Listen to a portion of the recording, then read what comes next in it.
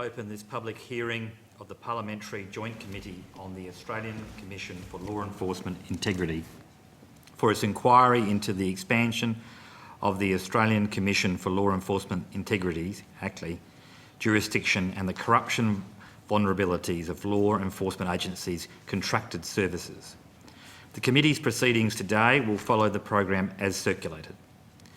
These are public proceedings being broadcast live via the web and in Parliament House.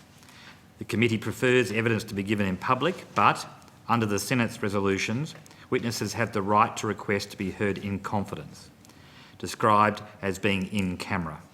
It is important that witnesses give the committee notice if they intend to ask to give evidence in camera.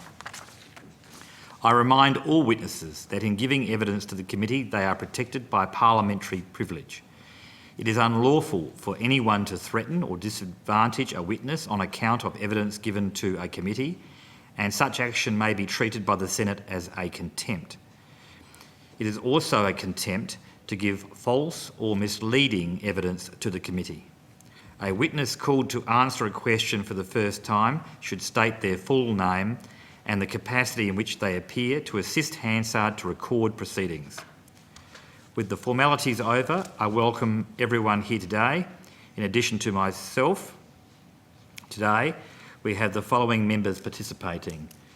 Senator Bilyk, Senator Conaghan, and we're expecting to be joined by Mr Zapier and possibly Senator Antic remotely. Welcome.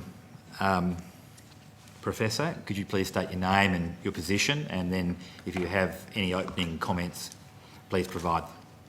Thank you very much, Senator. Professor AJ Brown, Professor of Public Policy and Law at Griffith University, and appearing today in that capacity, but also in my capacity as a board member of Transparency International and Transparency International Australia. And I do have a few opening remarks, and I've provided the Secretariat with some supporting information that the committee and the Secretariat might find useful, I hope, in the preparation of your report. I wanted to say thank you very much for the invitation to appear before the committee in both my capacities, but equally really, but especially in my capacity with Transparency International, we're very mindful of the long-term significance of the role of the Parliamentary Joint Committee and the very important relationship that parliamentary oversight committees have in relation to agencies like ACLI, not just ACLI, but other agencies like ACLI and independent and integrity and anti-corruption agencies everywhere.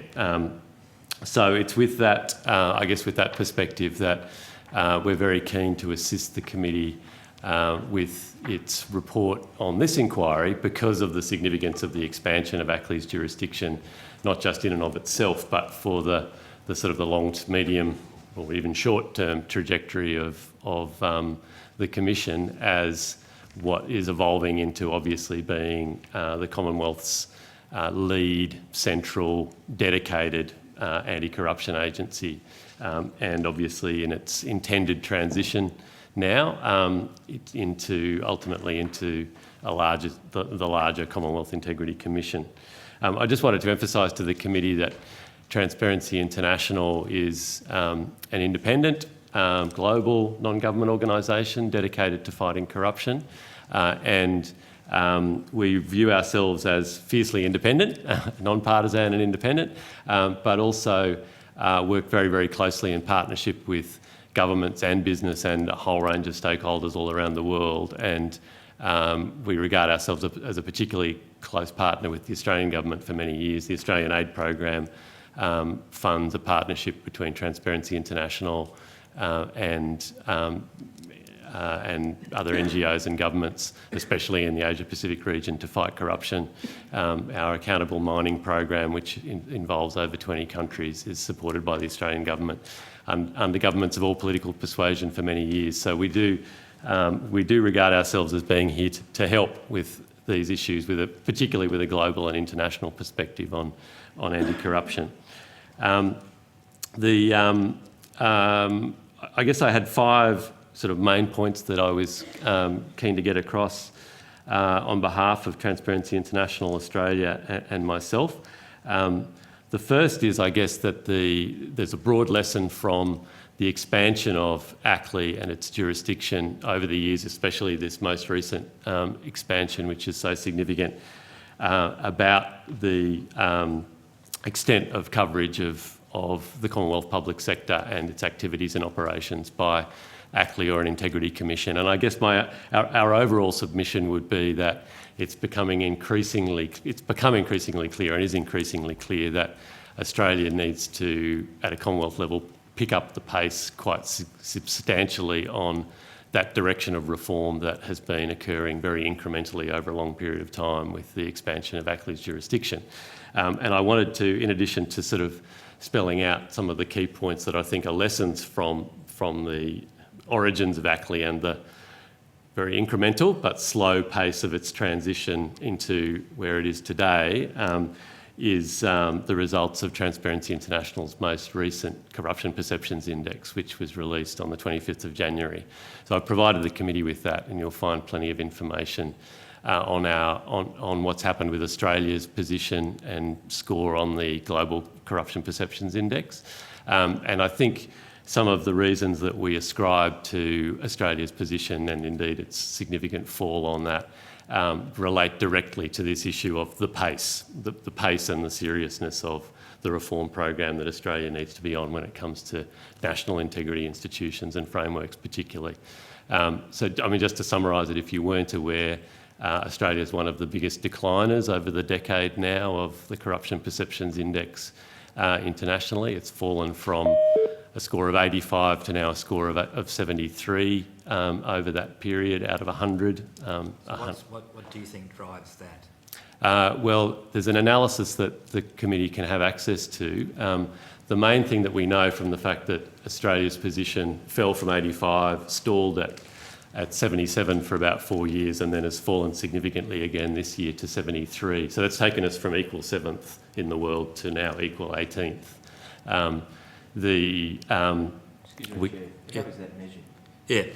I've given you some of the methodological detail, but happy to provide more background on the CPI, maybe after I've made my initial points, if you like.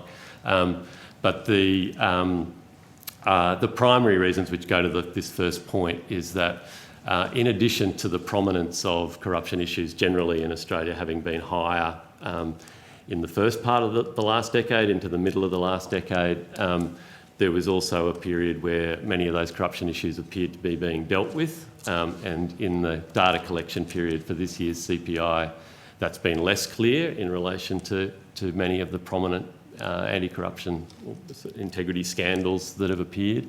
In the previous period was the period in which many reforms were announced and committed to, very good reforms. 2018 was the year when all sides of politics announced their positions supporting the establishment of a National Integrity Commission, and I think there was a lot of expectation from the participants and the respondents who participate in the different measures that make up the Global Corruption Perceptions Index that was going to flow through into very important action to strengthen Australia's overall response to official corruption, as well as keeping a lid on official corruption, especially at a Commonwealth level. But of course, we've now seen within the period of data collection a lot of that period of delay, uncertainty, criticism of proposals, and that we're confident that that's now fed into the measures. The other really important measures, like the Commonwealth in sort of 2017 to 2019 took very serious steps on the whistleblower protection side, and subsequently there's been a slowdown and a delay and follow through on the public sector side. So some of those sorts of issues. Yep. Unless anyone has any quick questions on that particular line, I'd just like to go through your 5 points and then sort of open up to the. Do you want to ask a question? Open up to the members to ask, to prosecute some questions. So if you just go through just briefly a couple of points, your main points of your submission, which we've Yep. all read. And happy to- then I'll open up for questions. Happy to expand on that. In addition to that overall point, and I hope that the committee finds the Corruption Perceptions Index useful, two of the major issues, and so this is 2 points, two of the major issues that are really highlighted by ACLI in its submission, for example, that are squarely before this particular inquiry, are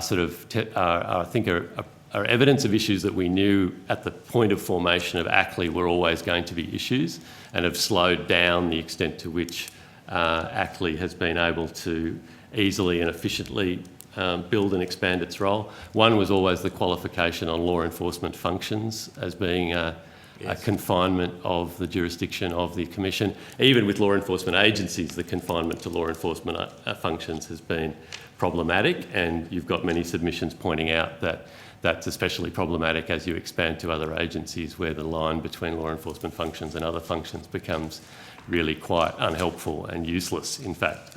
I guess my point is that we actually pointed out to the Parliament back in 2006, as did some other experts at the time, like the AFP Commissioner Mick Keelty, that this was an unnecessary design limitation and constraint.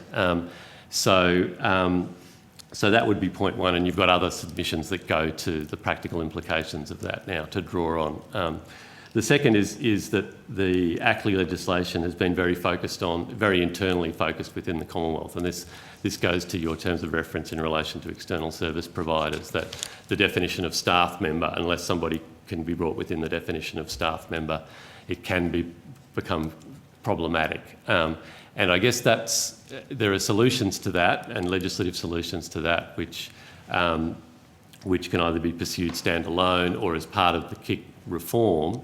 But I guess it's important to note that there's a transition from being a very internally focused, almost discipline-focused integrity agency that's focused on staff members, and a jurisdiction that goes with that, which doesn't easily translate to being able to properly and fully investigate any and every significant issue that is actually the root cause or potential participants in a corruption relationship or network or risk, really emphasises the need for the Commission to transition to a different form of jurisdiction that actually empowers it to be able to follow the issues and the threads of corruption risk wherever they need to go, and involving whichever actors are involved, whether they're in the private sector or the public sector, and irrespective of the type of relationship that they have with the agency's functions and roles involved. So if I understand your submission, these are my words, is it your arguments for expanding jurisdiction, or however that's defined with various definitions, is because of the operational and nature of how the bureaucracy works? For example, there's more outsourcing. Is that driving, in your mind, the need for a jurisdictional reflection on the jurisdiction?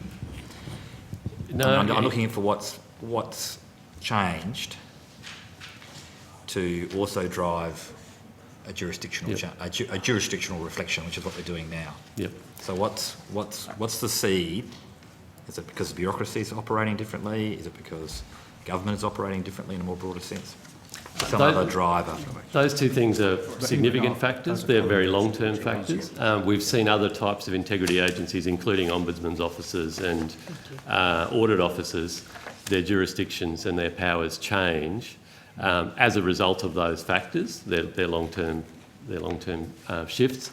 But I guess the underlying driver for the need in that change of approach, similarly to some of those other integrity institutions for anti-corruption bodies, is that the nature of corruption it's less about the way government, as much as the way government is organised, it's about the nature of corruption, and the fact that corruption will and corrupt networks will not respect any of those jurisdictional boundaries and institutional boundaries and contractual relationships. They'll manifest in other ways. So the ability of any integrity or anti-corruption body to basically follow those corruption issues wherever they go, irrespective of the employment relationship or even the contractual relationships, to individuals or actors that are part of that needs to be a much broader and linked back to the corruption issue and the corruption risk, as opposed to a jurisdiction in terms of an investigative reach that is defined by the institution. So if I'm just trying to sort of tease out, understand the evidence, so that leave aside the way the government works, there's also a series of changing nature of corruption risk and players, and that then drives the need for reflection on jurisdiction and capability of an anti-corruption body. The argument, another argument might be, why wouldn't you focus on the Ombudsman or audit as the primary organisations to seek to address that mischief? I don't come from a particular view. You have a number of different bodies, Certainly, with different capabilities, and there's a lot of players on the field. Certainly. So how would you see where you put your bet?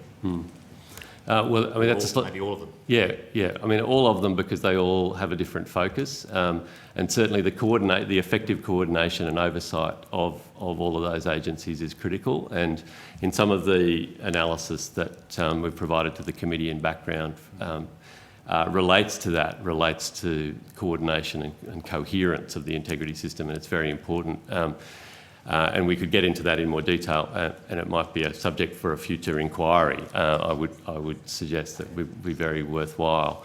The key answer is that we know that those core integrity institutions have different focuses which require different skill sets and often different levels of resources. So the Ombudsman already largely has the power to be able to follow administrative decision making and the fairness in particular of Commonwealth programs wherever it needs to go in response to complaints in particular, but it's a different, it doesn't have a focus on dishonest conduct, for example, and very often corrupt conduct or corruption risks relate to either dishonest conduct, which is more complex to investigate, and also to issues of judgment around conflicts of interest, undue influence that are different to a maladministration jurisdiction. Similarly, with the Audit Office, I think it's been a salient lesson that the Audit Office has chosen to move into to include integrity and ethics dimensions in its performance audit program, for example, very systematically. I think consciously, because it's conscious that there is not an integrity commission or an anti-corruption commission operational yet that covers that ground. And I think it's, in some ways, the ANAO has therefore quite consciously and usefully filled some of what is a clear gap. And that might be able to change once a fully fledged integrity or anti-corruption commission is established, because it's a different skill set, especially when you're looking at performance auditing, value for money. It's a different skill set, different types of investigations and techniques, different priorities for where you would look and the systemic issues you would focus on, as opposed to corruption risk specifically. So, I'll just open to Deputy Chair. Thank you. Thanks to Professor Brown. Can I just start by saying we've only just, because it was a large document, it was only handed up earlier this morning, we've only just received those corruption index documents and links to them. So I may well have some questions after you're finished, when I go home and have a look at it and think about it. So if you're happy, I'll probably ask the Secretariat if it's so, and the committee if it's what we do about, sorry, I can't quite remember what we're doing about questions later to... We can put some questions We on can notice. put some questions, so you're happy to take some questions on notice later? Great, Absolutely. thanks. In listening to what you were saying, are you, just to clarify and bring it down a bit, are you saying that a properly resourced federal ICAC would be a better solution to dealing with corruption in government agencies? Is that what you're ultimately saying? I think that's beyond doubt. I mean, that's where the policy positions of all players and all sides of the federal parliament are now committed. And I think there's lessons in terms of the sort of, what I'm really saying is that there's lessons from the scope, both the pace and the scope and the nature of the expansion of ACLE's jurisdiction, which helps point to the need to do it very seriously, and to make sure that there aren't limitations on the jurisdiction of the Commission that are going to hamper its ability to fulfil the role that the Parliament is entrusting to it, and that the people would expect. So I think, I would say, and Transparency International has made its own submissions into the processes for the establishment of the Commonwealth Integrity Commission, for example, which you've got access to if they're useful. Some of them are reinforced by other submitters to this inquiry, like the Australian Federal Police Association and others, who to point to the same sorts of dangers of artificial limitations being placed around the jurisdiction of the Commonwealth Integrity Commission that we know from the experience now of ACLE will unnecessarily limit the effectiveness of the Commonwealth Integrity Commission and shouldn't be there. And in particular, and those issues like the history of the law enforcement function constraint, the focus on staff members as opposed to a jurisdiction that lets the Commission follow the issue to whichever actors are involved. They're two examples that we know from the history now. On the plus side, and this was going to be my fourth point, is that the ACLE legislation provides a very good precedent for not only some of the powers like public hearing powers, obviously, but a very good precedent for a definition of corruption issue which is broad and flexible and not, doesn't serve to act as a limitation on in ACLE's experience. And so that's another area where the ACLE experience and the existing legislation provides a good precedent for the Commonwealth-wide jurisdiction. And so, again, I think fully appreciating and learning from that experience, that's one of why we've made very strong submissions about the need for the Commonwealth Integrity Commission to have a similarly wide scope if it's going to be effective. Then my fifth point, just so that you know where I was going with that, was about resources, basically, about the proper resourcing of the Commission. Yeah.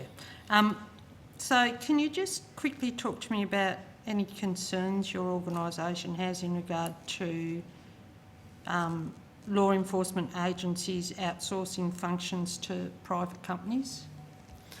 Well, I've read the submissions of basically all of the agencies that have commented, and I think that the key challenge is one of effectiveness and efficiency and speed of ACLE's ability to investigate matters where they deserve an independent investigation. That's the key issue.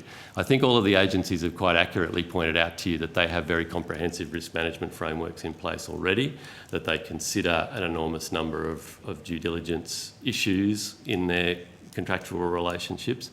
We live in a world where there's no doubt that outsourcing and contractual relationships are going to remain a large part of government for as long as we can foresee.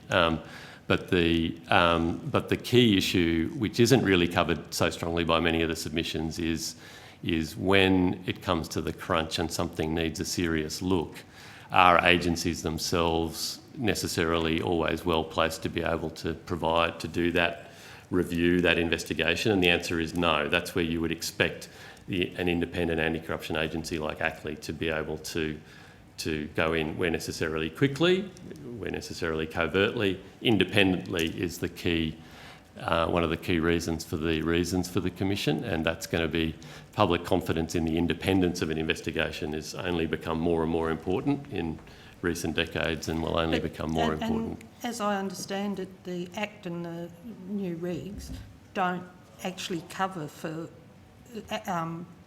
ACLE to investigate any of No, I think those workers. Yeah, and I think this is the Commission's point, that it hinges around the connection with the definition of staff member.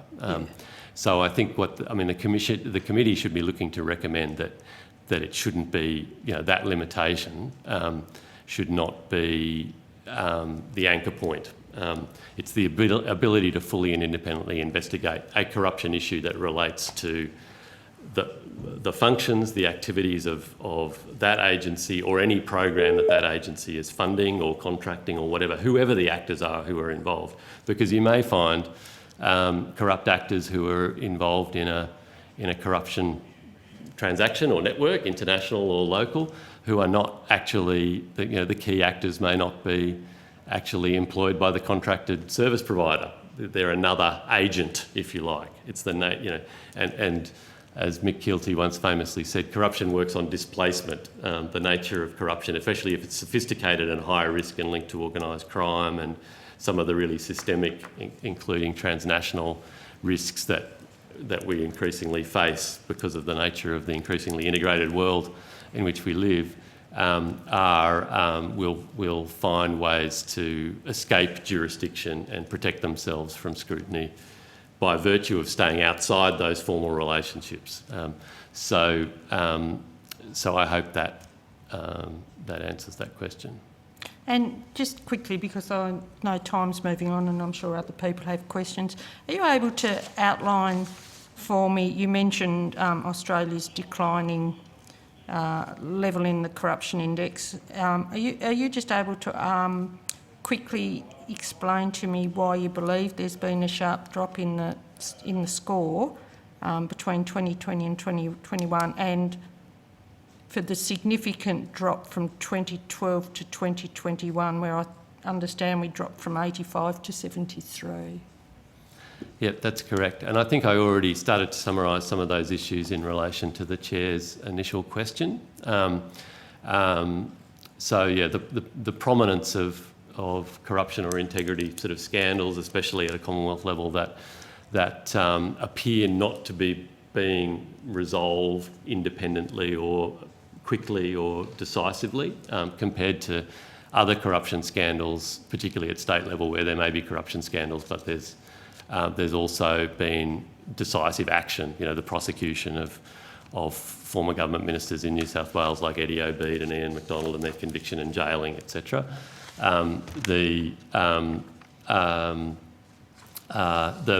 The expectations of serious reform, which many people have regarded as overdue but nevertheless very welcome, with the promises to form the Commonwealth Integrity Commission, for example, but then subsequently the sort of a lack of confidence in whether that's actually proceeding or how that's proceeding, or whether that's actually going to proceed within this Parliament, for example.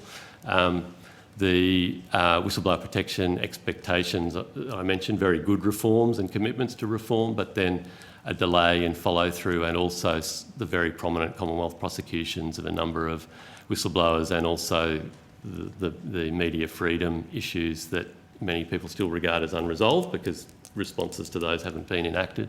And then the other two that I would mention quickly, which we do believe feeds into the index because of the nature of the surveys that are involved, and Mr Conahan might have another question about how it's compiled, which I'm happy to expand on, but we do know that international issues like Australia's commitment to the strength of its foreign bribery laws, bribery of foreign officials, and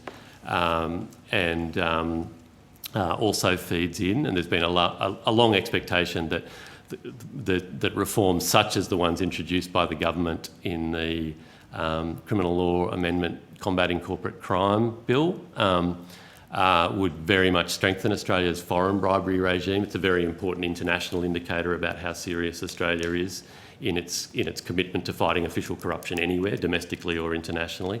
That's obviously got bogged down and stalled through I would say, a lack of momentum from both sides of politics, I'd have to say, both major parties, unfortunately. Then finally, also our anti-money laundering regime. There was a sort of a lifting of expectations in enforcement. AUSTRAC and some agencies got much more active in enforcement than previously, which I think helped see our full stall. But then there's obviously been limited follow through on some of the long-standing recommendations for Australia to come up to international standard on the strength of its anti-money laundering regimes, especially when it comes to not just enforcement in casinos, which we've seen with Crown, for example, but but in real estate and accounting, the legal profession, other enablers. So we think all of those issues have fed into both the initial fall, the stalling, and then this subsequent fall. Thanks, Professor Brown. I'll put any other questions on notice to give other people a go. That's all right. Now, Mr Conahan, and then we'll go to Mr Zapier. Thank you, Professor, and I will follow on from the Deputy Chair, and you did preempt me there on the questions. I'm trying to take a more positive view of the decline in the Corruption Perception Index.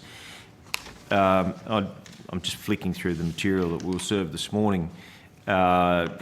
Australia's result, key most likely influencing factors. Could we also say, and on a different view, that the decline is because of a more tentative or lifting of the enforcement, as you put it, by agencies in terms of looking at corruption and prosecuting corruption? I think we've always recognised that as being a factor, just the prominence of the awareness that there is corruption where there might not have been before. And so I think that is a factor. There's no question about that. Whereas previously, both Australians and even policymakers and decision makers such as yourselves, or other international observers who follow what's going on, might have had a general overly optimistic assumption that Australia was totally free of corruption. And that was just always overly optimistic. And so then the fact that we have corruption issues being flushed out has sort of caused a correction in that. I think our feeling is, though, looking at what's been happening with a whole range of countries, and also getting back to your initial question about how the index is compiled, it's a composite index that brings in a range of different sources, not all of which are actually independent of Transparency International. What we do is the independent integration and analysis.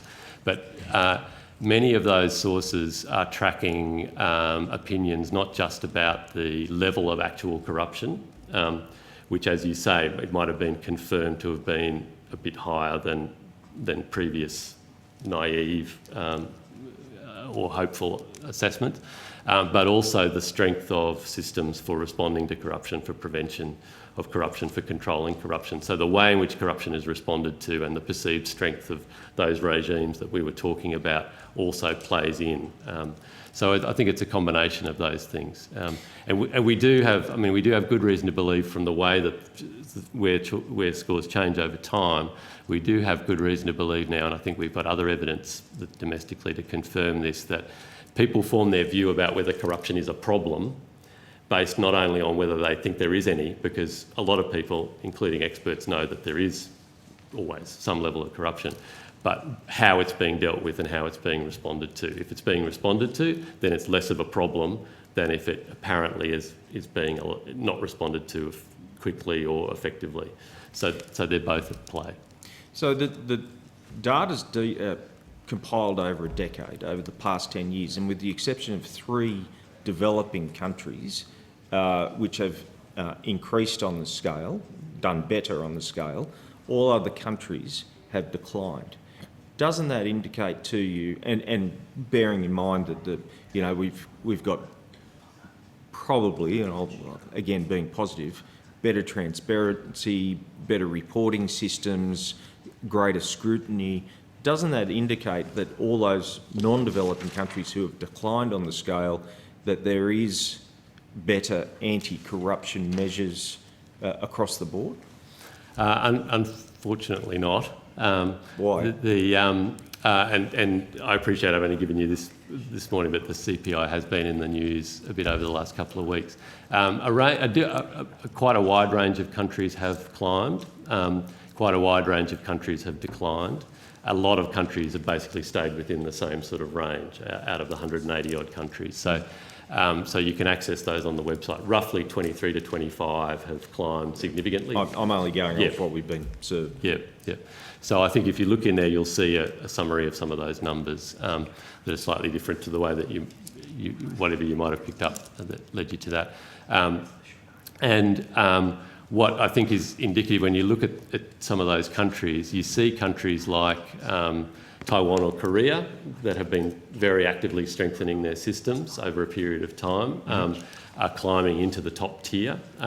You see a number of countries, especially the Nordic countries and New Zealand, staying fairly static across the top. So they're not suffering that, they're not experiencing the same phenomenon as you would have just described. Yep. But then there are countries that I guess we would, I think, fairly confidently put into the countries that have been at high risk of complacency, if you like, where we've been on notice, and we're one of them. Canada is another one. The US is very different and problematic, as is China, which is a riser. Again, different and problematic. But we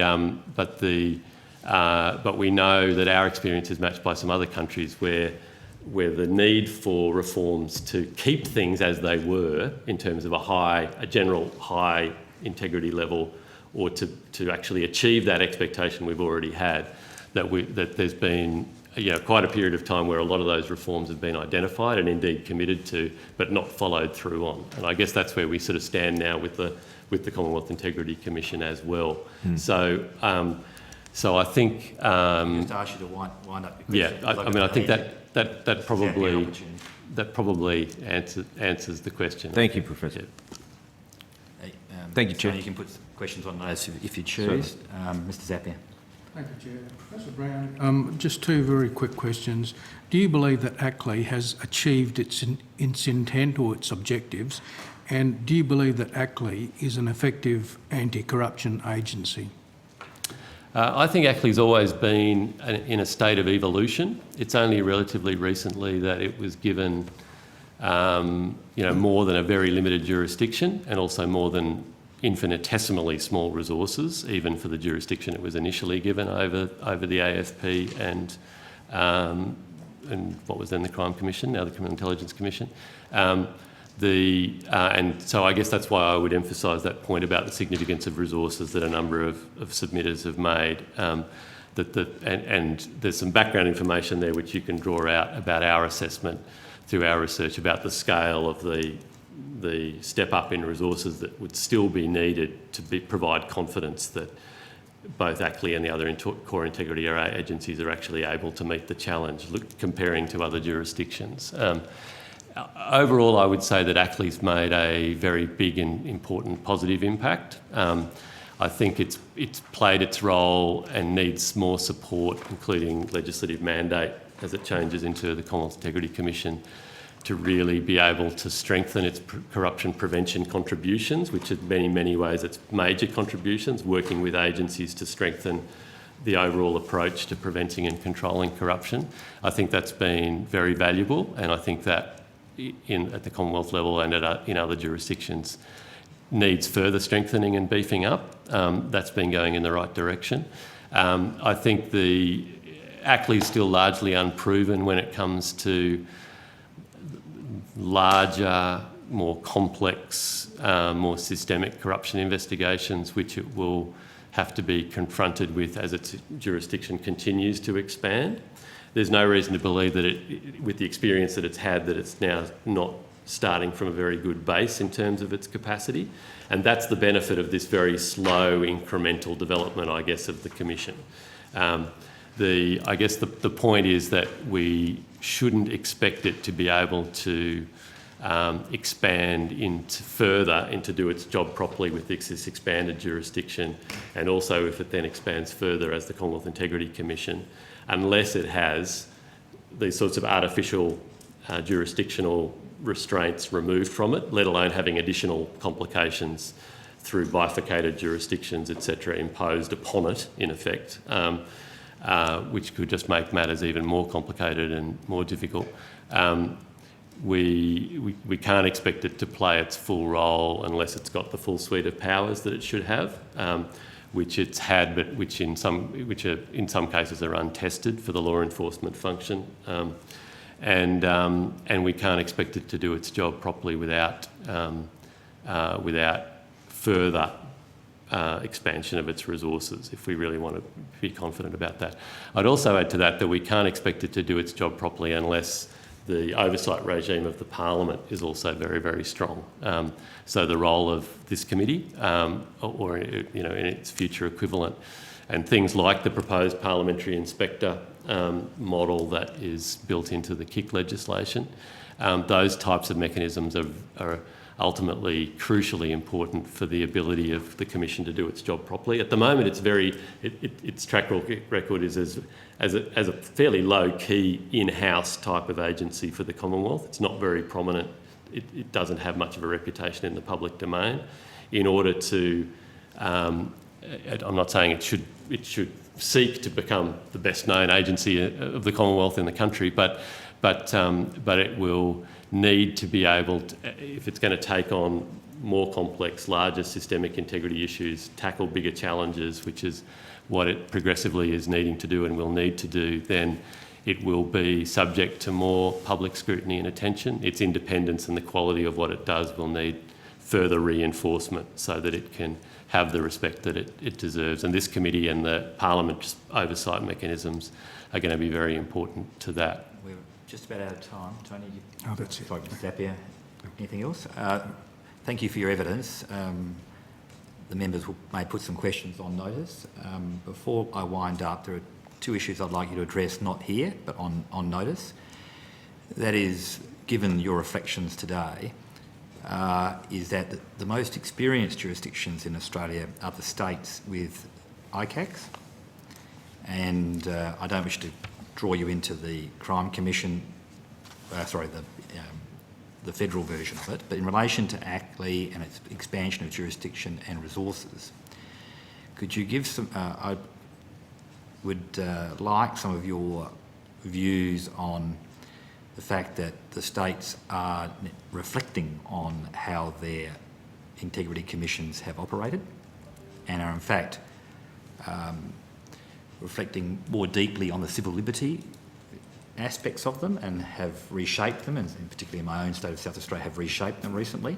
So that tie goes against some of your evidence. I don't mean to contest your evidence, but it does go against. I'll just quickly say, not necessarily, but happy to answer but I appreciate the question. I'm just trying to tease out the debate and the philosophical aspects of the debate.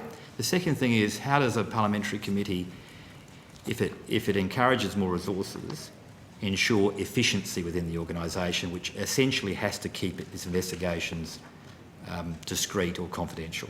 I don't expect an answer now, but there are some of the tensions that I've identified if you are arguing for broader jurisdiction. But I don't need a response, but certainly, if you could reflect on those, I'd appreciate some commentary, and other members may have questions on those which will deliver to you after the hearing. But thank you for your evidence. More than happy and able to assist you with that sort of information, Mr Chairman, and thank you very much for the opportunity to assist the important work of the committee. Thank you very much.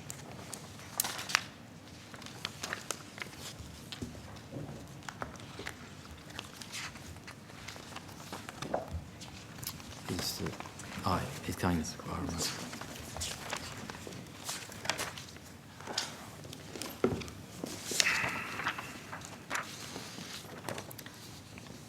Is the doctor coming on?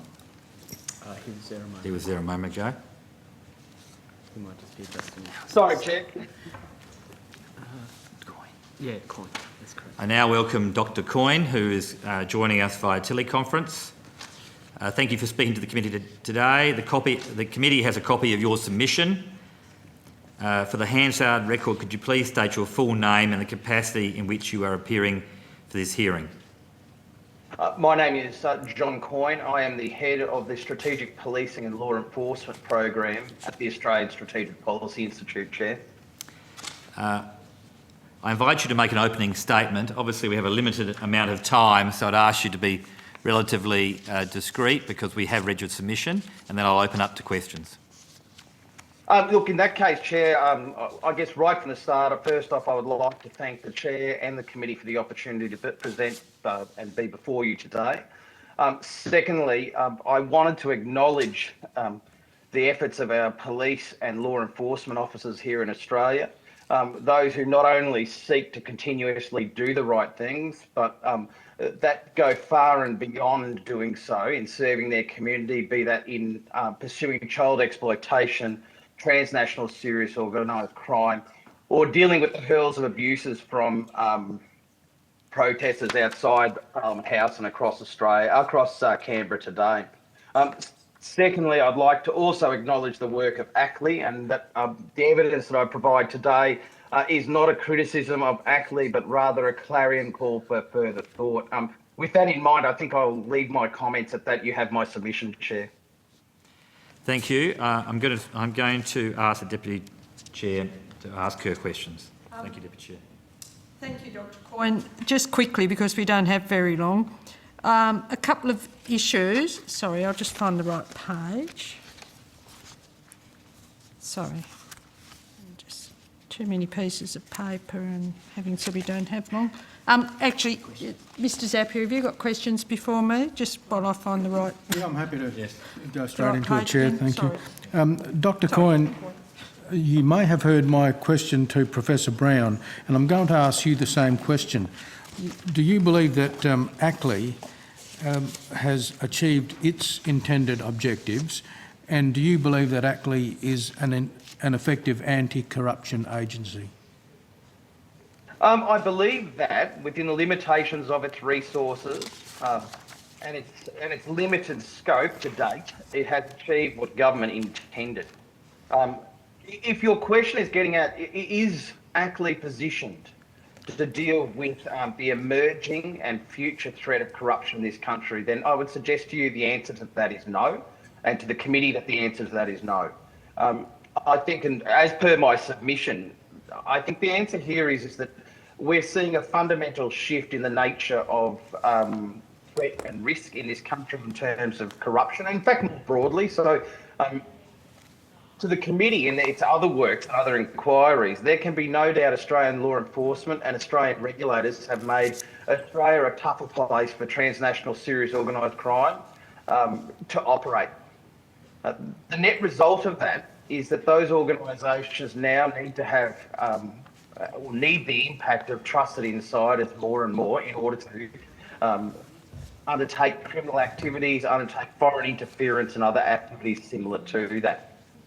So I guess my answer here is that as a result of that, we face a really complex environment and a diversifying threat base. Secondly, I think that there has been lost in translation over time the difference between policing and law enforcement. I think that in terms of policing, and if we look to public trust in policing in this country has never been more important. And in fact, if you look at one of the most trusted institutions in terms of government in Australia today is the Australian Federal Police. That's important, but as we've civilianised and securitised and diversified the law policing to a law enforcement community over the last 10 years, ACLEI hasn't been able to really deal with that philosophical question of, what is a police officer and what is law enforcement. So I believe a lot more needs to be done, and at the heart of that, even before we get to ACLEI, I think that the committee itself needs to consider the need in this country for a law enforcement white paper. Okay, but perhaps just very quickly, based on those last comments you made, is there anything that immediately comes to your mind that if you were in a position to change ACLEI's functions or operations that you would do? I would continue to broaden its functions, and I would up the level of resources. And I think beforehand, the previous person giving evidence from Transparency International, the professor, made it very clear, which is, I accept that it's in a state of evolution and that it needs further resources. And I think that is the key part. Thank you. Thank you, Chair. Deputy Chair. Thank you. Look, I've just got one question at the minute. Sorry, Dr. Coyne. Do you have any comments about the corruption risks of outsourcing of agency or department functions? Sorry. Yes, I do. I guess to the heart, and someone on the committee responded to this, and Transparency International made this comment earlier in their evidence, which is there can be no doubt that outsourcing is here. It seems here to stay. And certainly the global trend has been for a civilianisation and privatisation of elements of law enforcement. We see that in many forms. So we see that if you look at the last 2 decades ago, the Australian Federal Police would be doing the majority of fraud investigations. What we see is a very different environment to now across government. We see fraud investigations all the time being done by public servants. We see public servants across the board enjoying the powers of law enforcement, and we see a greying of the line in terms of police officers, protective security officers, etc.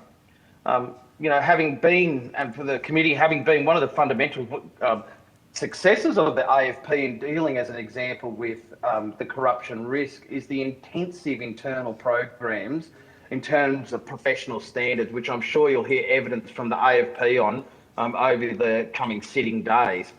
I think one of the challenges here is that when you start outsourcing that, and to give you a very clear example, a federal police officer will be reporting changes above and beyond, in many cases, what's required from our top security clearances.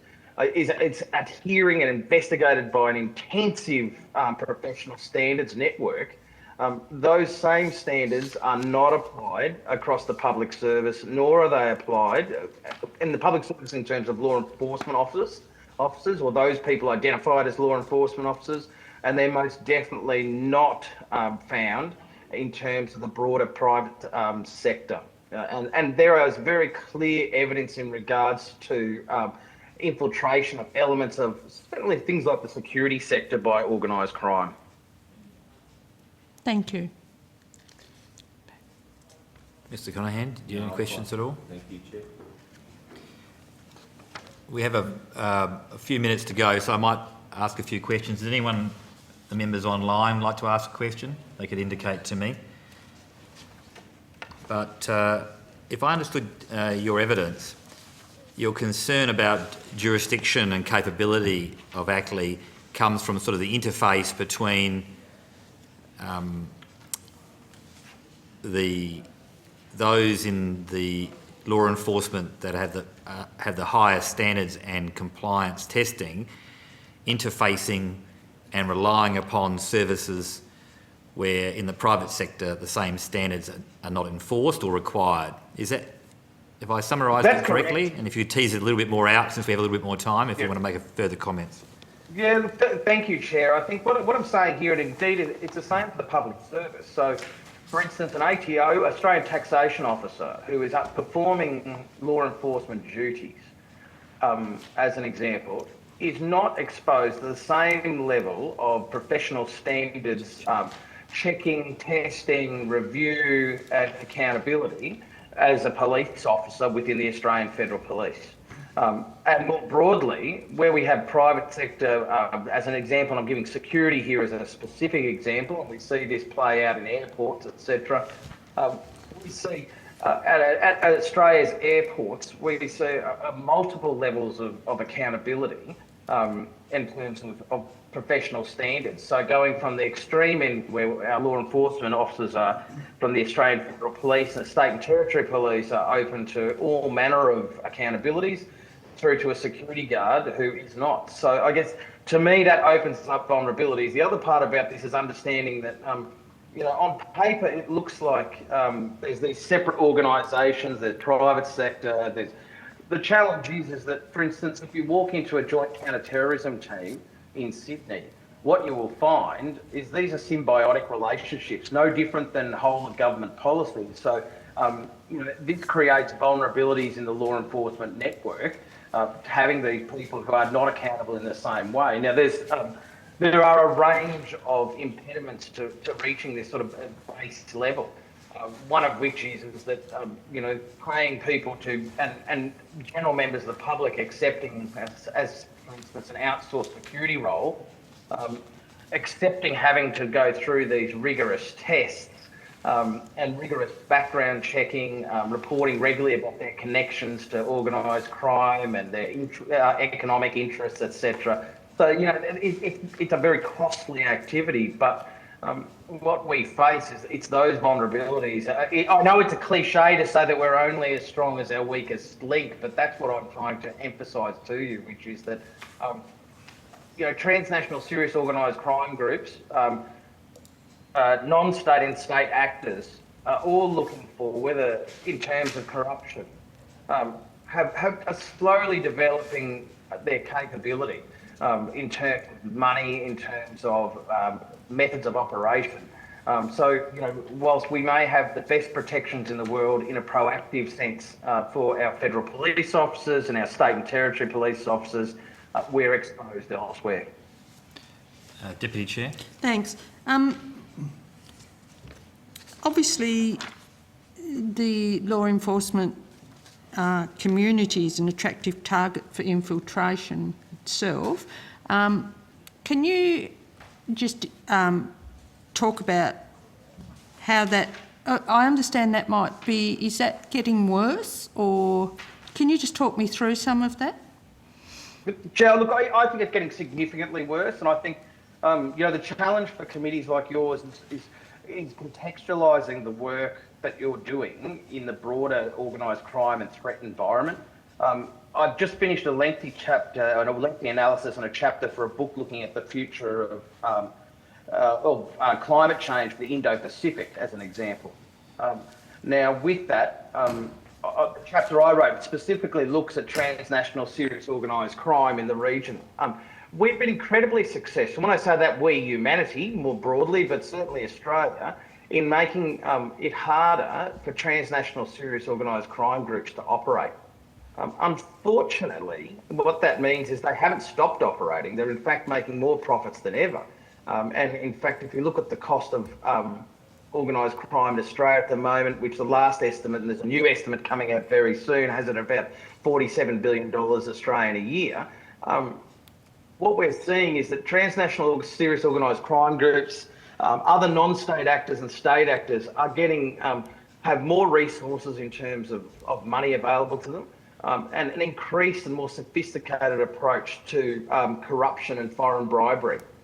So in order to get drugs, as an example, from the far corners of Myanmar through Thailand and into Australia, increasingly, because of our success in hardening ourselves, there's an increasing requirement on trusted insiders, and that leaves us with a significant problem.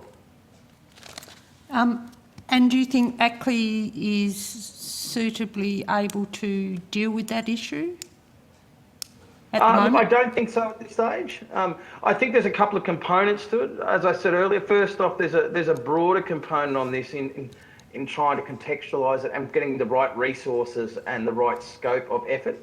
I personally think that we're going to find, as an example, as government has become more intertwined and government actions have become more intertwined, let's take a look at fake medications. So, the fake medication industry globally, the number of deaths from fake anti-malarial tablets is high, okay? And huge profits are able to be made.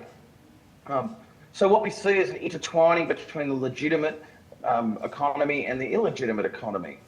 That what we see is that's both a regulatory issue here in Australia and also a law enforcement issue. So we see this sort of intertwining of these different areas, and if ACLI and the Australian government gets its protective component for corruption right in law enforcement, it's only as good as the other parts that law enforcement is working with. So I think, to me, that is part of the broader challenge here is that having the right resources and access to go across all of law enforcement's work, contextualising the broader threat, becoming prepared that the future investigations, and this is one of the key findings of my recent research, these sorts of corruption investigations are going to be more complex, longer, more resource intensive, and more difficult. And can I just ask you, have you got any comments to make in regard to the Commonwealth, the proposed Commonwealth Integrity Commission model as developed by the Attorney General's Department? Look, not in specifics. In more general, I think that as we head towards this next phase of transnational serious organised crime, and we're already seeing this, and I want to point out that to me there's an increasing connectivity, and if we look to some of the reporting from ACIC, we see an increased connection between organised crime at times and national security threats, be they terrorism, be they foreign interference, etc. I think that we face a really challenging period of time in terms of complex threats against the good order and rule of order in Australia. So from that perspective, ACLI is a really good step for law enforcement. We need to do more in this space in terms of accountability, and certainly, a broader commission is needed. At that, our time for questions has expired. Some members may wish to put some questions on notice, if you're happy to respond to those. Thank you. I thank you for your evidence. We'll now adjourn for 10 minutes and resume at 11:10. Oh, sorry. It's 20 minutes, but Oh, sorry. I'm just going on a... No, excuse me. The Australian Federal Police Association... No. we, Yeah. we did have 20 minutes with Dr. Cole. Oh, sorry. No, Doctor, I've made a mistake on the timesheet. That's my error. We do have more time for you. Are there any more questions? I'm happy to ask. Mrs. Annie? Chair, I'm happy to That's ask my another error. question. My apologies. Yep. Dr. Coyne, you referred to a white paper earlier on in your comments, and I think you do so in your submission as well. Firstly, I'm not aware of when there was a white paper ever produced in the past, but if there has, I'd be interested to know when that was. But what sort of things would you like to see the white paper report or investigate on? Look, there's never been a white paper, and to the committee, to be very fair, I've been at the Australian Strategic Policy Institute for 7 years. I came from the Australian Federal Police before that. For the first 2 years of arriving at ASPI, I was actually absolutely against the idea of a white paper, and over the last 5 years, I've become an increasingly strong advocate for it. I think because what we've seen is a real diversification of the law enforcement and policing community in Australia. We've seen a large number of decisions made in terms of, as an example, and I gave this earlier, in terms of fraud investigations. We've seen a movement of that investigative responsibility from sworn police officers at the Australian Federal Police to being done at the departmental level.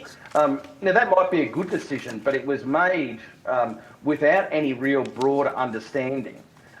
Next is that, law enforcement, there's a long history of problematic issues in terms at the Commonwealth level in terms of funding arrangements. Twice in its recent history, the Australian Federal Police has really ended up being, and I use the word victim of a finance system that's based on a process of putting new policy initiatives forward in order to keep itself funded. And then as those new policy initiatives expire, finding themselves in quite dire financial circumstances. I think that there needs to be, in terms of content of that said white paper, a really deep consideration of law enforcement and policing in this country. It needs to consider the fact that, and I reiterate this, which is, there's very clear surveys and evidence that one of the most trusted institutions in the Australian government is the Australian Federal Police, closely followed by the state and territory police forces. And I think that's, in many cases, without trying to cause offence, they're more trusted than government. So, I think from that perspective, and especially as we've gone through also an incredible period of securitisation as a result of the September 11, so 2 decades of the war on terror, we've securitised our police forces. 2 years of COVID, we've seen some very big changes in what police do. And so I think there's a really big discussion here around the difference between policing and law enforcement, because again, to the heart of many of the discussions I've said today, surely there must be a difference between an Australian Federal Police officer who has been through a police academy, who is the subject of significant professional standards requirements, and a public servant who's identified as a law enforcement officer. And so I think there's some big questions that white paper needs to ask around funding, some philosophical questions around and commitment to funding, and some philosophical questions around what the roles of law enforcement in our modern democracy here in Australia are. Dr. Coyne, could I just ask this simple question, and I just want an observation rather than a detailed response. Do you believe that there is enough cooperation between all of the various law enforcement agencies across Australia? Yes, I do, and I see it on a regular basis. I mean, could it improve? Of course. So this is always one of those issues. So I'm being asked this same question by the Canadian government, who are currently undertaking a review of the Royal Canadian Mounted Police, and I think if we had a greenfield, our current arrangements probably wouldn't be the preferred arrangements. But given the nature of federation, given the nature of jurisdictions, the challenges of technology, the challenges of security clearances, etc., I think the flow of information is better now than it has ever been. The performance of the Australian Criminal Intelligence Commission in terms of bringing the various police forces together and sharing of information at a very operational level has improved significantly. So yes, I do think they cooperate well. I think the shining light of that is the counter-terrorism arrangements, and we only have to, you only have to visit a joint counter-terrorism team to see how, on a day-to-day basis, state and territory police are working with, corrections, working with federal police, working with ASIO and other agencies to disrupt threats. Thank you very much. Mr. Conahan? Thank you, Chair. Thank you, Dr. Coyne. I just want to dive into your comment about the increased recruiting of insiders in organisations and the proliferation of the corruption. Whilst I accept that comment, could you take us to the evidence that supports that, how it is happening, how they're recruiting, and how does ACLI combat that recruitment, the best ways that you see that they would combat that? Is it simply more resources, or is it a more targeted system approach? Thank you. Look, the evidence I have right from the start is our Australian drug problem. Despite seizures being at record highs, the wastewater survey in this country continues to show across most drug types that are imported. So here I'm talking about synthetic drugs, opioids, etc. The evidence is quite clear. Price is unchanged, purity is unchanged, availability is unchanged, consumption is unchanged, for the most part, with some variations along the way in terms of preferred drugs. I think what that indicates is that despite our law enforcement and despite having what I would consider gold standard, world-class border protections, that's how things are getting through. It's the only conclusion. Secondly, is that we're not immune to things that happen in the world. The evidence is clear across Southeast Asia that corruption plays a key role in the movement of illegitimate goods, be they illicit tobacco, be they illicit drugs in general. If we look at some of the conspiracies and some of the importation methods at airports, as an example, we see that trusted insiders play a key role in the importation of illicit drugs. So it is reasonable to assume from that that if you want to move an illicit commodity into Australia and you want to have a reasonable chance of getting that on the street, it appears that's what's happening on a regular basis, that corruption plays a key component on that. I want to give you an indication of a case study some years ago of an example of how the methodologies of these groups go from quite complex to quite mischievous. It's a Friday afternoon in one of our states and territories at an RTA authority. Two young gentlemen come in with a car, put it over the PICS to have it inspected. They talk to the guy there. They take him out for drinks afterwards because they could make a friendship and strike it up. Drink all night, go to go to an adult entertainment. They take some photos. Next week, they send the photos back to that said individual and say, we'd like to rebirth cars. We'll be back through on Friday afternoon and we expect you to assist us in doing so. And so, what we're talking about there is a very, on the surface, you think it doesn't seem very sophisticated, but on the other side of it, they're the same sorts of tactics we saw play out in the 60s, 70s, and indeed into the 80s by foreign intelligence services. So what I'm saying to you is that there is a real, there is a real threat here. It's not always aimed where you think it is. So I've been on the other side as a human source operator, and without giving away methodologies, it's wonderful if you can recruit the head of an agency as a source of intelligence. But it's quite often you're trying to you'll prefer to get someone who provides you inside information at a lower level. It's easier to establish those relationships. So I think those are the things I want to get sort of to your perspective. And secondly is that these organisations, and I'm baffled as an example in, as are the United Nations Office of Drugs and Crime, we spend a lot of time discussing this. The manufacturing of methamphetamine in Myanmar and in the Golden Triangle. At the moment, the Thai government is seizing records in terms of regular seizures and size of seizures. Yet across the region, the price of yaba, which is a form of methamphetamine, is dropping. So these businesses, these illicit businesses, on face value, are losing huge amounts of money, yet the price of their goods is substantially dropping, which shows and goes to some extent to show the level of profit and the money available to these individuals to undertake these sorts of criminal activities and also to pay for corruption.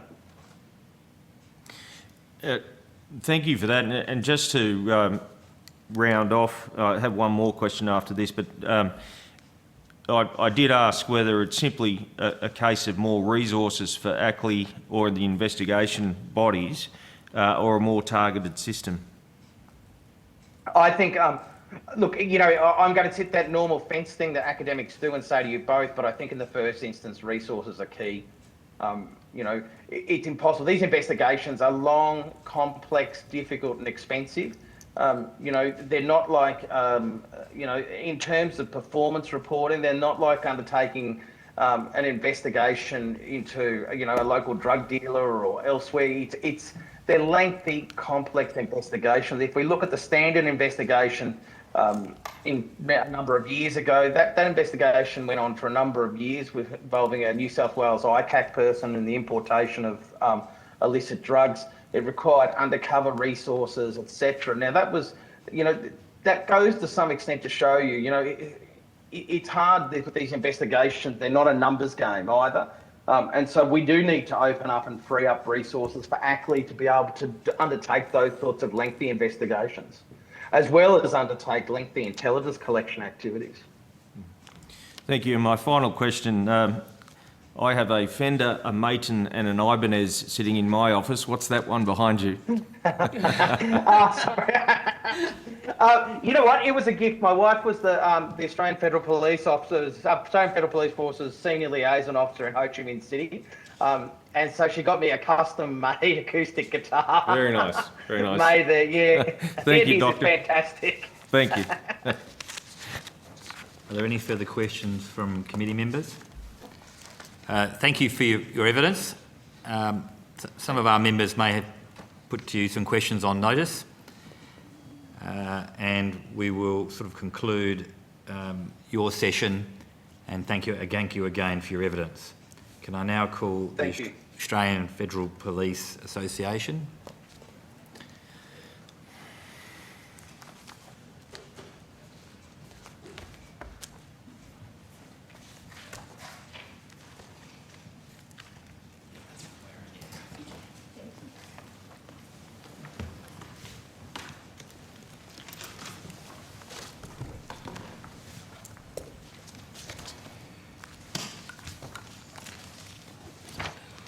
I now welcome representatives of the Australian Federal Police Association. Mr. Karuna, I hope I said that correctly, President, and Mr Peterson, General Manager. Thank you for speaking with the committee today. The committee has a copy of your submission. For the Hansard record, can you please state your full name and capacity in which you appear at this hearing? Sure. My name's Alex Caruana, and I'm the National President of the Australian Federal Police Association. And Matthew Peterson, I'm the Acting General Manager of the Australian Federal Police Association. Do you have any opening remarks? I don't really, conscious of the time, but what I will say is that we are broadly open to the increasing the powers of ACLI and to the submission, and we thank you for the opportunity to come and speak to you today. I might start proceedings. Your submission mentions that members' careers and lives can suffer significant adverse effects, and you have stressed timeliness of completion. Do you have any examples, or would you like to elaborate on that point of your submission, please? Sure. Look, we have a number of examples in our submission. We do refer to a particular particular incident where member was subject to an internal investigation within the AFP, and then that got escalated through to an ACLI investigation. That person was suspended initially with pay and full entitlements, and then that tapered off to with pay but no entitlements for 5 years. At the end of that investigation, or approximately 5 years, at the end of that investigation there was a non-established finding. That person during that time was unable to do any training, was unable to apply for any promotions, was unable to get medals for work that they had previously done, and then subsequently to return to the workforce was then shunned by his colleagues as they say, there was a bit of a smell attached to him. I don't want to associate with this person because he's been involved in something corrupt or illegal, because no one is away from the office or is away from the job on effectively paid leave if something hasn't gone wrong, if that person hasn't done anything wrong. There are a number of occasions that another examples that we get where members have been away, and we use that term away, with pay and sometimes without pay for 12 months or more, whilst the ACLI investigation is active. And whilst we don't blame ACLI or the investigators for that time delay, what we do say is it's a funding and a resourcing issue with the current model, or with the then model of the ACLI system. And just to expand on that, obviously ACLI can publish both public and private findings and will release reports on occasion. Certainly the last 4 publicly available reports that ACLI have released to the public have indicated quite significant periods of time from the date of referral to ACLI to the date that the report is provided to the Attorney General. There's obviously then some time after it's provided to the Attorney General that it might take to actually get into the public, but certainly the last 4 investigations that are publicly available, there's obviously, I would assume that there is privately available reports, or reports that are only published in private. Operation Balaton took 3 years, 5 months from the date referred to ACLI to the date that report was provided to the Attorney General. Operation Tone was 1 year and 9 months. Operation Venari was 5 years, and Operation Ruby was 8 years and 4 months. So we are looking at significant periods of time from the date referred to initially to ACLI to the date it's actually provided to the Attorney General, and then subsequently there's a period of time after that until it comes into the public. I think in addition to that, as Alex has just explained, members are then subject to a concurrent administrative investigation conducted pursuant to the AFP Act. That in and of itself is a stressful situation that can drag out. Members in those sorts of situations are looking down the barrel, so to speak, of potentially losing their careers, and having concurrent investigations ongoing is a significantly detrimental thing to do. And as well, if it's very serious allegations, they're also potentially looking at criminal charges as well. Mr Peterson, can I just clarify? The report and investigation has been done. It goes to the Attorney General. 10 minutes. Are you telling me something stayed there for 8 years before it was published? That's, in terms of Operation Ruby, what's contained in that report indicates that the date it was referred to ACLI was the 4th of June 2022. The date it was provided in terms of that report to the Attorney General was the 12th of October 2020. it depends, and obviously ACLI will be able to expand on its process after the report's provided to the Attorney-General. It could be concurrently provided to the Attorney-General, as I understand it, with the head of that particular agency, in the case of the AFP Commissioner, and subsequently to obviously the person or people subject of that investigation. So I believe with Operation Ruby, and it may be something to address with ACLI, I'm not right across the specifics of that investigation, that there was some complexity in it, as is usually the case with these types of things. But certainly from the date that ACLI has been notified that there's an issue through to the date that the Attorney-General has a report on their desk, you're looking at nearly 8 years, or over 8 years, I should say. And you mentioned that some people are away. What determines whether they get paid still for all that time, or whether they get entitlements or lose entitlements? I'm not very clear on that. So the AFP Act provides a power to the Commissioner, I should say the AFP regulations provides a power to the Commissioner or their delegate to suspend people who are suspected of engaging in serious misconduct or higher. The AFP Act provides 4 categories of conduct, 1 to 3, 3 being the most serious, and then corruption that sits above that.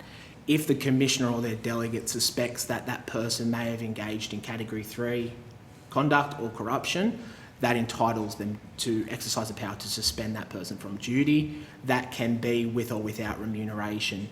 It's a very discretionary power in terms of what might constitute it being without pay.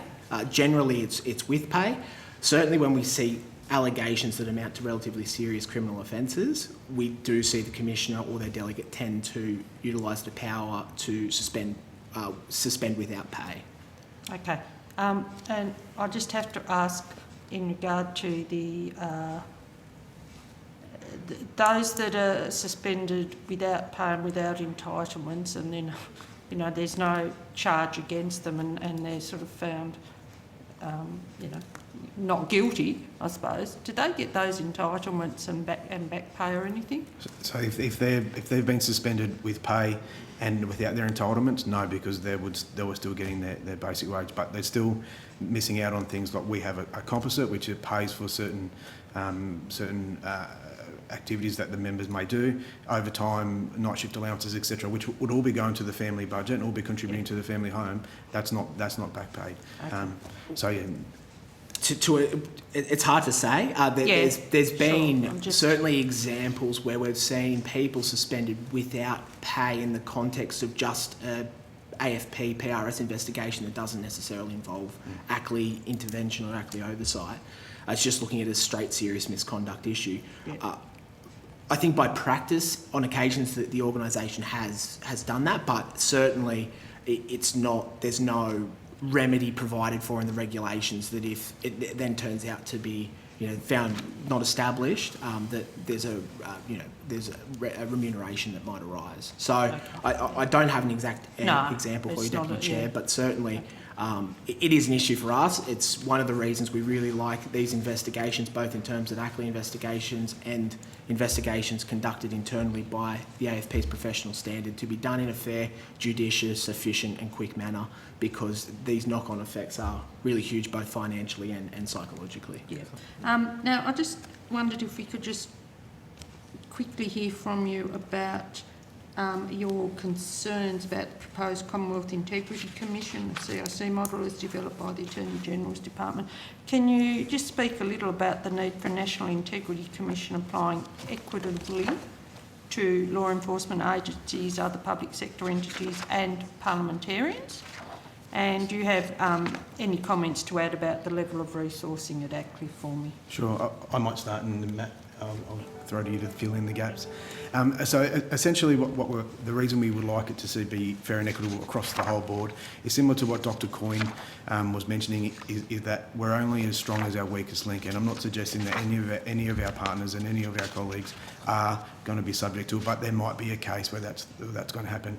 And one example that comes to mind is where you've got a police officer that's working alongside, we'll say, someone from Prime Minister and Cabinet Office, and if they're both doing the same corrupt activity, both doing the same thing together, our members will be subject to a greater level of scrutiny than that member from the Prime Minister and Cabinet, and they could be doing exactly the same thing. And that could be exchange that person from Prime Minister and Cabinet out, and that could be a politician, that could be any of the other members of the public service that aren't subject to the ICAC bill. And what we would like to see in that state is that we have members that are not police officers, that are effectively payroll staff, HR staff, which is have very similar job roles to those in the general public service, that aren't going through the training, the same role. They're held to that exact same standard as the police officer, as all of our members, and as they should be, because we're the AFP, and that's what's required of us. But if that's the level of standard, if that's the minimum standard that we're required to be held to, then so should all other office holders that have access to spending public money, that have access to making decisions on legislation, and all, influence over those sort of decisions. I think fundamentally it's recognised that law enforcement officials, including members of the AFP, whether that be a professional member, a protective service officer or a police officer sworn member, are provided with some pretty significant and unique powers, and those powers should be subject of, quite rightly, rigorous oversight by a body like ACLI. But that's not to say that people in the public service, parliamentarians and others, aren't also afforded significantly greater powers, very different to what's provided to law enforcement, but no less significant. And I think certainly from our perspective, the vulnerability, and I think the previous evidence that you heard from Dr. Coyne was on this part, one of the most trusted institutions in the Commonwealth space is the Australian Federal Police, and I don't think that's by chance or by mistake. It's because of certainly those really rigorous bodies, both internally in terms of professional standards, but also ACLI oversight and oversight by the Commonwealth Ombudsman in relation to certain things as well. So I don't think that's by accident, I don't think that's by mistake, and I think certainly the public expects that the broader Commonwealth is held to a higher standard than it possibly potentially is at present, and that any system really should be treating corruption to a similar standard. I think our submission in relation to the proposed KIC bill, did address the definitional issues of what the government's trying to do around having a two-tiered approach to treating law enforcement pretty much as it currently is being treated in terms of ACLI, but creating this situation where you have a public sector corruption which is markedly different in terms of the standard of conduct that's to be investigated, in terms of how referrals are actually provided to that Commonwealth integrity body. Really, with respect to law enforcement, it could be anybody, a member of the public should quite rightly be able to make a complaint regarding potential corruption of a law enforcement official. The proposed bill doesn't allow that same level of referral to be provided by a member of the public about a parliamentarian, about a member of the public service, someone who isn't a law enforcement official. Now, for us, that doesn't make any sense. If the true aim of this thing is to stamp out corruption, we've seen great examples in New South Wales in terms of the public referrals regarding some of the conduct of the former minister in New South Wales, Mr. Obeid. A lot of those allegations, or a lot of the ICAC work was as a result of public complaints, as I understand it. So I think any system that, as Alex said in his opening remarks, is that any system, we supported an expansion of the system, but any system really needs to be simple, and the simplest way is to treat everybody to the same standard. We certainly don't agitate that should be a reduction of the standard, but rather a bringing up to the standard now expected right across law enforcement, whether it be the AFP or certainly these new bodies that have fallen in since 1 January last year. On the question of funding, again, I think to sort of copy and paste the evidence of the previous witness, I think certainly resourcing is always going to be something that everybody's going to ask for. ACLI isn't unique in that regard. I think more resources, the better. Not only to look at the detection and investigation side of things, but I think the education part as well, because the education part is possibly where we potentially see some of the issue around it not being as fulsome as it possibly could. Sorry, it's more a clarification really. I don't know whether I dreamt this or whether I read it in your submission because I can't find it now. the deputy commissioners of the AFP sort of exempt from this? I couldn't quite... In terms of the kick bill? Or the kick bill. Yeah. That's correct. There is some definitional issues that we have raised to the Assistant Attorney General, Senator Stoker, in a roundtable regarding it. It's more a technicality. Certainly the ACLI legislation provides very clear definitional of who falls in, who falls out. The way that the ACLI bill is structured is that anybody that's an AFP appointee is defined under the Act to include a whole range of people, including the Deputy Commissioner. The way in which the definitional, as I understand it, the definitional issues operate in the proposed kick bill is that it just talks about staff members, but doesn't make that reference to AFP appointees. So we have raised that issue with the Assistant Minister. Obviously, the kick bill won't be pressed through in this Parliament, or certainly in the immediate future. But it's certainly something we would like to see clarified moving forward, because whilst a very minor issues there's 4 deputy commissioners at present, it's still a potentially big hole that someone could exploit potentially. Yeah. Thanks for clarification. You're right, we've got plenty of time. Mr Conahan. Thank you, Chair. Thank you, gentlemen. Your evidence about the delay in investigations from ACLI causes me grave concerns. I have a background in policing in specialised squads, and I saw colleagues investigated, highly scrutinised, but I have never heard of an investigation going for 3, 5 or 8 years. Can I assume that you made inquiries as to why it took ACLI so long? In relation to Operation Ruby, which is the operation which took over 8 years from the date it was referred to ACLI to the date that the report was provided to the Attorney General, I'm not aware that we had members that were potentially implicated in that operation. Certainly, with the more recent ones, it is something that when we do have active investigations with ACLI and the AFP, that we do quite regularly push the line of why is this taking so long. I think certainly in the probably preceding 2 years, we have seen an improvement both in respect of the internal investigation conducted by the AFP, but also with the ACLI side of things. As I took you to, one of the more recent ones was about 1 year and 9 months.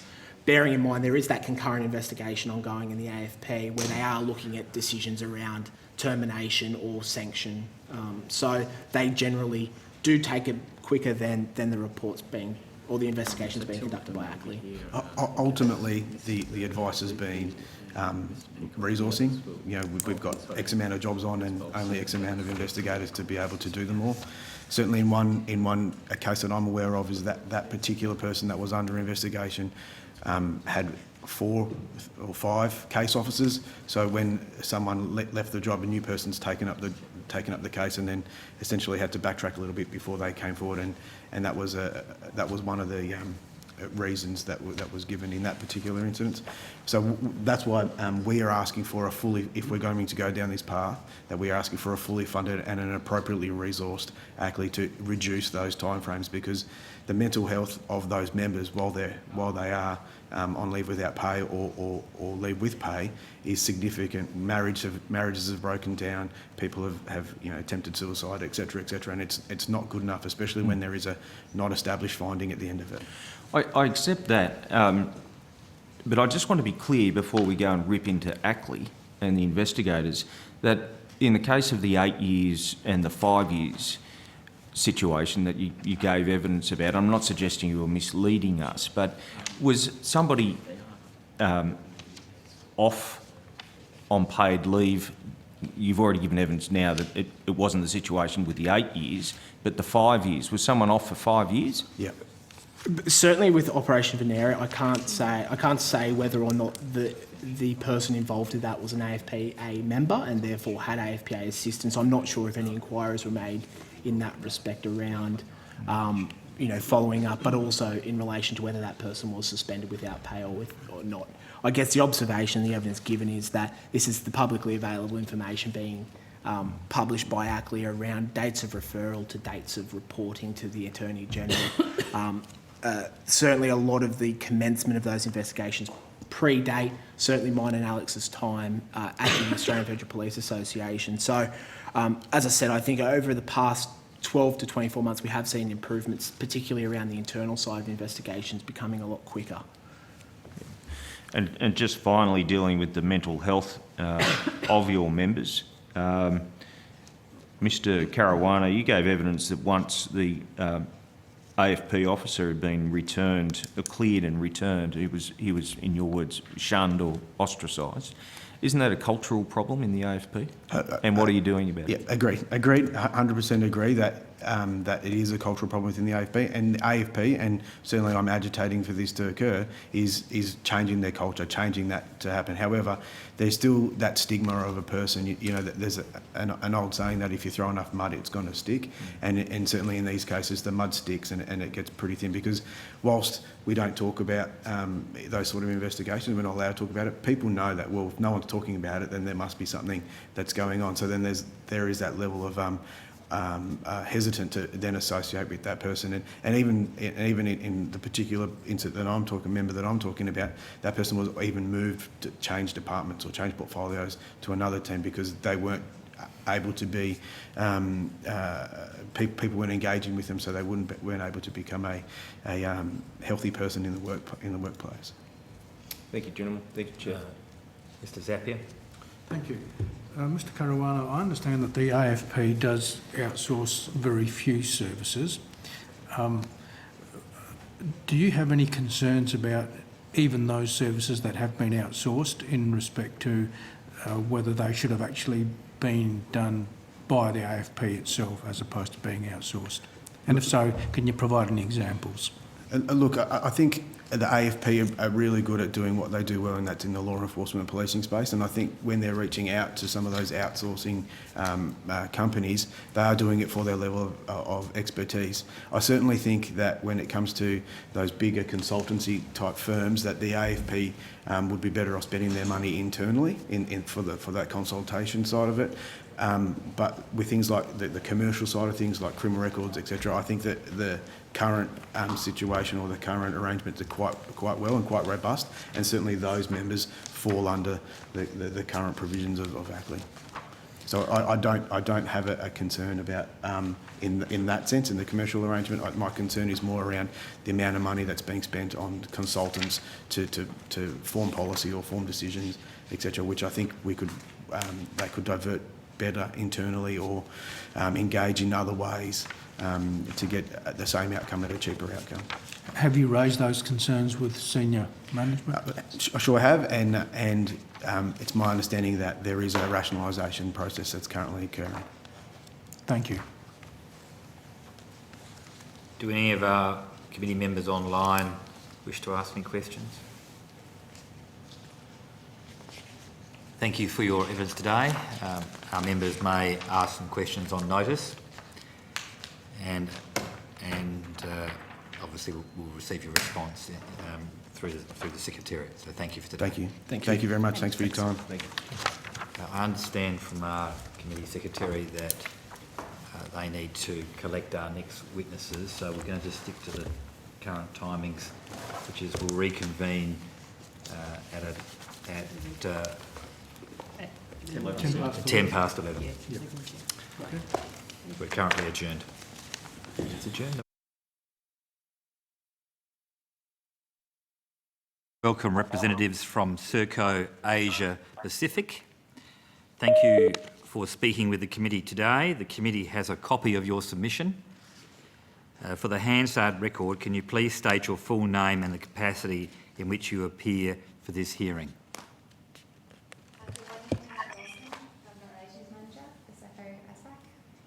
Morning, Shannon Peacock, General Manager, Operational Assurance. And online?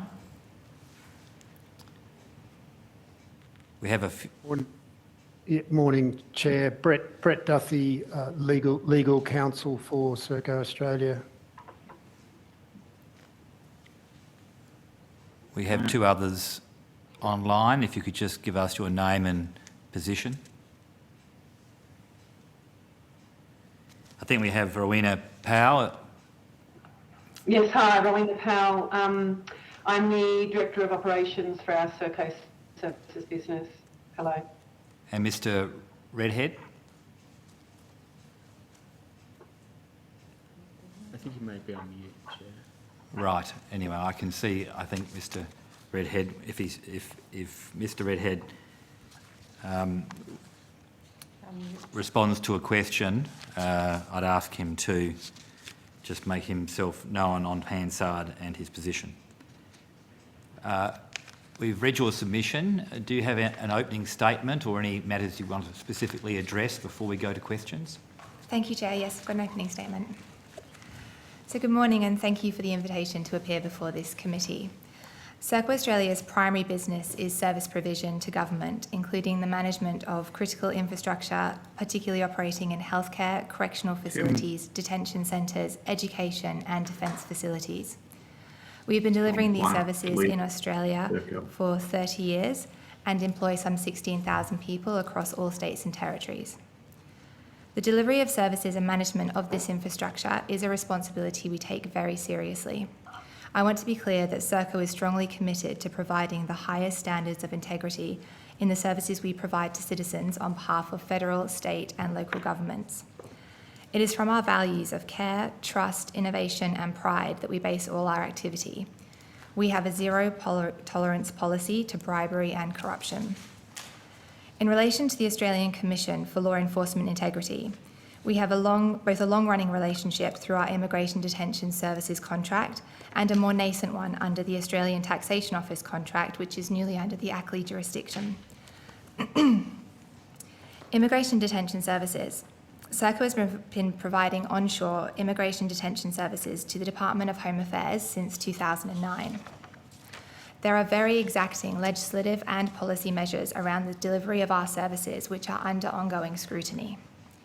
These standards, which are ultimately overseen by both state and federal law enforcement, include Serco employees working in immigration detention, are bound by the APS Code of Conduct and Serco's own Code of Conduct. The contract between Serco and the Commonwealth contains significant performance management measures which ensure the highest levels of performance. Notably, our contract compliance is currently at 98.9% and in 2020 it was at 99%. The Commonwealth Ombudsman, Australian Human Rights Commission, United Nations High Commission for Refugees and other statutory bodies regularly and continuously assess and scrutinise and investigate operations both in general and in response to alleged incidents. Serco is required to and fully cooperates with those agencies in these matters. Last year, we responded to over 1,000 requests for information from external agencies, such as those above. I can assure the committee that we reflect daily on maintaining our integrity in our services and report almost as regularly on our commitments and service delivery. Serco also has its own integrity framework, which is designed to complement and support the SMS. This framework has been shared with ACLI, and we'd be happy to speak to this in more detail today. For the Australian Taxation Office, Serco manages multi-channel contact centres that provide accessible, responsive access to essential government services. As the ATO is newly under the ACLI jurisdiction, we have not had direct engagement, but continue our productive working relationship with the ATO and adjust to any changes in standards and/or processes as required. We have many processes and procedures in place to prevent corruption in this contract, and we're happy to speak to these today. Serco Australia uses and supports comprehensive integrity measures to achieve the highest standards of probity when providing services for and on behalf of the Australian public. We look forward to continuing to work with ACLI to maintain the highest integrity standards in the future. Thank you. Thank you. The committee is interested the extent to which the company interacts with Home Affairs and ACLI. So if you could give us a bit of a brief on that, please.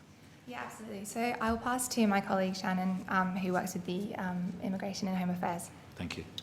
Good morning all. I have regular contact with primarily functions at the Contract Management Branch within the Department of Home Affairs and also the Integrity and Professional Standards Branch of Home Affairs. I have regular ongoing contact and have done for a number of years. And through those mechanisms, I also have contact with ACLI. I would say my contact with the departments on a weekly basis. ACLI is more ad hoc, but it would be a number of times a month. We have informal inquiries and discussions. Are those, when you say ad hoc with ACLI, that's for a specific issue? Yes. I'm not going to ask you about the issue, but the specific issue based? Or, Yes. Yeah. Yep. So we do have a formal reporting notification process, but there's also, through other means, they may have received some information they'd like to inquire about, and they're the ad hoc inquiries that I receive. Are your interactions with Home Affairs are those meetings in a ongoing in a structured way? Yes, we have formal meetings in accordance with the contract, and we also have informal discussions on an as-needs basis. It's quite an open, transparent process. If I understood you correctly, that's very much around contract management. Is there an aspect of those discussions or another forum where you discuss compliance in addition to contract management and matters which would otherwise be interested, say, to an organisation like ACLI? Yes. So I mean in a forward-thinking way rather than a reactive way. Definitely. So we do have, prior to COVID, we would have a monthly discussion with the Integrity and Professional Standards Branch in a formal setting where we would discuss potential issues, we would discuss complaints or allegations that had been raised, where we were at with inquiries, and there was a discussion on any information they might like, any perceived risk that they may see, and it was an open, forward-thinking as we could, proactive measures as we could. You mentioned that obviously you're potentially subject to, in certain circumstances, ACLI, and then you have your own integrity framework and measures. How do you see those interacting? I mean, would you see yours as a higher standard or a lower standard? I don't mean to ask that question critically, but they're obviously interplaying. And if I was a contract manager within Serco, I've got a number of stakeholders, so I'm just interested in how that works in practice. I won't comment on the standard of the departments, but they do work collaboratively, and they do mutually support each other. So we're bound by the department's code of conduct, for example. So our own framework supports that, but also the broader group framework as well.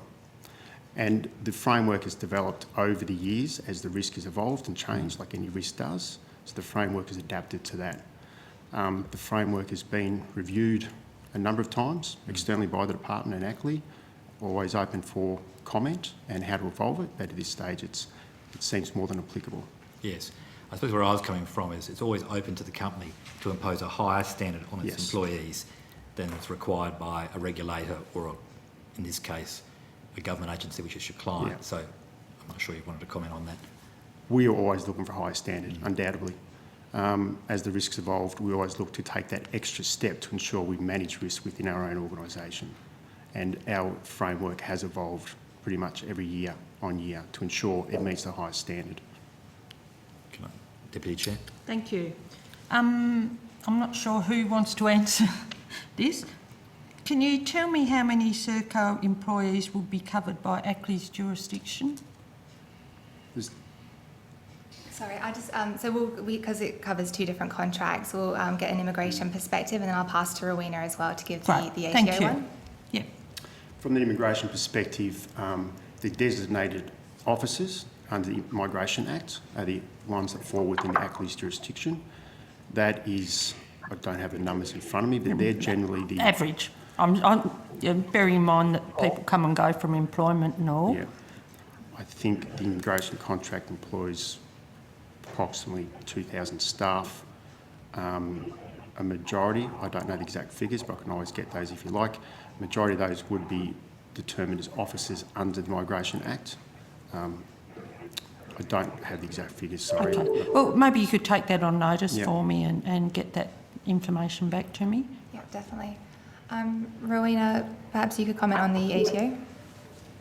Yeah, sure. So from an ATO perspective, the workforce and the staff under that contract is very fluid, as probably just said, but we sit circa 850 staff, and the majority of them would be... Sorry, it's just the sound's a bit distorted and I have a hearing issue. 850? Yes, Yeah. sorry, yes, 850 circa, which would be the frontline servicing is the majority of that. Okay, thanks.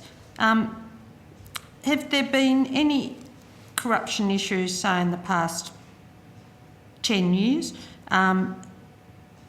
where Serco employees that have led to criminal investigations?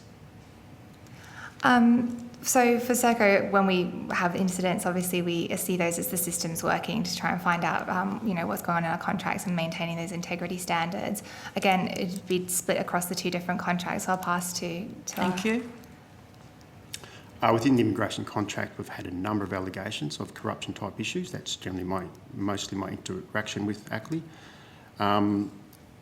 To date, I can only recall one. Okay.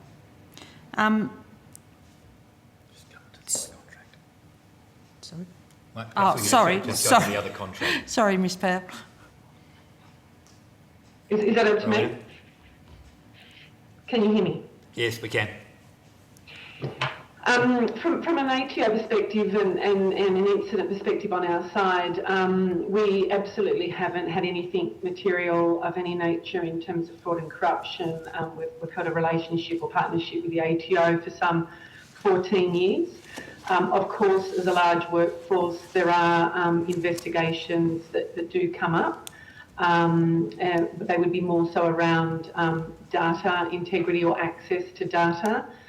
More so than, true fraud and corruption in its true sense. We often will work with the ATO on even personal matters as opposed to, incidents that may occur as an employee and the work that they undertake. Essentially, there isn't any, material, any incidents that So the Sorry, Ms. Powell. No, over to you.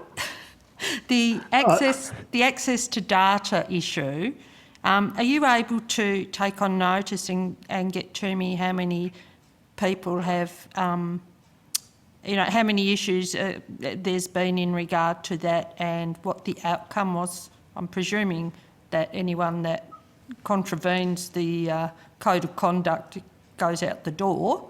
But can I get some numbers around that access to data issue? Yeah, absolutely. We can Yeah, take that great. on notice. Thank you. So I understand that any allegation of corruption is reported internally. Can you talk me through who does the investigation, who determines whether it's an issue for ACLI,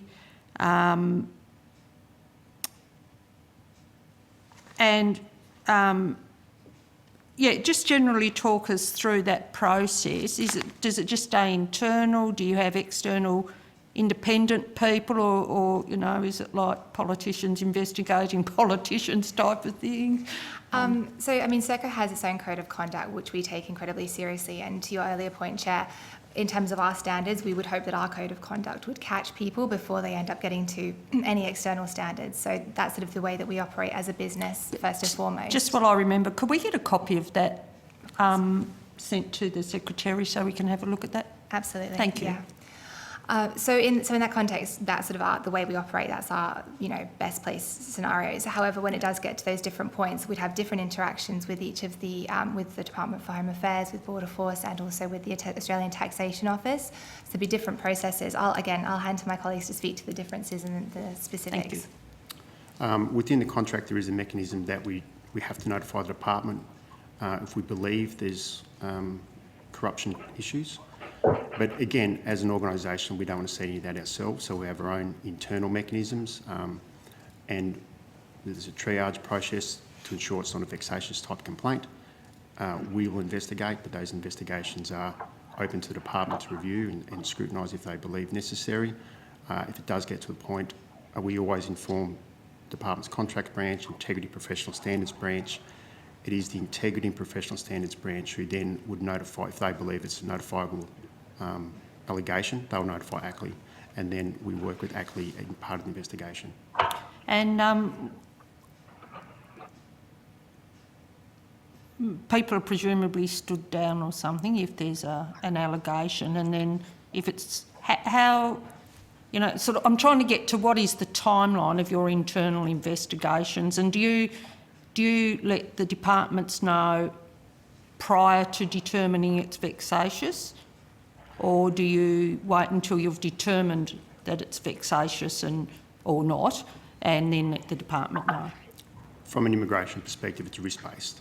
So if I receive an allegation and there is potential risk to the safety and security of the centre, the individual is stood down, the department is notified, we then would discuss who's most appropriate to investigate, and it's taken from there.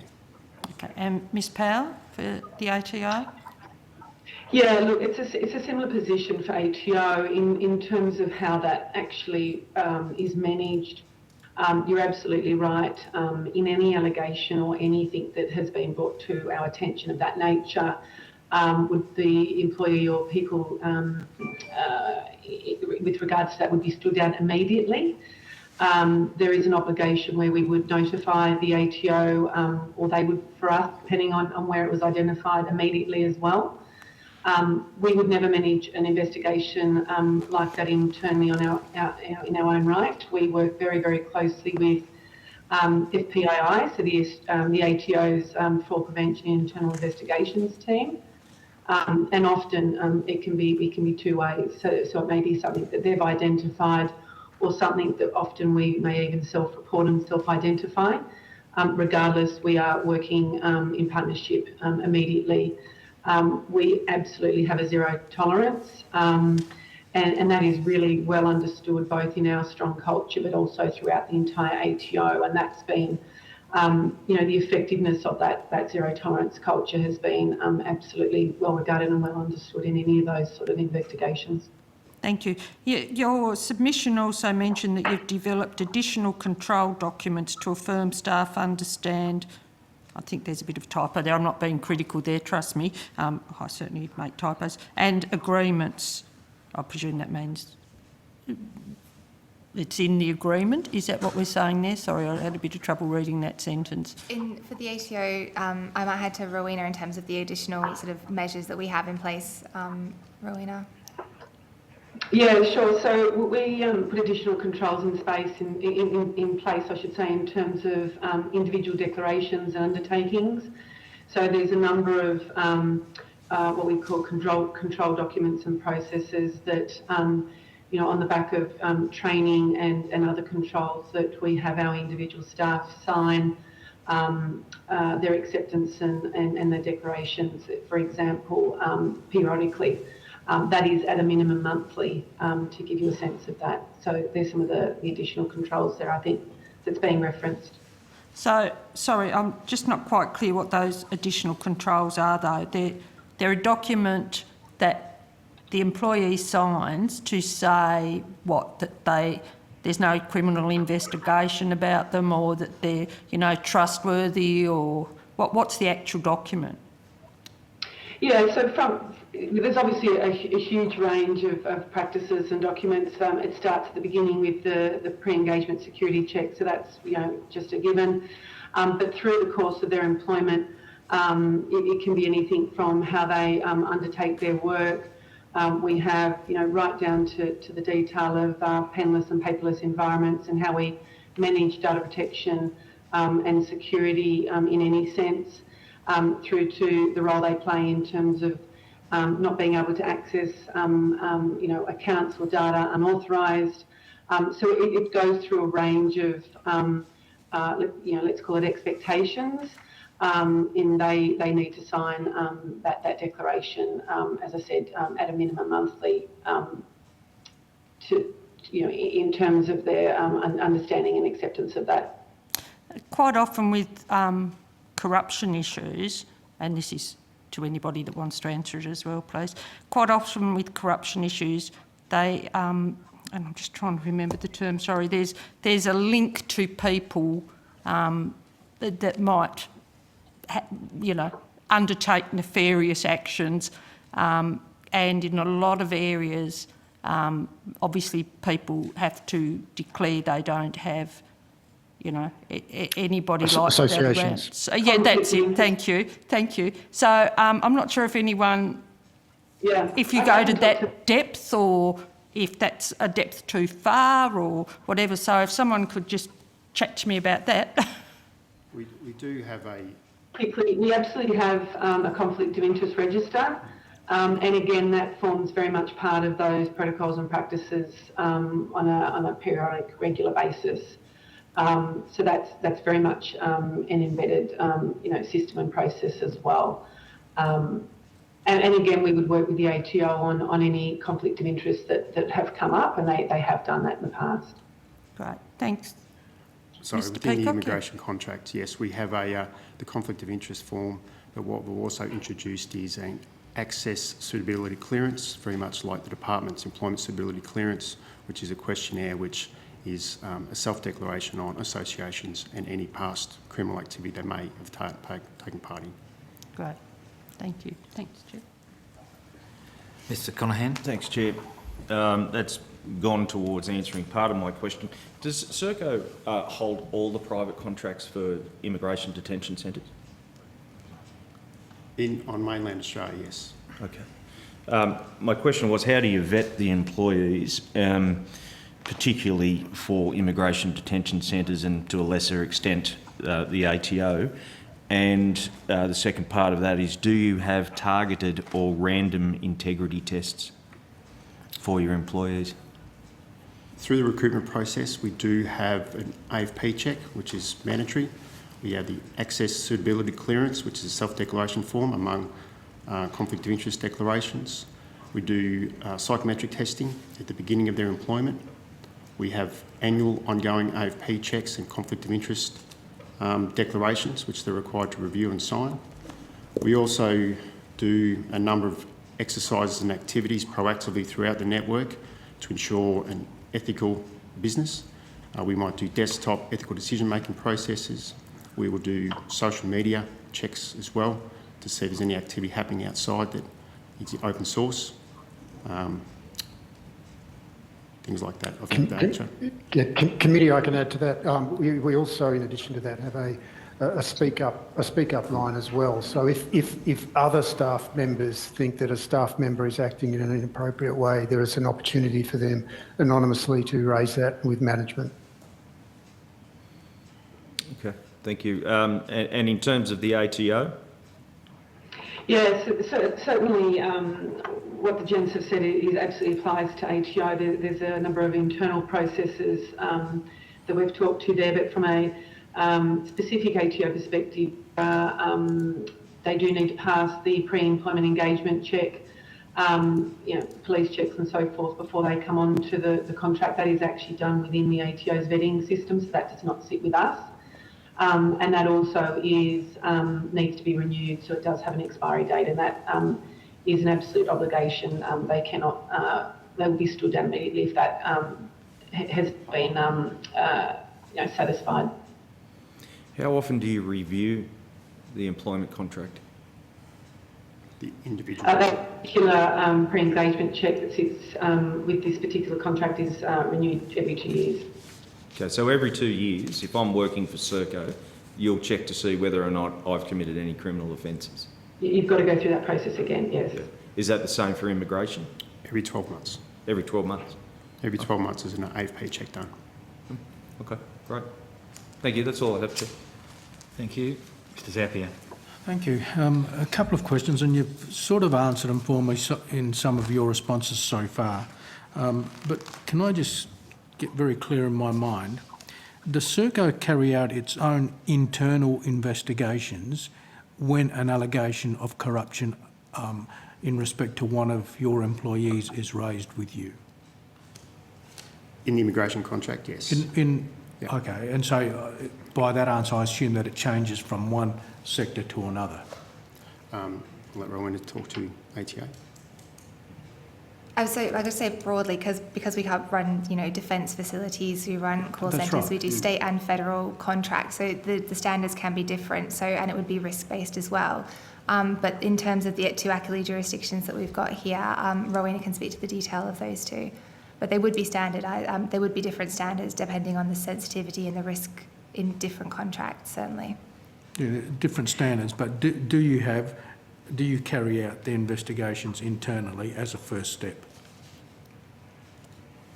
Yes. Yeah, the answer is yes, but it would be in partnership. So from an ATO perspective, if there was any allegation on any staff member, whether it be in a personal or professional space, we would do that in partnership with the ATO, but we are absolutely undertaking that investigation ourselves, and we absolutely contribute to that investigation as well. Okay, and if you do that, who does it? Do you have an internal, what I would describe in these terms as an internal corruption investigation unit or branch within Serco? Not within Serco broadly. Again, it would be broken up by the business unit, so immigration have their own processes.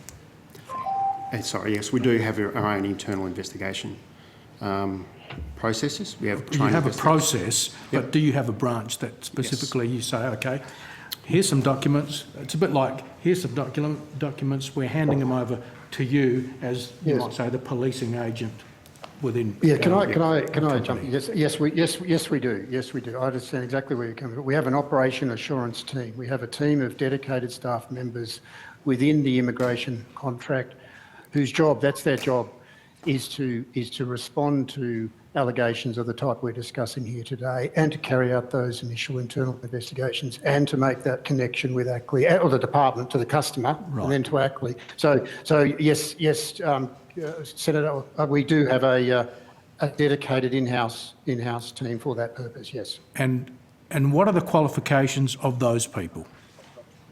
They are trained investigators. Trained by Serco or... A certified training body. Such as? I can't recall the exact certifying body, but it is a certified investigations course that they undertake. And then that's with their trained investigators that way. Okay. Well, that's... We're probably talking certificate 4 or diploma level investigators. So not... Okay. Let's take it on notice. Yeah.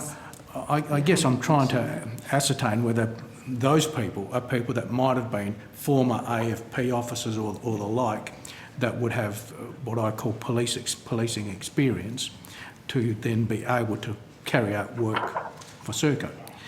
I'm happy to give an example of one of those members, Senator. We have a former ICAC investigator, for example, on that team. I think he's New South Wales ICAC, pretty sure. Yeah. And if a matter is raised with you, having gone through some kind of initial process, would you then hand it to either an agency such as ACLI or Federal Police or the like? We do, yes. If we get to the point where we believe it's a serious or on the verge of a criminal activity, I'll take the advice of our legal counsel, we'll definitely hand it over. Can you advise the committee how often that might have occurred, say in the last 3 years, that you've referred a matter to one of the public law enforcement agencies? Last 3 years. It'd be minimal. I'd have to take that on notice. Thank you. And sorry, and how many basic investigations you've done in that same time period? I think to give us a bit of a, whether it's 5% or 85%. There is a spectrum of inquiries and investigations. Obviously, the low-level ones we conduct on a regular basis. The more serious ones are not so regular, and they're the ones we obviously discuss with the department and ACLI, and we keep them aware of where we're at, and if need be, we hand over with the evidence that we have at that point. Could you give me an example? Sorry, if you... Oh, sorry, sir. I was just going to jump in because I've got a couple of numbers here which I believe are are accurate. So between a period of 1st July 2015 and 30 September 2021, so about a 6-year period, Yep.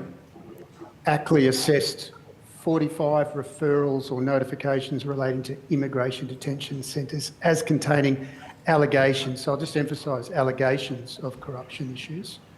32 of those allegations related to Serco officers.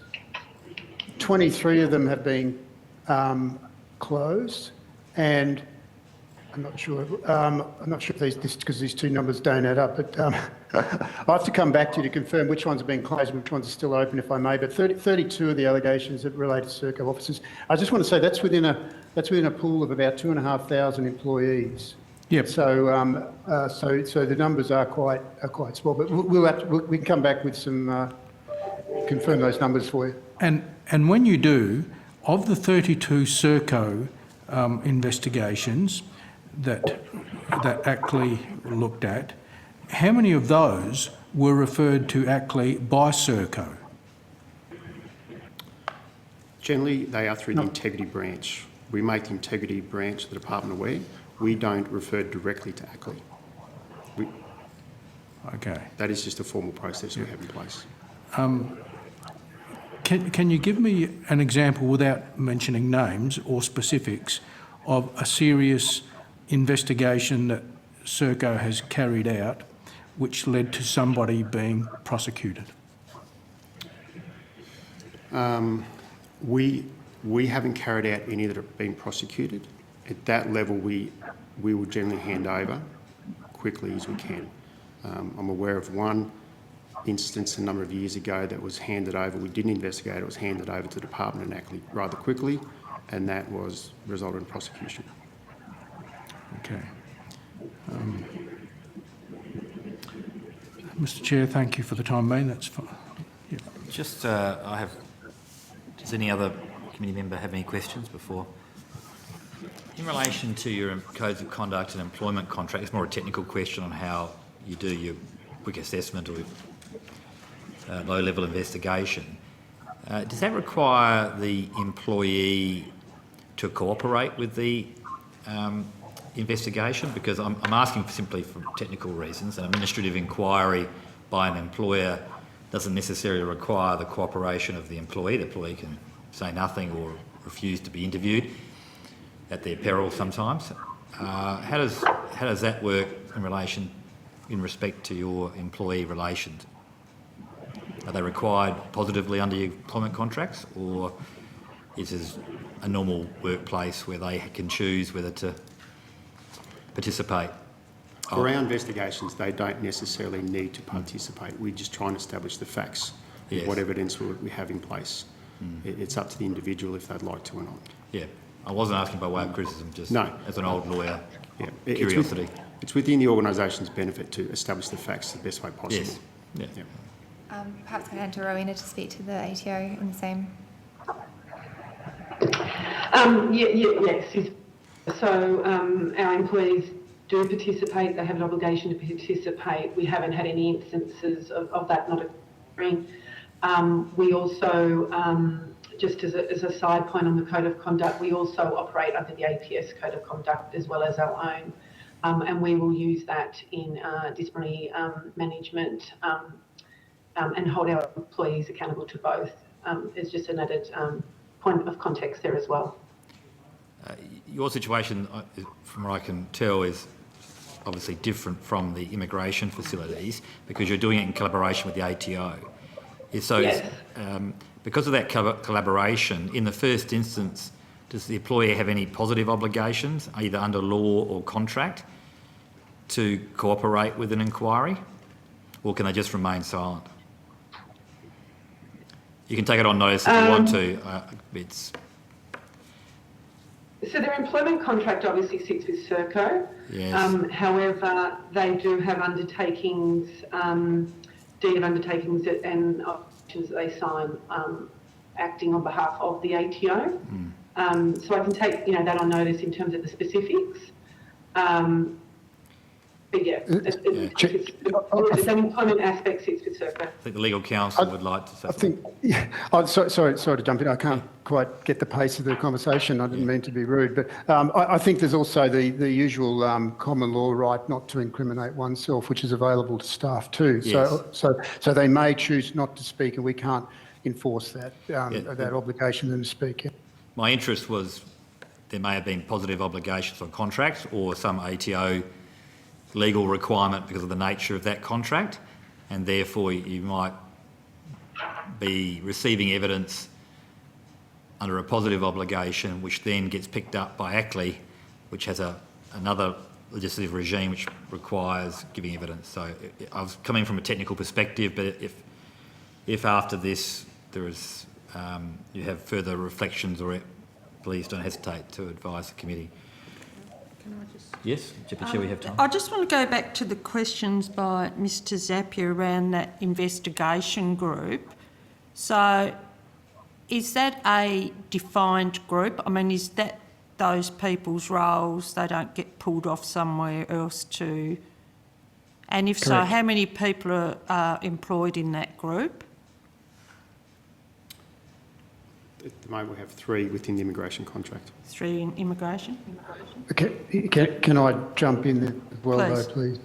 Senator, we have 3 in that dedicated group, but I'd like to emphasise it's underpinned by we have a large in-house legal department and also a risk and assurance department. So we have a significant number of employees who stand behind that assurance team and work closely with that assurance team. So those 3 are like, yes, they're actively involved, they're helping to conduct investigations, but they very much interact with the rest of us, so with the legal team in-house and with a large risk and assurance team. So there is, in fact, quite a bit of resource. We've got about 30 people in that combined risk and assurance and legal team, including about 10 lawyers. So it's got a lot of back office support, if you like. Okay, now you said one of those people was an ex-ICAC investigator, is that correct? Can you tell me what the background is of the other 2? Without identifying them, obviously. I believe, I could take that on notice, but I believe they have a security and risk background as well, maybe intelligence background. Okay, yeah, thank you. Thank you. One of them is an ex-US Marine who's qualified lawyer, and she was in the JAG, I think they call it, the JAG.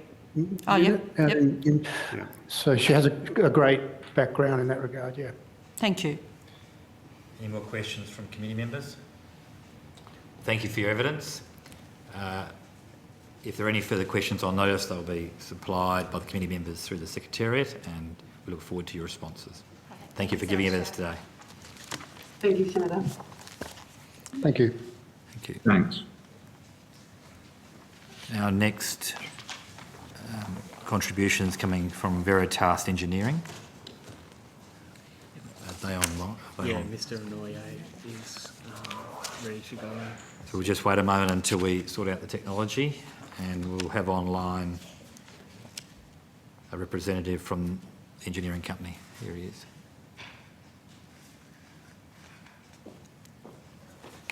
How do I say it?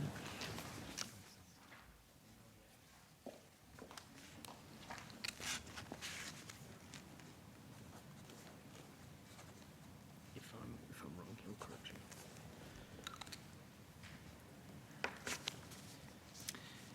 Mr. Inouye, can you hear me? We could see him a moment ago. Yes. Mr. Hello. Inouye, we can see you now. Can you hear me? Yes, we can hear you. I now welcome Mr. Stephen Inouye, correct me if I have that pronunciation wrong, from Veritas Engineering via video conference. Thank you for speaking to the committee today. The committee has a copy of your submission. For the Hansard record, would you please state your full name and the capacity in which you appear for this hearing? Good afternoon. My name is Stephen Inouye. I'm the Director for Veritas Engineering Proprietary. You've just dropped out. We may have some technical issues with sound. Hello? Can you hear us? Hello? Yes. Yes. Could I ask that you just speak up a little bit more loudly for us? Do you have any opening? Do you have any opening remarks for the committee? I'd like to say you do have my written response. So I'd like to just clarify that the scope of my response is limited to item B of the terms of reference, specifically in relation to the additional corruption vulnerabilities that may exist from the contracting of services or functions by law enforcement agencies to external service providers. I thought it might be helpful just to provide a brief overview as well of Veritas as an organization. Over the past 15 years, Veritas has provided identity and background checking services to the general public as an accredited body to programs that are managed by agencies that fall within the jurisdiction of ACLI. I've got a team of nearly 40 staff members. In each of the programs that we operate in, Veritas serves as an interface between the members of the public and the federal agency. The information exchanges that we facilitate occur between members of the public and Veritas, or between Veritas and the federal agency, in accordance with the terms and conditions or the regulations that are set forth by each program in which we operate. And lastly, I'd just like to highlight that our participation in these programs is not a result of any tender for services in terms of exclusive contractual relationship. Rather, it's one that's gained through the process of accreditation with each agency. So we operate in amongst multiple accredited partners. Just building on what you have said in your opening statement, can you take us through the sort of types of contracts or the category of contracts Veritas has with agencies within ACLI's jurisdiction? So if you could put a little bit more flesh to the bone for us. Yes. So within the Department of Home Affairs, specifically around the aviation and maritime security identification card programs, Veritas has been an issuing body since 2006 for the maritime program and since 2018 with the aviation program.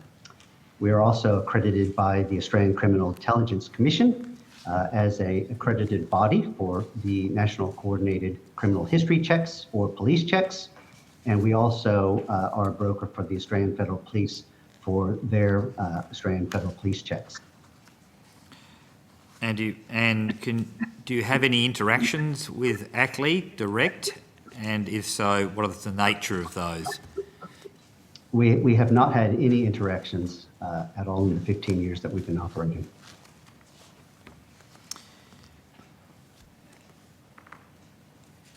Have you formed a view on one of the things, I'll step back a moment, one of the things that we're considering is the extent of the jurisdiction of ACLI, whether it should be expanded and the nature of the expansion, particularly in the areas of, as you suggested, contractors to government.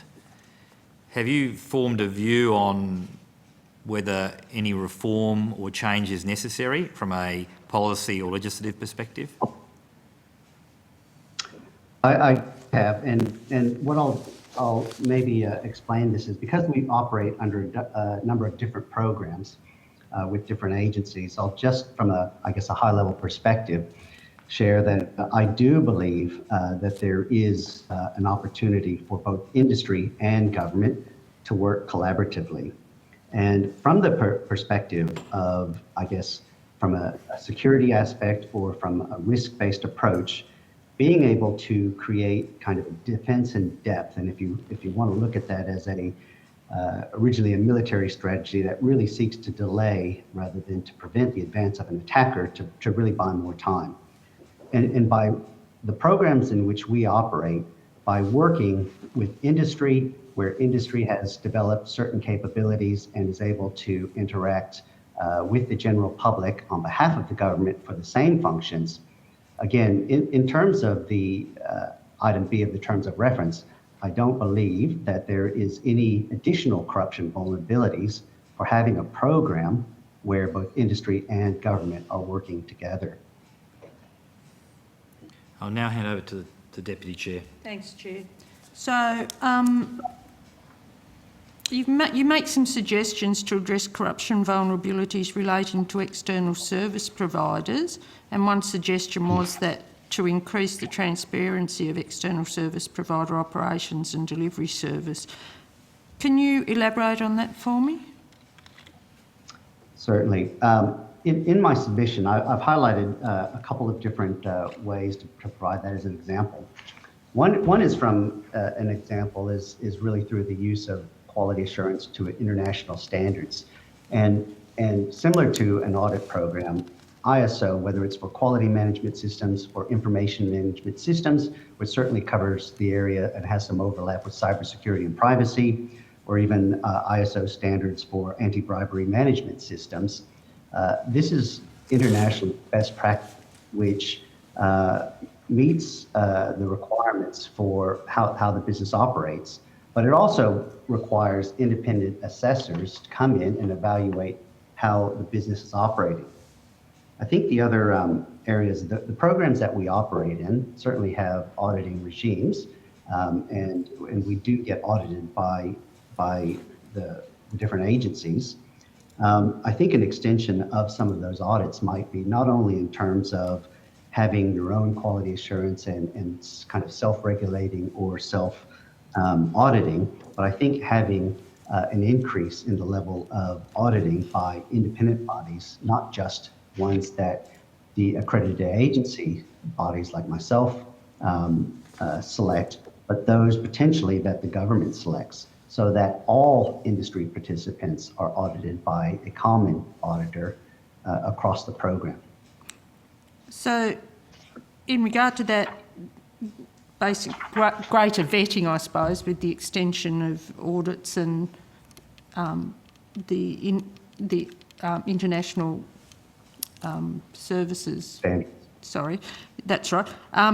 Do you consider that the existing vetting program or process for external service providers is inconsistent or lacking? And if so, can you tell me how you think that it's lacking? Right. Again, we're operating across a number of different agencies, like I mentioned, across Home Affairs. And I guess the unique perspective that we see is that we're audited under one agency for one program, another agency for another, and so forth. And if we look across how those operate, so for instance, under the ASIC and the MSIC scheme, we have auditors based locally within our state.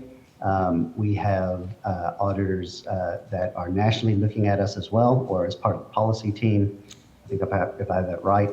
And we also have requirements to have an independent assessor audit us against Essential 8 cybersecurity requirements. So it's quite a robust scheme that we have in this program. In other schemes, all the other schemes that we operate in, the agencies do internally audit us. I believe they're more of a desktop audit. And that's, again, just where I see that probably some of the levels of consistency may be improved by not just doing desktop audits or audits remotely, but really to the I guess greater level that we've seen in other programs. Okay.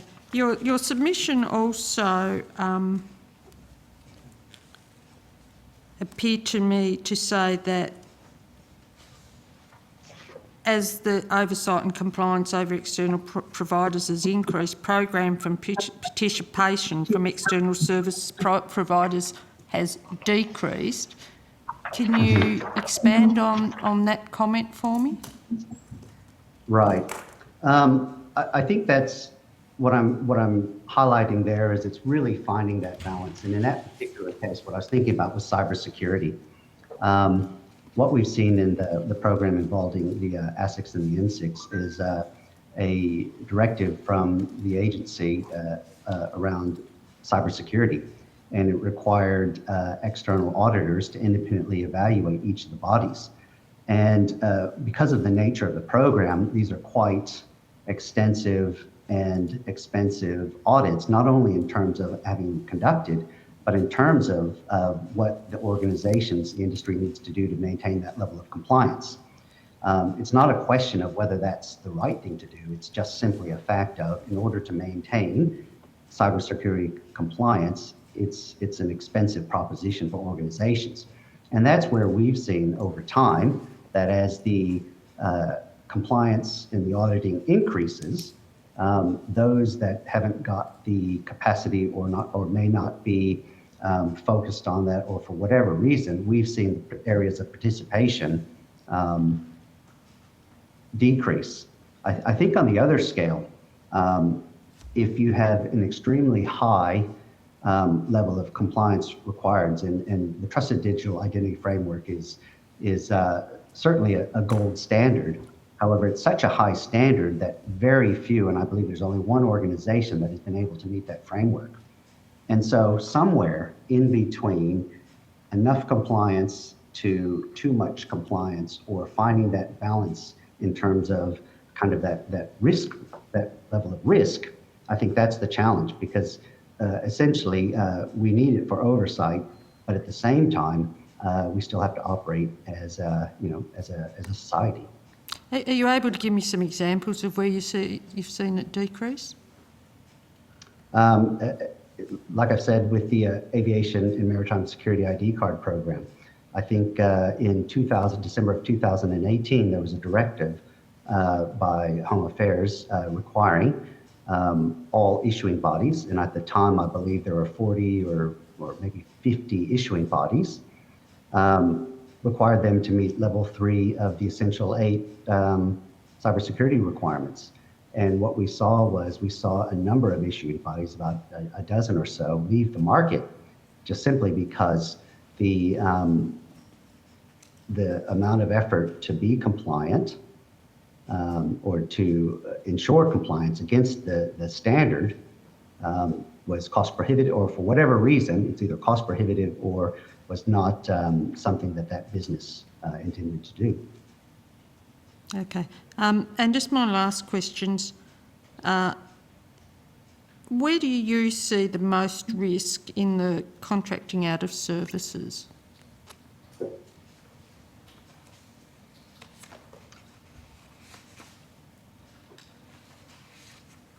I think I tend to take a holistic view, and as I've listened to some of the previous testimonies, I think that having either single or sole contracted organizations may create a certain amount of risk for corruption vulnerabilities. However, all risks can be mitigated with appropriate levels of compliance, auditing, and so forth. So I think it's a balance, and I don't think that even from a perspective of sole sourcing, I think multiple sourcing with the appropriate safeguards and controls is better. Have you got any recommendations for the expanded agencies, or what they can do to minimise the risk of corruption when outsourcing that they're currently not doing?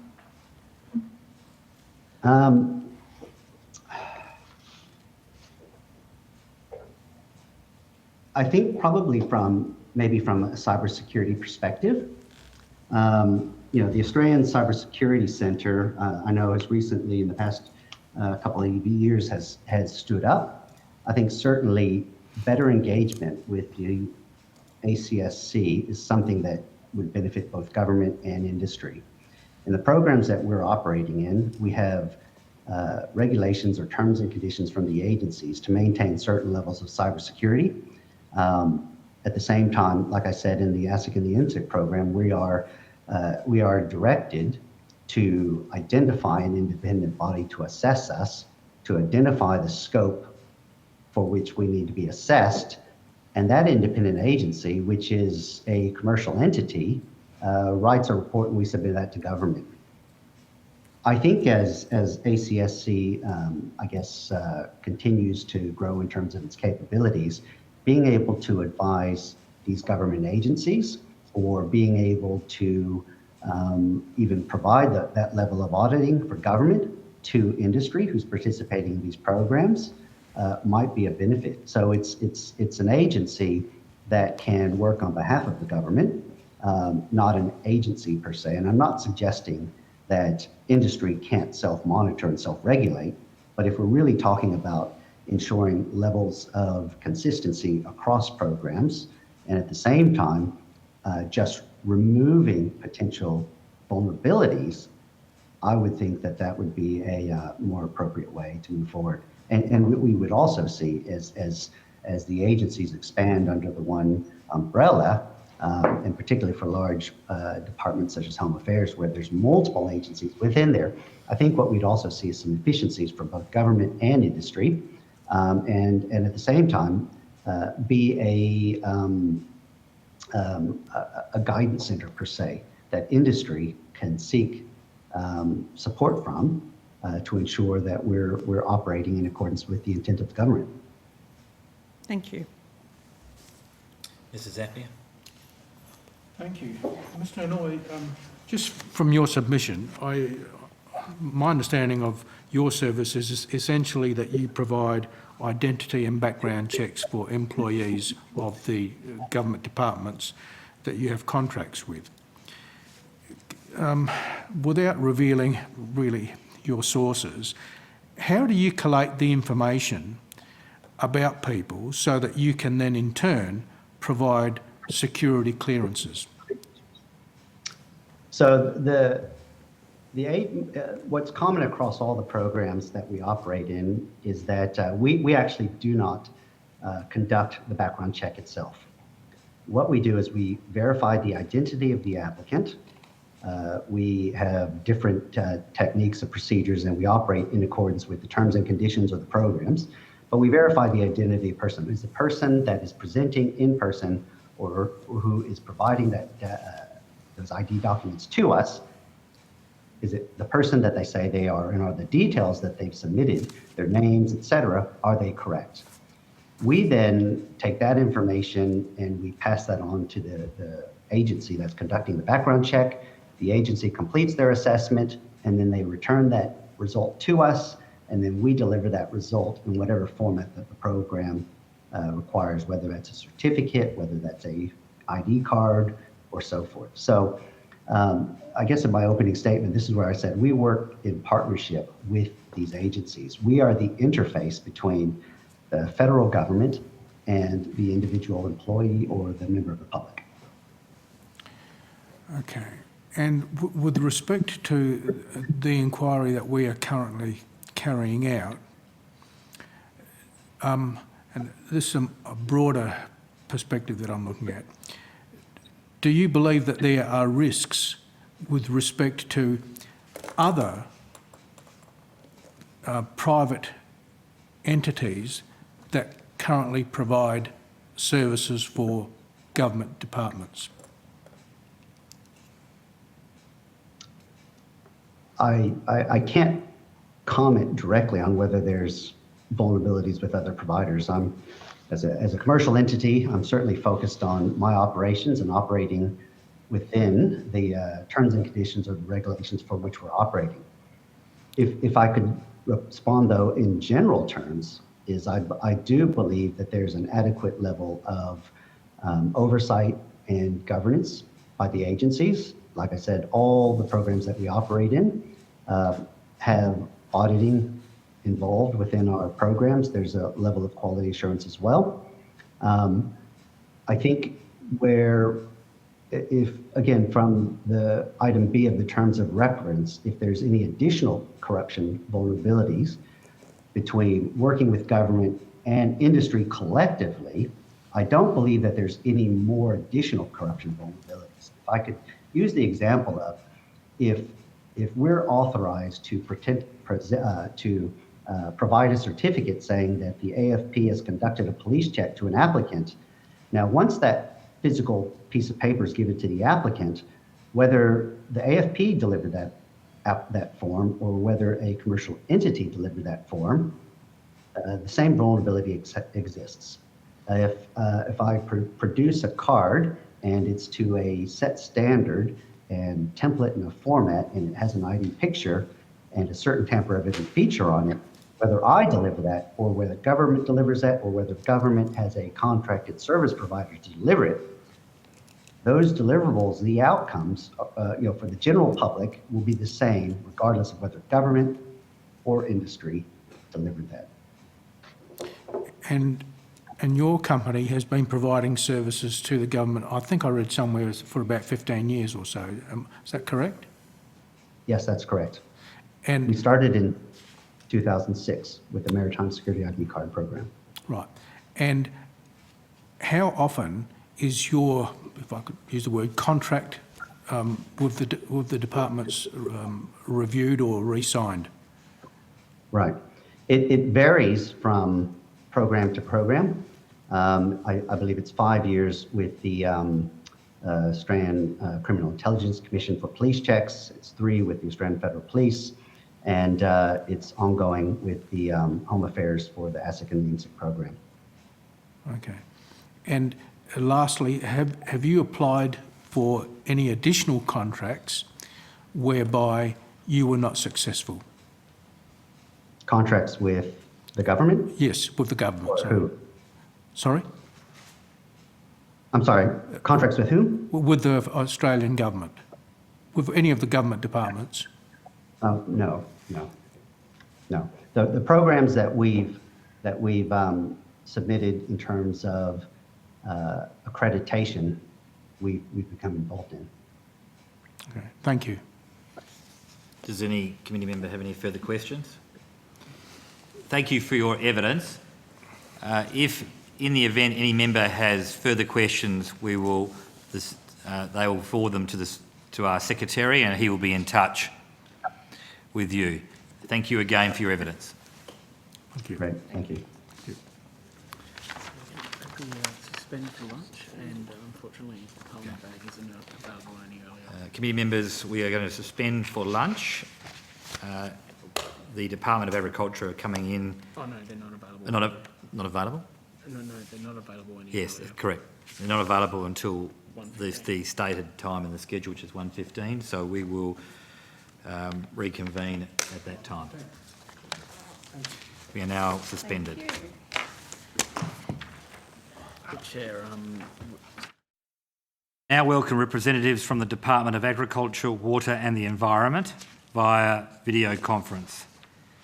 I remind committee members and officers that the Senate has resolved that an officer of a department of the Commonwealth or of a state shall not be asked to give opinions on matter of policy and shall be given reasonable opportunity to refer questions asked of the officer to superior officers or to a minister.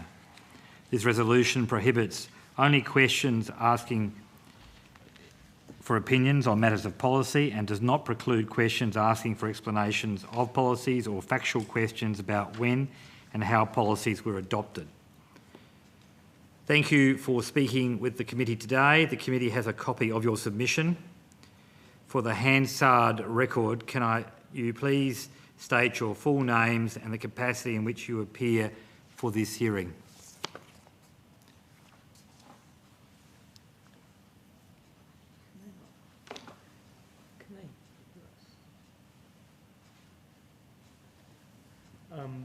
sorry, Chair, broadcasting's telling me they can hear us, but I don't think they can because they're not. No.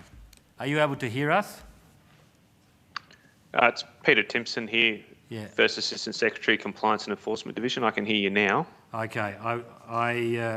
We've just had some technical difficulties, so I'll reread my script. But, Chair, sorry, no? I don't think the people in the room can hear you. So we've got Mr. Timpson on the teleconference, but the people on the video conference don't seem to be able to hear you. Right, okay. Can the people on the video conference hear? Yes, we can, and we did hear your introduction. Okay. Thank you. Can I ask that you introduce yourself for the benefit of Hansard? And then if you have an opening statement, we'll go to that. Otherwise, we'll go direct to questions from committee members. Thanks very much. So I'm Cindy Briscoe, Deputy Secretary of an Enabling Services Group, and I'll pass off to my left. Andrew Tung, Deputy Secretary, Biosecurity and Compliance. Yes, good afternoon, Senators. Colin Hunter, First Assistant Secretary, Biosecurity Operations Division. Good afternoon, Yasna Blackwell. I'm the Acting First Assistant Secretary of People Division. Good afternoon, I'm Jill Mand, the Assistant Secretary of the Integrity Branch. That's us, thanks. We don't have an opening statement to make. That's all right. Well, I'll kick off the questions. Your submission recommends that the committee consider if ACLE's reporting obligations are fit for purpose and should be expanded, and also states that the referral pathways to report alleged corruptions create significant administrative overheads for jurisdictional agencies, and that delegated powers would markedly improve efficiency. Could you unpack that and expand it for us a little?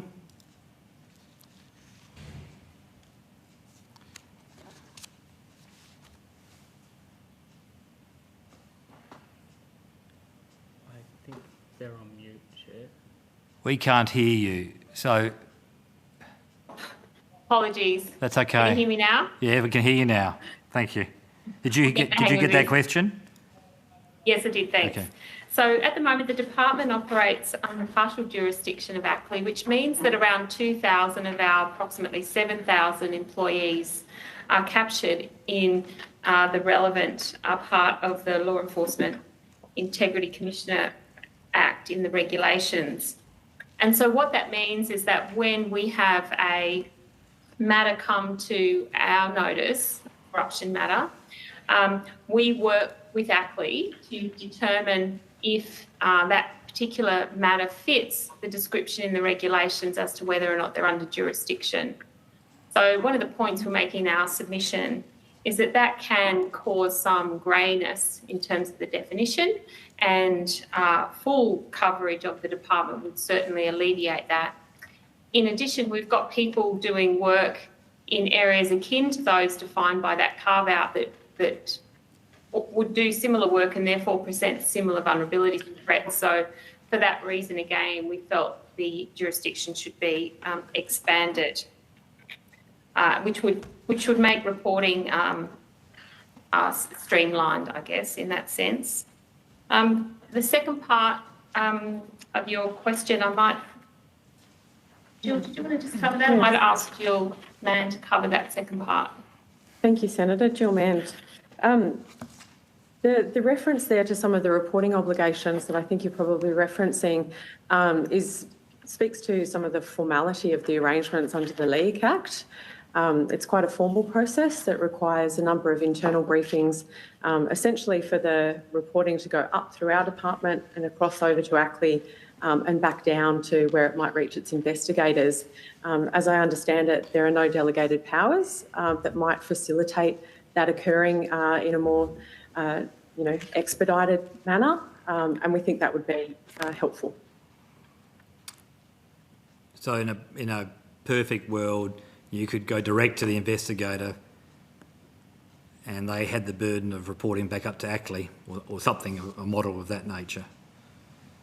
Perhaps not to the level of the investigator, but certainly at a sort of SES type peer equivalent, right. I think would be helpful.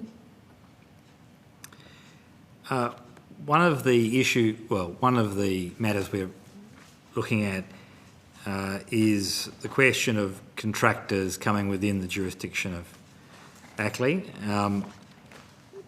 You touch upon this in your, submission.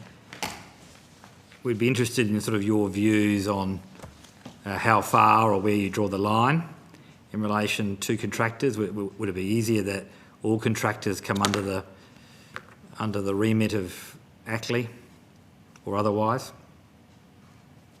I might kick off and then pass to my colleague in terms of segmenting contractors. So if I speak briefly just about the types of contractors that come in and ordinarily report to a public servant.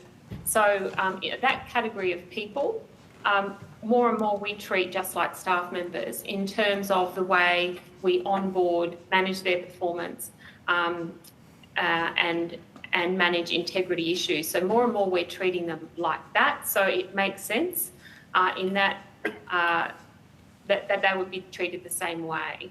The only difference at the moment is that the tool that we use to manage any issue with a contractor is a contract, whereas permanent staff we manage through the APS Act and the Code of Conduct. But if they were matters of corruption, they potentially could both be managed by ACLI.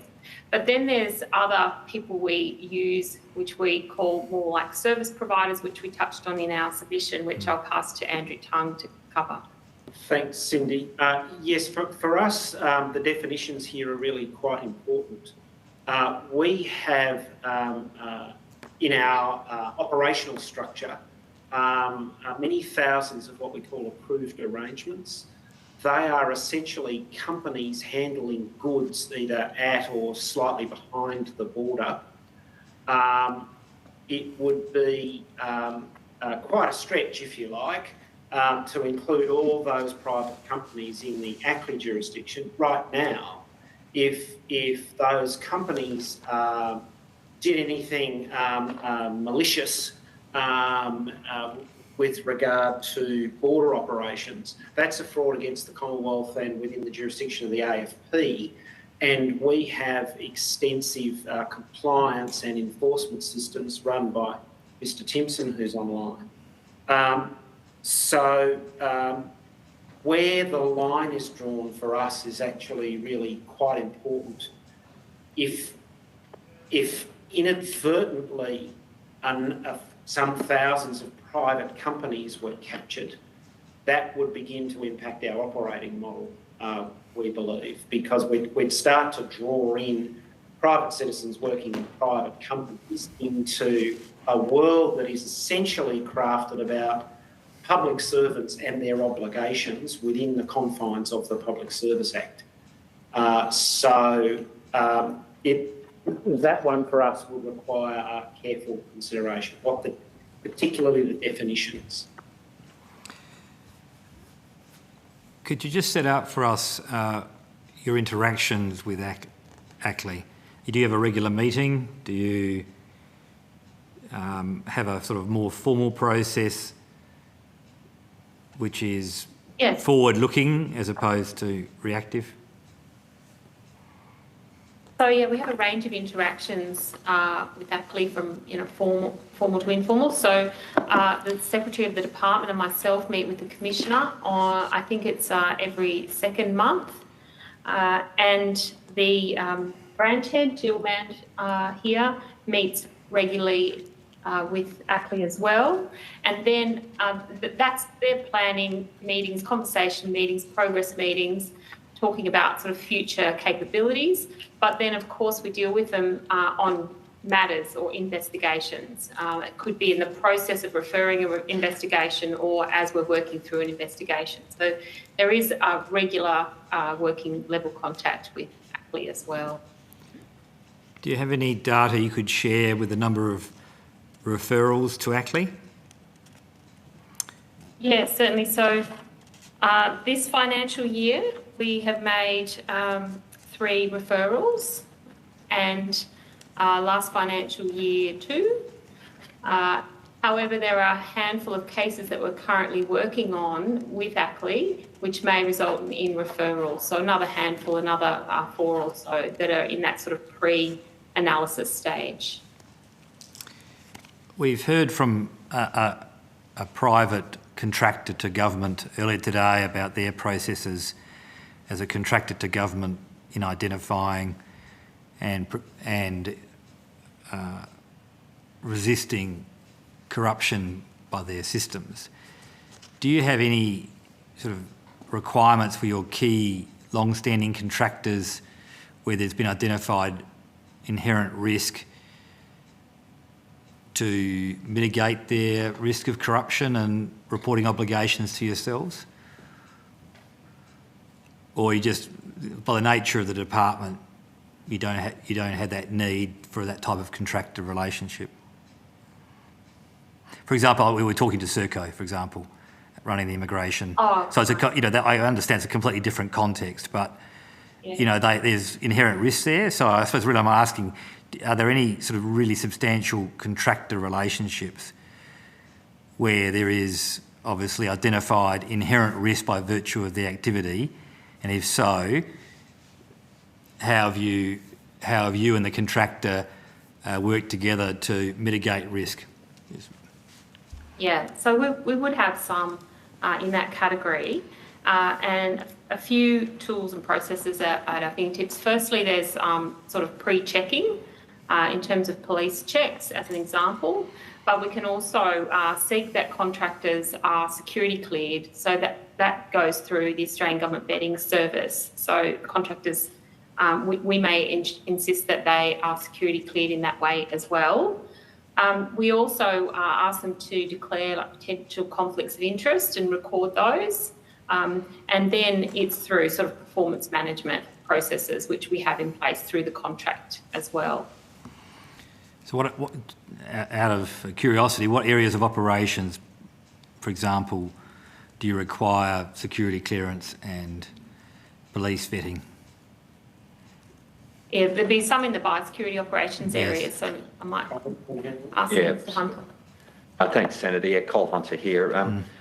So all officers who are brought into the Biosecurity Operations Division, whether they perform the functions of a biosecurity officer and or a contractor, are vetted and asked to do online integrity training as well. I just want to hand over to Mr. Zapier. Thank you, Chair, and thank you for your evidence thus far. Can I just go back to the issue of the referrals that were mentioned a few moments ago? Were those referrals detected by the agency itself because of its own internal processes, or were they detected because another agency or a whistleblower brought them to the attention of the department? Those that I reported in year to date and last financial year were all identified within our organisation. Okay, which perhaps leads me to my next question. Does the department have its own internal auditing system to ensure that all integrity measures are in fact implemented and adhered to? Yeah, so there's a range of tools, and I touched on a couple, and Mr. Hunter touched on one as well. So there's a range of checks that we conduct. There's training that is mandatory, and then there's performance management processes. In addition, we do have a small detections capability that we use. And then in the biosecurity area, Mr. Hunter could also talk about some of the assurance processes that are very specific to the work that happens in inspections of biosecurity. Yes, so thanks, Senator. We have a Chief Regulatory Officer in the division and a very comprehensive program of what I would call both assurance as well as verification. So there's assurance on our systems and processes to ensure they are meeting the biosecurity risk assessment processes that have been put in place. And then there's also verification processes that we place on our officers to make sure that they are fit for purpose, have been trained and are undertaking their responsibilities in accordance with the standard operating procedures that we have in place. And do you apply the same types of oversight to any private contractor that does work for the department? So if a contractor was performing biosecurity officer type functions, the answer to that would be yes. If the contractor was performing IT build or other analyst capability requirements, that would be assessed on a case-by-case basis. And how confident are you that departmental employees, indeed on a day-to-day real work-life basis, adhere to all of the integrity standards that they're expected to adhere to? So we have a sort of layered approach. So it's when you bring them into the organisation, firstly checking that they're the right people. The training is an important piece, but we also have awareness and training that goes on throughout the organisation to make people aware of what should not be happening, and if it did, who they should call. And we have a hotline. And I think we see a regular reporting of things to that hotline. They're not always serious, but the fact that people continue to make contact with us, particularly after we've done a round of awareness raising, gives us a sense that people really do understand the issues and are willing to speak up and report them. So I guess that's one element. And we do have, as I mentioned, quite a modest detection capability, but we also have IT tools that can monitor activity. We also do bits of checking on people's declarations. If they make a declaration about conflict of interest or an absence of one or secondary employment, we do some checking on that as well. So I guess it's through those range of tools that give us a sense that if there is corruption, we are hearing about it and dealing with it. But of course, you know, we have a fairly sort of modest capability to do this sort of detection, and it's kind of a little bit commensurate with the type of risk that we have. But we couldn't categorically say that we're sure that we're capturing all of it. Could I also please just make the point in terms of the department's profile, workforce profile? There's more than 7,000 people in the department. There's about 3,000 people of the 7,000 who are doing border-related work. And of those 3,000 people, around about 2,000 fall within the Ackley jurisdiction. So we're a department that I'd call a civilian department with border-related functions that take us into the Ackley jurisdiction. But many of our staff are what I would call standard public servants that you would see in any agency. And our border staff are not like Border Force staff. They are not part of a law enforcement function. They exist under the Biosecurity Act 2015. They have some similar powers, but not the extensive powers that Border Force officers would have, and they don't carry guns and, you know, all the things that you associate with law enforcement. Thanks. And thank you for that. And that's effectively, that answer effectively goes to why I was asking the questions, because it is my understanding that there is what I would describe loosely as a lot of grey areas with staff doing work that should or should not necessarily fall under strict security and integrity oversight.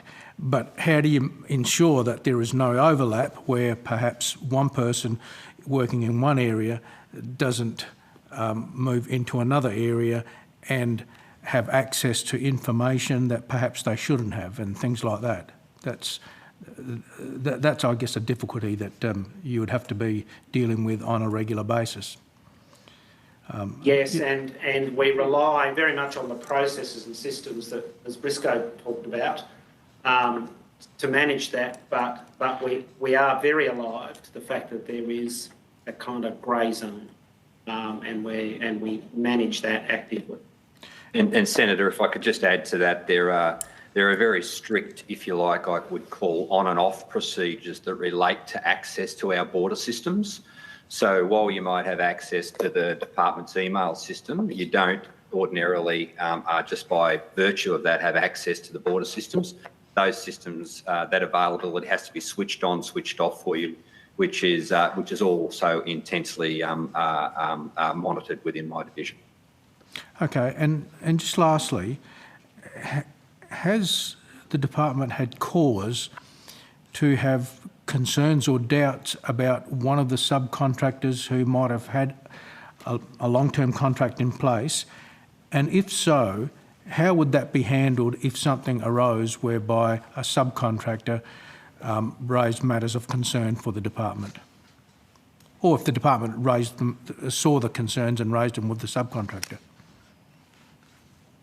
So I might preempt by saying nothing in terms of corruption at the border, but as an example, we had a case of a conflict of interest with a contractor, which we identified and we managed through the contract itself.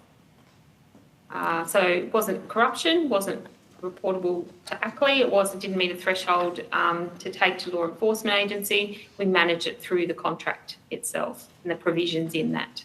Okay. Thank you. Thank you, Chair. Mr. Collier. Thank you, Chair.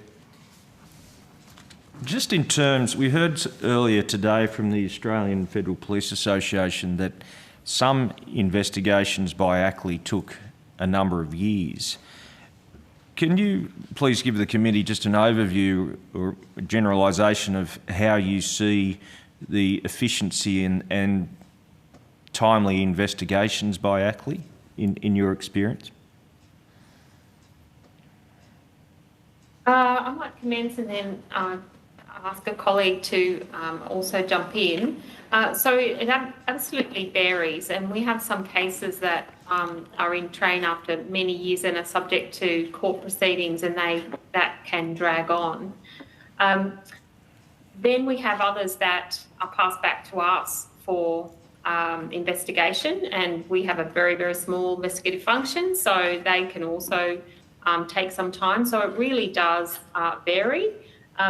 Over the last, I guess, 6 months, we've been working very closely with ACLI to finalise and complete outstanding cases. So there has been quite a considerable sort of shift in approach to push those cases through and bring them to some sort of finalisation.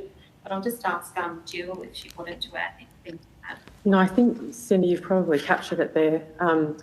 I would say that from our experience generally, where the time becomes a contributing factor, it's ordinarily because of the judicial process rather than delays between ACLI and or the department. Okay. Just in the last answer, Ms Briscoe, you referred to that you had a limited investigative body within the department. Could you just take me through the process of the, well, firstly, how big that body is or that department is, and basically its role, because the evidence I heard earlier that you had detections capability and a chief regulatory officer, but is the investigative department purely reactionary, or does it have a proactive role?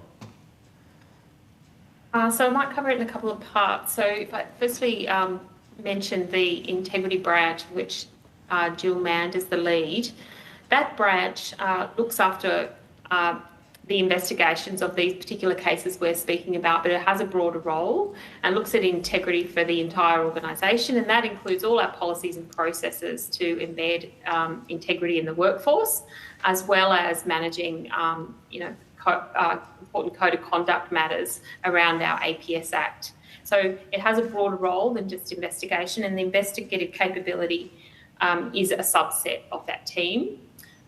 They also do work with our IT section to develop capability around detections and monitoring. And then in the biosecurity operations area, because they also look after compliance with the Biosecurity Act and have an enforcement function, that's part of the role that Mr Hunter referred to. But maybe Mr Hunter or Mr Timpson actually is the lead for that, so he could speak about the capability we have there. Yes, please, if you wouldn't mind. Thanks very much. Peter Timpson, First Assistant Secretary for Compliance and Enforcement Division. So my division ranges across from audit and assurance, biosecurity compliance, which is checking the approved runs, and then the enforcement function. And we have around 280 FTE across the country, and they're very attuned to identifying anomalies, and also because in the approved arrangement space, it's a competitive market, so people are importing and exporting goods. The auditors are talking to these people on the ground all the time, so they quite often will tell us if there's something that they're concerned with. So, and then from that, we then look at it and say, well, okay, if they're concerned with that, what do we do as the next round of checks? So then we will refer that into our compliance section, who can then go through all the systems. And then from that, if they identify something, it will come into our new Ops Coordination Committee and can be referred to the investigations team, which are based around the country. And as an example, there is a matter right now which we referred to ACLI, where they've identified something, and this came from a member of the public and also from our due diligence, where we said that's not right. And then we've identified something which has been referred, and it's an ongoing investigation which links into some also state and Commonwealth investigations as well. So we're working with state police and federal police on that matter. And does that part of that role involve targeted integrity and anti-corruption measures? It can, if that's what we think has come about. Often it can be simply that people are just not doing the right process from a biosecurity perspective, like they're being too fast, and make sure that the goods coming into the country is clean, fresh, and biosecurity free, as opposed to are we identifying a link to nefarious activity. We've also established recently that in the fit and proper person process, which is the group that in my division that checks all the approved arrangements, so the 3,490 approved arrangement operators, which is as we defined was not the people we want in the group, the fit and proper person team now looking at all their history, whether they've been phoenixed out, who their relatives are, etc., are now working with Home Affairs in the trusted trader space. So we're making sure that if Home Affairs says that they're a trusted trader or they're not, we're not giving them the same. So if they go a red flag, we'll go a red flag and say, well, why is Home Affairs not, why are they concerned? Let's have another quick look and get together and have that conversation. So I hope that answers the question. It does. So there is a good line of communications between the departments? Absolutely, and my teams and even myself regularly engaging with our partner agencies on this. So, and we're looking at new ways to do business in that space because we've found some great results in recent months. Thank you for that. I might just go back to Ms Briscoe, and just with the numbers that you were running through earlier, am I correct in saying that you said there was a workforce of around 7,000 or thereabouts? Yes, the departmental workforce, yes. Okay. They're permanent. And in your submission, ACLE's jurisdiction is over 2,000 of those?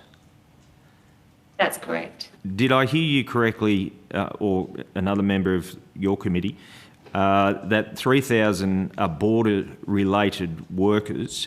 Does ACLE cover those by any extension? Not at the moment. So there's a definition in the Act. Yep. Of staff member?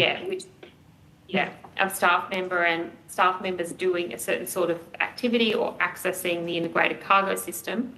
So, for instance, there are people that work at the border to certify exports. They're not currently covered under ACLE jurisdiction. So effectively the remaining 5,000 of the 7,000 are either just service providers or contractors? So the remaining 5,000 cover the other functions that the department delivers services to government on. So a whole range of agricultural industry services, environment, water, so policy staff, regulatory staff, service delivery, program management and program delivery. Okay. And I think the evidence was that because they don't fall under ACLE, the other 5,000, effectively if there's any corrupt activity or the like, it would fall under the AFP, is that correct? Or investigative bodies, or not? That's correct. So we would refer that to law enforcement. Okay. If it was outside ACLE jurisdiction. Oh. Thank you, Chair. I have a question. Your submission highlights that you do not have access to the same powers as other law enforcement agencies to effectively manage the workforce integrity. So I'm just building on previous questions. For example, random alcohol and drug and alcohol testing. To address this, you recommend that the committee consider opportunities to support entity-specific checking to enhance employment suitability process. Can you just give us a little bit more detail around this recommendation and what powers you'd find most useful? And if you sort of landed on a preferred model or models, we'd be interested. And that's in the context of our interest in jurisdictional width and capability to support organisations such as yourself. Certainly. Hi, Yasmin Blackwell. An example I might offer to the committee is some years ago we had been exploring introducing a drug and alcohol policy for the department, and one of the barriers that we encountered when considering that to apply to the totality of the workforce was that the integrity provisions that existed under the Leak Act didn't extend to the whole department, and it was necessary for those provisions to apply for it to be considered a reasonable application for a drug and integrity testing measure to be introduced. So it's one of the ways that we think we could seek to have greater coverage. And similarly with, I guess, employee suitability checking and the like, where it's a little bit more intensive, there's a necessity for us to be able to demonstrate that it's required and not something that we're just desiring. When you make an assessment that, let's say, a particular position requires a degree of vetting, in making that assessment, I imagine there's a risk element, looking at the position and to whom they come in contact with. But do you benchmark that at all? Benchmarking may not be the right word, but do you look at other departments or ask other departments and say, well, you know, this is the sort of risk they're looking at and they vet in this way?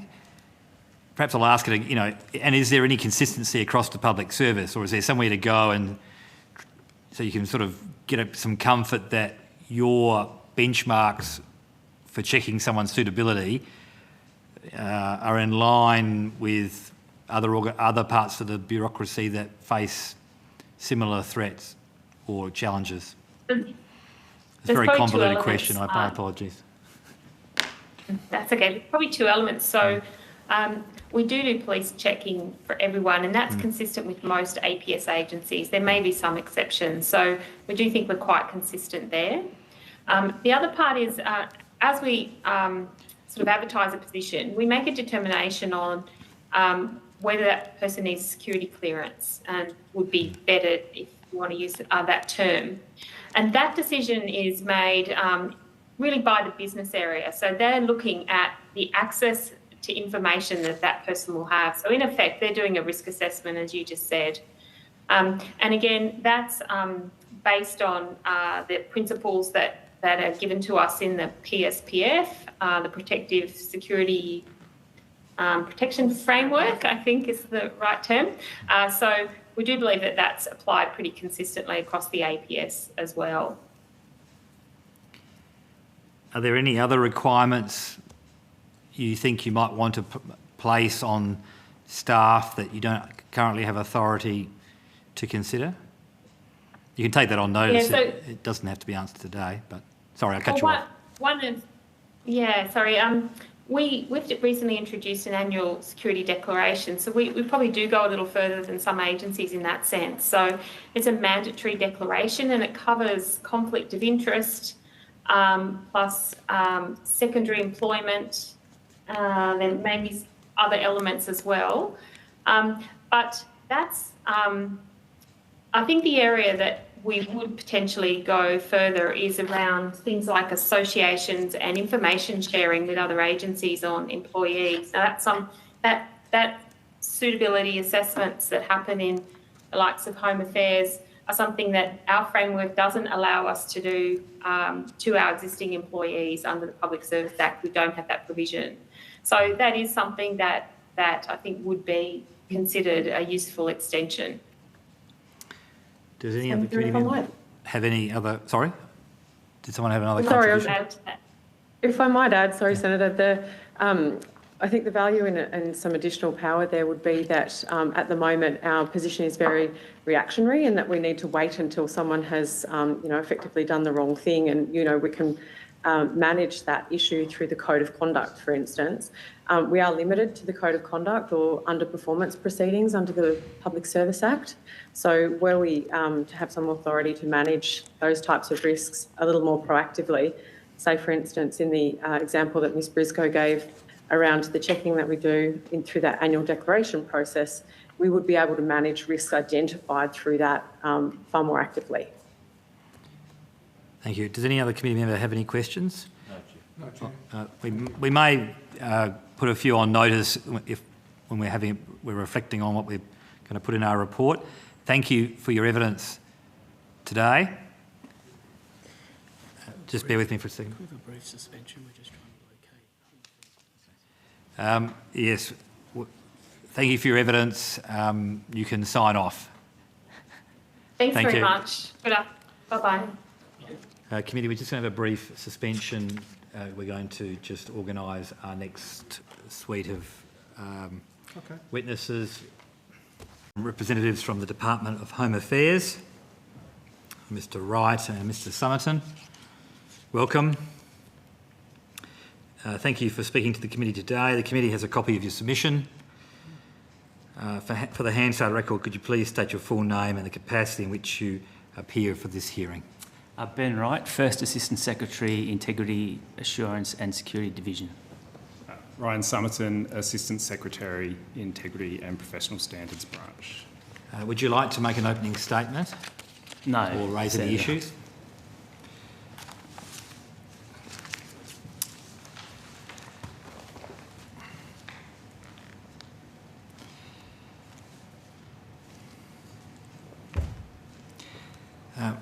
Just going through your submission, I note that some contractors and external service providers are considered a certain class of employees that may not be classified as staff members under the Act of which we're interested in. And part of, importantly in this inquiry, is to reflect upon the jurisdiction of ACLI. Yeah. So I thought we might just start with your views on jurisdiction and the practical implications for yourselves, and whether you've formed a view on whether the jurisdiction could be revisited. Yep. Okay, so I'll start by sort of giving an outline of the department's, I suppose, integrity framework and what we've got in place to sort of address the risks associated with corruption. So this framework is applicable to all what we refer to as Immigration Border Protection workers under the ABF Act, and it covers staff, APS staff, which is both departmental and ABF, but also it covers contractors, consultants, essentially anyone else who has access to non-public information. So under this framework, in addition to having the AGSFA clearances, so the national security clearances, we also do what we call an employee suitability clearance, which looks at the risks associated with predominantly our business. So corruption risks at the border, with our visa systems, things like that. So this is a mandatory requirement that's a compulsory requirement for employment. So if someone doesn't hold this clearance, then they technically can't be employed. And what it also encompasses is other ongoing things such as drug and alcohol testing, which we do randomly, mandatory reporting requirements that go beyond what sort of the AGSFA requirements require, things like that. So that sort of encompasses everyone. Now, if you look at what ACLI then covers, ACLI, by definition under the LEA Act, actually sort of narrows it down to pretty much the Commissioner, Secretary, APS staff, which ABF is included in that because they're technically ABS staff as well.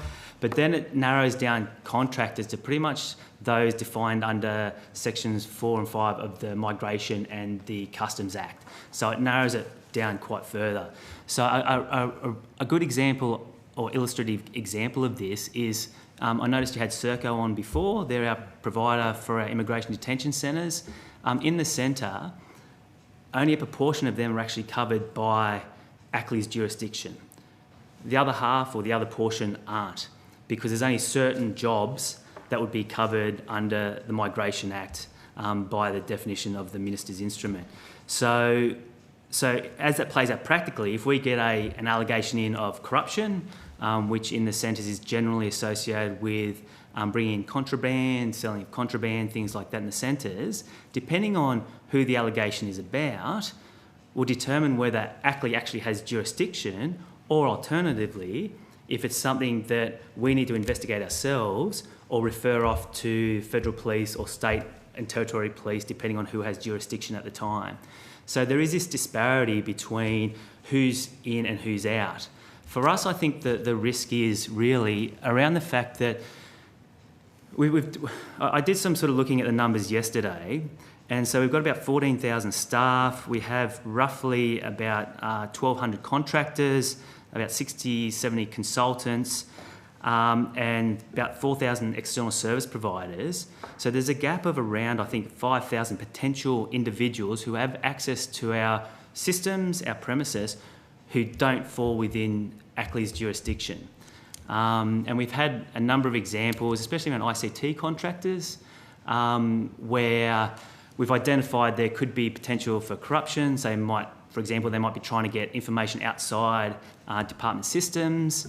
And then it's a matter of, well, how do we treat that?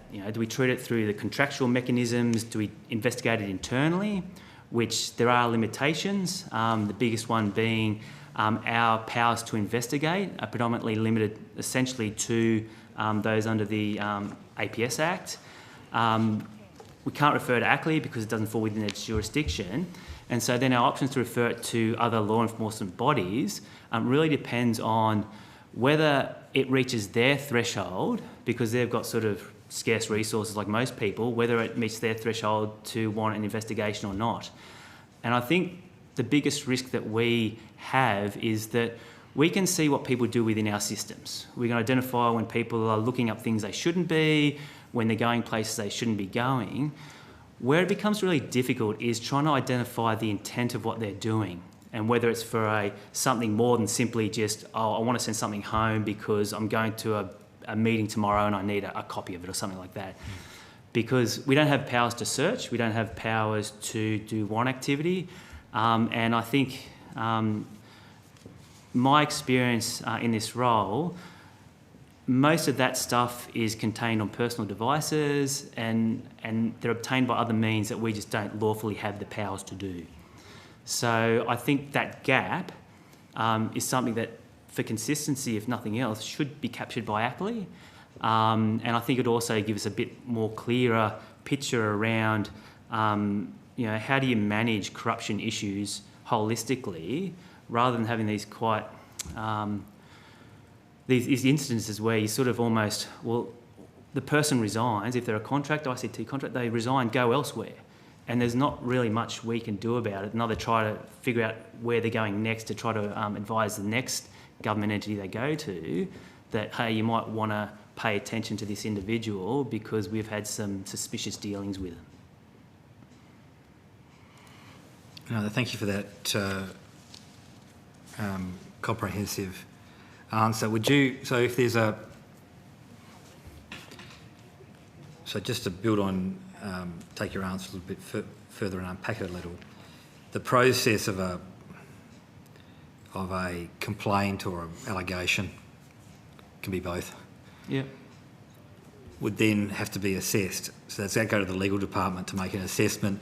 One, who the employee is, what jurisdiction they're under, what powers you have, and then you go from there. Because there has been some evidence that slows down the process and makes it somewhat cumbersome or creates a sense of doubt. Senator, so we've got a dedicated team. So within my division, it's called the Integrity Division, which Mr. Somerton heads up. And we've got a section in there which we call the referral section. So any allegation that comes in, whether it's internally through the department, whether it's through things like Border Watch, whether it comes through externally, they'll do a quick assessment of the matter. And depending on the outcome of that quick assessment, then if there's any sort of suspicion of corruption, then we will automatically refer it through to ACLE as per their legislative requirements. In terms of holding up the process, look, we try to aim for a 1 to 2 day turnaround on most.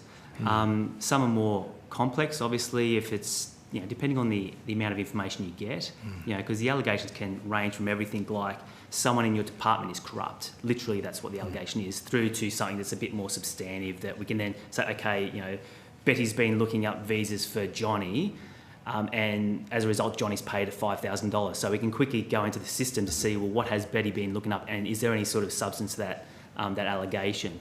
So we try to push them through as quickly as possible, and then we, if it is a corrupt matter and they fall within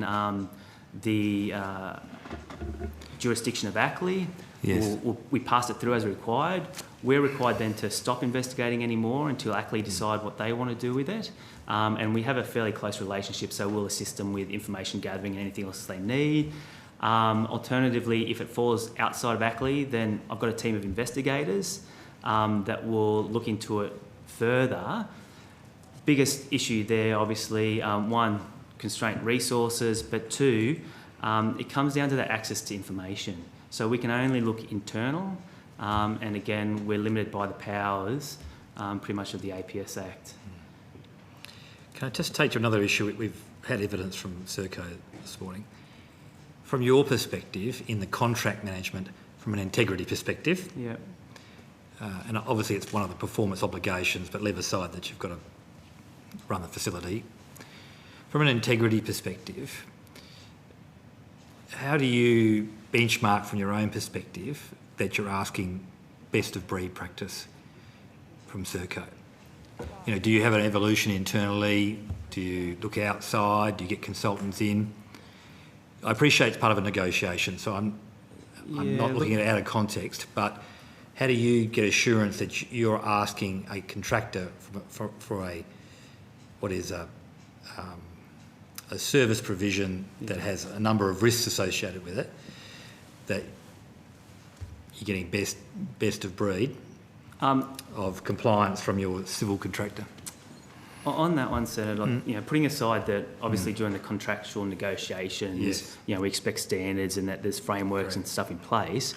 Until recently, and COVID sort of has played a little bit to this, but as that sort of rolls through, we'll definitely start up again. We used to have monthly meetings with the Serco integrity team, and part of that, and we've had tripartite discussions with Serco and ACLI as well, to ensure that all parties are very clear on what their integrity framework is, how functional it is, when they do investigations, that they keep us appraised of what's occurring during those investigations. We try to keep a really close relationship, so it's more than simply just a contractual thing that has to be there. Well, they've got to implement it. They've got to be able to demonstrate to us that the actual framework they've got in place is being enacted in earnest in the contractual arrangements. The other thing that we do mandate, I'm pretty sure it's mandated under contract anyway, is that if there's a staff member that we have doubts on anyway, we'll ask for them to be removed from the contract. There's obviously industrial issues around some of this stuff, but that's predominantly how we manage it. Yeah, I might just add to that, in terms of if a matter falls within ACLI's jurisdiction, when we notify ACLI, they make a decision about how the matter should be managed through to closure, and there is an option to say that ACLI would have oversight of closure of the matter, and in doing that, the department would prepare a critical decision record that sets out what we looked at in the investigation, what we found, and that would be reported to the Integrity Commissioner. And I guess that's an opportunity to look at or to reflect on the processes that were applied in investigating the matter and look at opportunities for improvement. That's in the context of contract management within the existing frameworks, which it's very useful. My question was also going to, in that sort of tripartite arrangement, who brings in the new thinking? Let's just say, in the United States, there's a new compliance system. This is an evolving space. Who is there? Formally or informally, where do you look to question whether you're doing world-class standard or best in Australia, or maybe there's another department hasn't got? I appreciate there's not identical processes. No, we definitely do that, Senator. So we do have close relationships with other, I suppose, large operational departments to see what they are doing. So, for example, we've done a lot of work around unauthorised access to sort of data, and so we had a number of sort of long discussions with ATO and Services Australia around, well, what do they do in that space, since they're sort of on the cutting edge of it, literally. So we do take what we can from government agencies, from some of the central agencies that have like the Fraud Prevention Centre, areas like that. We also, fortunately, having AFP in the portfolio and ACIC and others, we leverage off them where we can to ensure that what we are trying to do, I suppose it needs to address the risk that we have, yes, but in a way that's within the sort of the resources that we're provided. I think you've heard testimony earlier about some of the resources available to some of the individuals we're trying to counter, and so we've got to do it as smart as we can. So we do a risk-based, but we do definitely take learnings where we can. So we don't just sit there insular and say, oh, look, we've got the best of breed. But that definitely does happen as a matter of course. Thank you. Mr. Zapier? Thank you. Can I just start with this? I understand what your titles are within the department. Could you describe for me in perhaps a simple way what you actually do? What is your role within the department? So the easiest way to describe my role is I'm the Chief Security Officer. Yep. So I look after physical and personnel security matters. Yep. And I also have an assurance function as well, which looks after all the internal, external audit reports, our engagement with external scrutineers and stuff like that. So in a nutshell, that's what I do. And to apply for that role, did you have to have any particular qualifications yourself in relating to security matters? No, I didn't. But since taking up the role, I have completed a Certificate 4 in Investigations, which was done through CIT here, which aligns with the minimum standard required that's set out in the Australian Government Investigative Standards. All our investigators are required to have Cert 4s, or at least be working towards a Cert 4 investigations. And we do have, in terms of the teams, across, I suppose, my code investigation team, we definitely have ex-police people in those teams, and in the security team, which is a separate team which looks at more physical security incidents, we do and have had ex-law enforcement staff in there who are, been doing investigations for years. So, look, as a division head, I did that so that I could better understand how it all works, but still, I can't really compete with someone who's got 30 years in law experience, and I do rely on their experience a lot in terms of investigations. So our investigators do both sort of administrative investigations, so that's under the APS code, but they also do criminal investigations as well. And they're sort of leveraged when we've actually got evidence internally that a breach of the criminal code has actually occurred, and then we'll write the brief to the Department of Public Prosecutions as well for a prosecution or potential prosecution. Okay. I want to give you a scenario. A matter arises where you have concerns that there may be some breach. You advise ACLEI about it. ACLEI, because of their resource constraints, have a look at it and say, this is not a priority issue for us. What happens to the matter when they have said that they won't pursue it? So if they won't pursue it, generally it'll come back to us to pursue, and then we will look at it to determine if there's any avenues we can progress internally, and then a decision is made to whether we investigate further or whether we get to a point where, based on the evidence and the allegation, you sort of get to, I suppose, the dead end, so to speak. Yep. So the example I said before about, someone in your department in Sydney Airport is corrupt, we do a reasonable amount of inquiries into, look, can we try to figure out who this person is? We'll try to put together past allegations to see, is there anything there we can pull from them? But if it gets to a point where we say, look, there's just, we've exhausted all avenues of inquiry, we'll close it for information, and unless something else comes up, then we'll reopen it again and pursue it further. And based on your experience with ACLEI thus far, are there any changes with respect to the relationship you have with ACLEI or ACLEI's own authority and jurisdiction that you believe could be changed to improve the work of both agencies? Over over the last 12 months, I think it's fair to say on both sides, we've invested a lot of time and effort into building relationships, like a close working relationship with ACLI, because ultimately it serves us both better.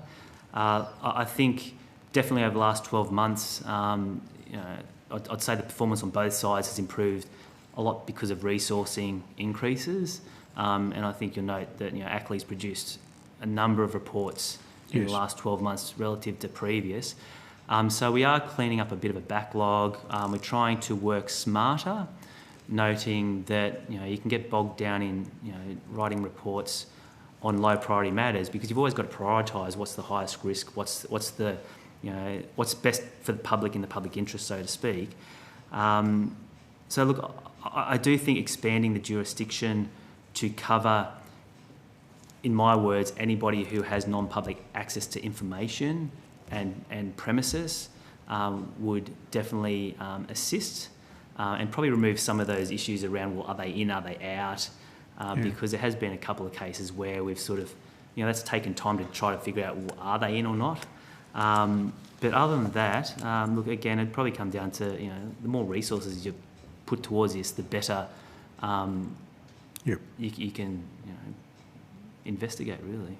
And lastly, with respect to those contractors who do work that falls outside of the jurisdiction of ACLI, would you have any objection if ACLI's jurisdiction actually was extended so that if, for example, Home Affairs comes under ACLI, by default, any subcontractor that works for Home Affairs should be included in that jurisdiction? In principle, I'd have no issue with that at all. I think it would go a long way to I suppose, address an issue around that gap I referred to before, where it doesn't meet the threshold of federal police or state police, but it's sort of beyond what we can do internally. And we have, our container examination facilities, so we outsource the unpacking of containers. Those individuals fall outside ACLI's remit, and they're, I'd say in terms of corruption risk, it's definitely a high risk area. But unless it sort of piques the interest of state or federal police in relation to maybe a major operation that's happening, it sort of gets put into, unfortunately, look, we just don't have the resource to sort of try to look at every single individual that works in what we would refer to as that sort of that supply chain area or our higher corruption risk areas. Thank you for that. Thank you, Chair. Mr. Conahan. Thanks, Chair. Thanks, gentlemen. You might want to just help me understand a bit more exactly the types of matters that you investigate. I mean, the serious corruption matters go to ACLI. Breaches of the criminal code go to the federal police. Breaches of the state code go to state police. So you would identify those and refer them off? Yes, however, as I said before, we can actually undertake criminal investigations internally. So we'll do it under the Commonwealth Criminal Code and we'll refer it through the CDPP directly. We don't do that too often on the basis of trying to get sort of information to support the investigation because we don't have the powers. But as a matter of course, if there's, I'll go back. If it's anything to do with corruption at all, our first point of call will be ACLI. If it falls outside of ACLI's jurisdiction, then it will be, should we refer this through to the state or territory police or the federal police? So what determines that? Is there a ranking structure, how serious it is? Who determines whether it gets referred or not? So the Law Enforcement Integrity Act outlines what is to be referred through to ACLI. So that it refers to either significant corruption, which is systemic, or significant in the sense that it could result in a jail time, roughly. So that's what ACLI states as what should be referred, or what must be referred through to them. But it also then states who then falls under their jurisdiction. So it does state Commissioner, ABF, So ABF Commissioner, Secretary, APS, and then those who fall within the Customs and the Migration Act definition. Everyone else out. So if we get a corruption matter and it's one of the others, then internally we have to make that decision on what we do with it. If it is considered a significant corruption event, so if we would have referred it to ACLI, then we will look at referring it through to state or federal police. So a good example is in relation to some of the matters relating to our immigration detention centres. We will refer them through to state police to say, look, we've had this allegation of X, Y, and Z, and then they will do their review of whether they will accept it as a ongoing investigation or whether they'll say, look, it just doesn't meet our threshold at this point in time. So can you give me a real life example, potentially question for Mr. Summerton, of a matter that has been identified, been investigated, a brief prepared and sent off to the CDPP or the state DPP? Yep. So there are a couple before the courts now. Some relate to matters that were referred to ACLI but referred back to the department for investigation. We prepared a criminal brief of evidence and provided that to the CDPP. There's one example of an officer who facilitated the importation of illicit tobacco through an airport. And I think these reflect, historic decisions at ACLI to refer them back to the department. They might not necessarily make the same decision now. So on that basis, in the past, we undertook to prepare the criminal brief of evidence. There's some others around credit card fraud, but they're the sort of few that come to mind. So in terms of where they're still going through a court proceeding, so credit card fraud, abuse of office. The other main ones are around visa and information sharing from visas, so unauthorised access, people looking up at visa details to give people preferential treatment or to change the outcome of a decision based on either a bribe or other. So they're probably the two main areas that we see most. We heard earlier from the Australian Federal Police Association that some of the investigations conducted by ACLI took a number of years. Now, leaving aside the judicial process, because we all know that takes 12, 18 months, 2 years at times, when you refer to ACLI, are they timely in their assessment and reporting back to you as to whether or not they will take it on or whether or not you are to conduct the investigation yourself? Now, yes. It's definitely improved. Now implies that they weren't?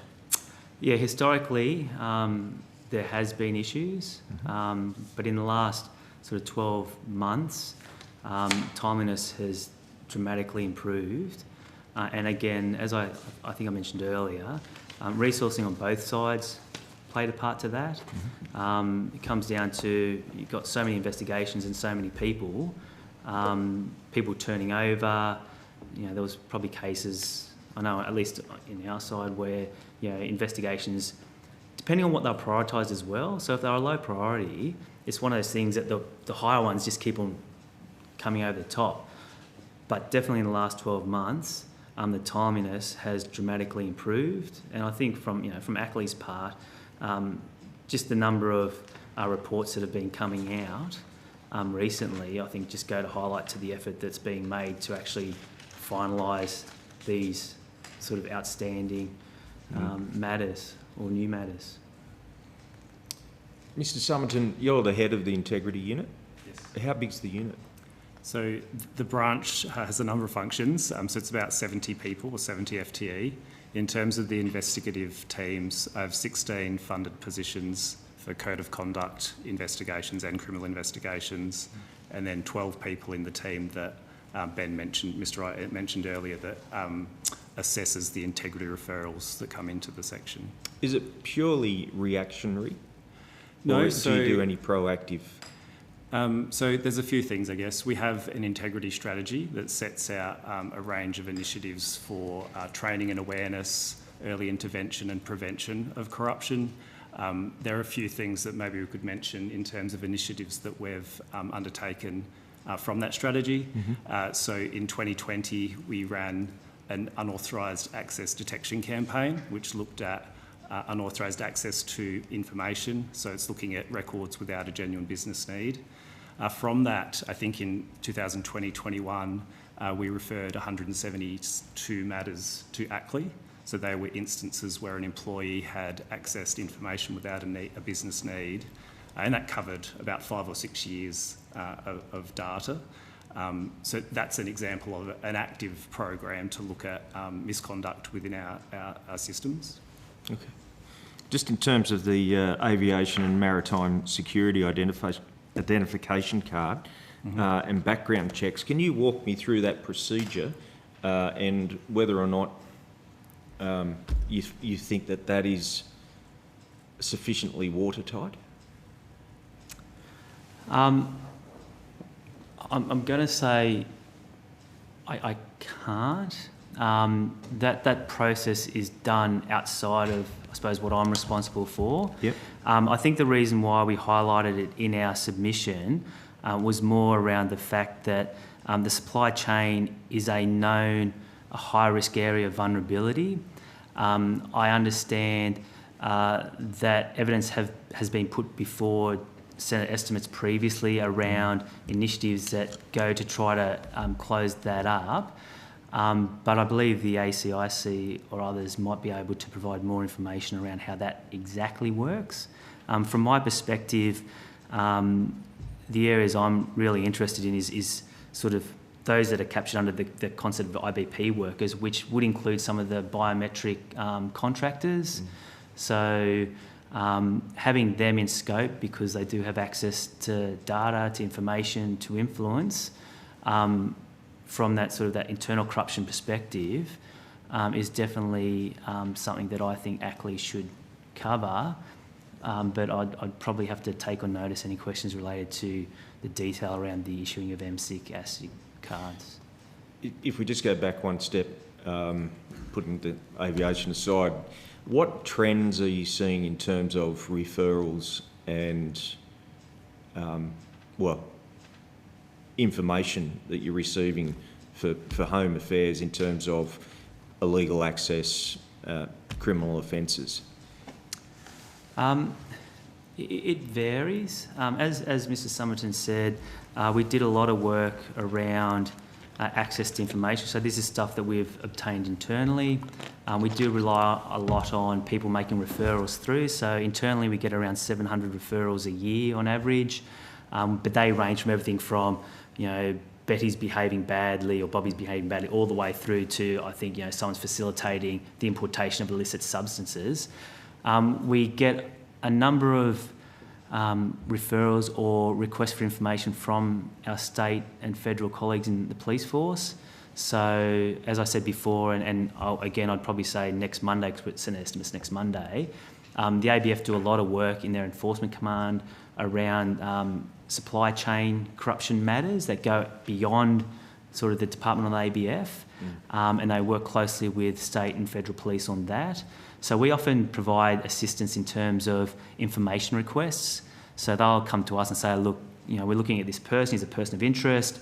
Can you pull his records of what he looked up on these days in terms of these containers? We've got containers numbers, who looked at them? So we help in that way. But is there an upward trend in referrals? In other words, are they increasing? Are they steady?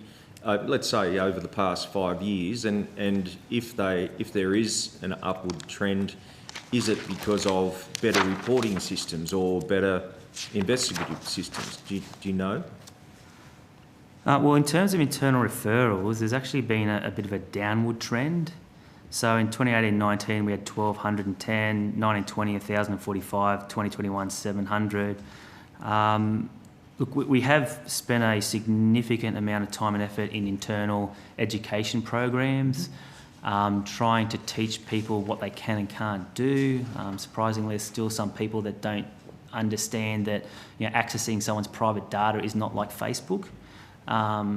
So there is that time and effort gone into educating people, but externally, again, I'd probably have to refer to my enforcement command colleagues in terms of the external operations, whether they're so off the back of things like Ironside, how that's going, because again, that's not within the purview I have, because while it does touch on that insider threat, which we are very aware of, and that's where I think some of this will assist, because ultimately, you know, if you've got somebody inside a CEF or has access to which containers are going to be checked, you know, it'd be worth literally gold to you.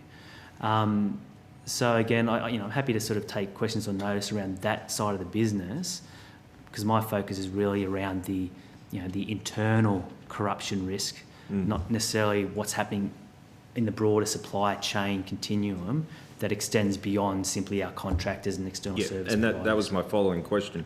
Those numbers that you read out, are they simply Home Affairs staff under the under the definition, or do they include contractors? And so they include contractors. So in terms of roughly, there's about 14,000 staff, and there's roughly 5,000 contractors, consultants, and external contract providers.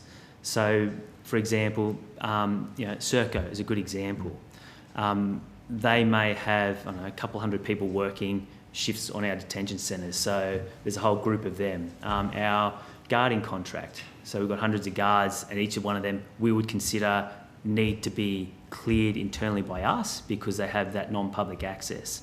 If you're using consultants like PwC or one of the big accounting firms, they'll have a number of people that might be working on different things. We clear them if they want to have access to our stuff.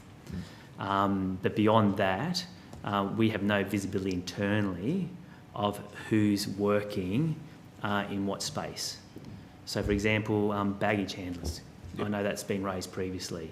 So internally, I don't have visibility of who all our baggage handlers are. So, and they don't fall within our integrity framework requirements of that ongoing reporting, the dam testing and other things like that.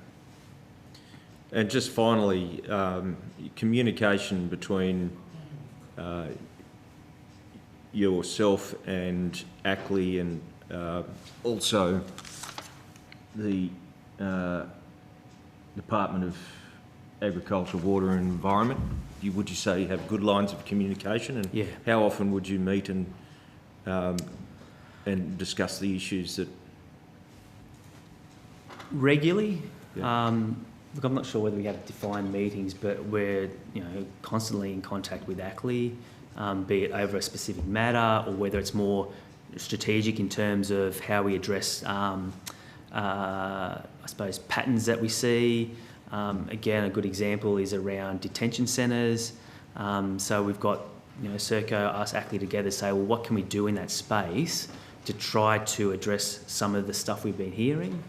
And agriculture the same, because, obviously we co-locate with them at airports and stuff. And we want to make sure that what we're doing and what they're doing is aligned to address any sort of risk of, collusion, or ensure that the standards are understood and the same across. Ryan, anything? Yeah, but in terms of specific meetings, so we review our total caseload with ACLI, I can't remember the frequency, 2 or 3 times a year, and a formal process, and I speak with my counterpart at Agriculture on a monthly basis. Okay. Thank you, gents. Thank you, Chair. Mr Zapier, a couple of questions. Yeah. Does the department have any staff that are based overseas, and if so, how many? Or roughly how many? Yeah. So I suppose there's 2 elements there that I probably should address. So one, we've got staff who are directly posted overseas. So this is our migration officers, head of post, things like that. Yep. So they fall under our jurisdiction in terms of their employees. Yep. The other group of staff are the locally engaged employees. So their predominant role is to process visas offshore for us. Yep. They're actually employed via contract through the Department of Foreign Affairs, so they're technically not our employees, but they do fall under ACLI's jurisdiction through the determination in the Migration Act. So they are captured under that element. So it does mean that if we have a matter overseas regarding our locally employed staff, we do have to liaise closely with DFAT, because if there's any suspension or terminations of the employee, DFAT are the ones who actually have to do that. And there's about 750 locally engaged staff. Sure. And, there's In terms of the total number of staff we have overseas, I'd probably have to take that on notice. Look, I don't need the precise number. Okay. Your answer was the very point I was leading to in terms of the separation between DFAT and yourself, and just where does Ackley's jurisdiction stop, and also where do the staff responsibilities stop, and you've explained that. Perhaps then could you just tell me this: if a matter arises overseas whereby you think there may be a reason to investigate, who does those investigations? So Ackley would generally do those, and they've done a number in the past. I'm pretty sure there's a couple of reports that have come out recently. Some of the more recent investigation reports have been published by Ackley in relation to locally engaged staff. Okay, thank you for that. Are there any more questions? Thank you for your evidence. There may be some questions on notice, and we look forward to having those if a member chooses to do so. So Okay, thank thanks. you. Thank you. Thanks, Chair.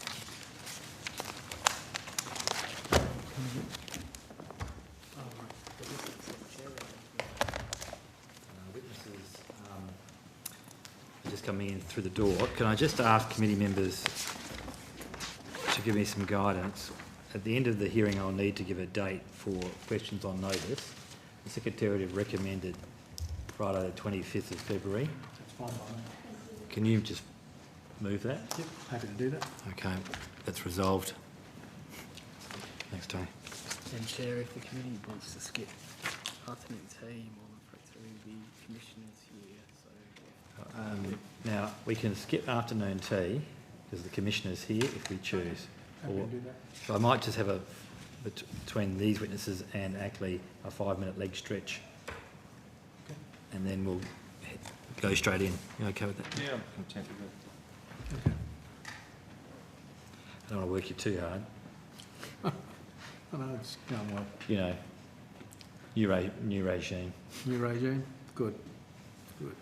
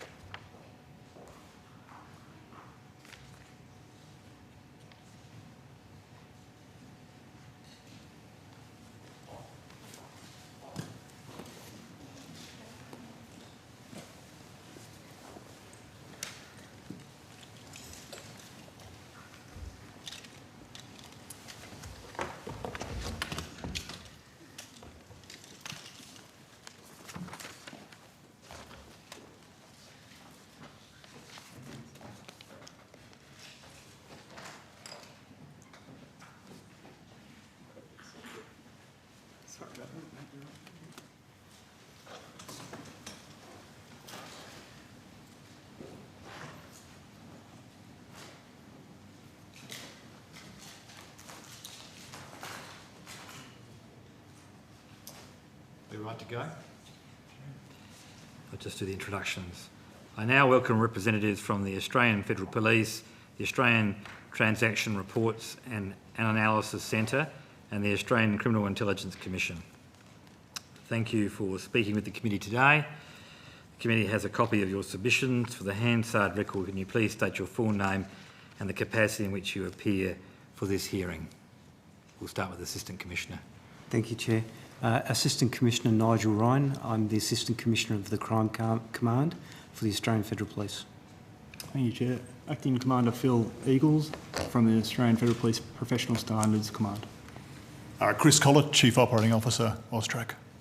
Robert Jackson, Executive Director, Intelligence Operations, ICAC. And Nicole Mayo, Chief Operating Officer and Chief Counsel of the Australian Criminal Intelligence Commission. Thank you for attending. I will probably kick off with the AFP. In the submission, the AFP says engagement states there's a continuing need to clarify and clearly define the AFP's role in preventing and investigating corruption as a criminal offence, separate to and in support of Ackley. And as you know, our interest is in the jurisdiction of Ackley and whether it needs to be expanded or refined. So I'd be just interested if you could unpack that statement out of your submission for us.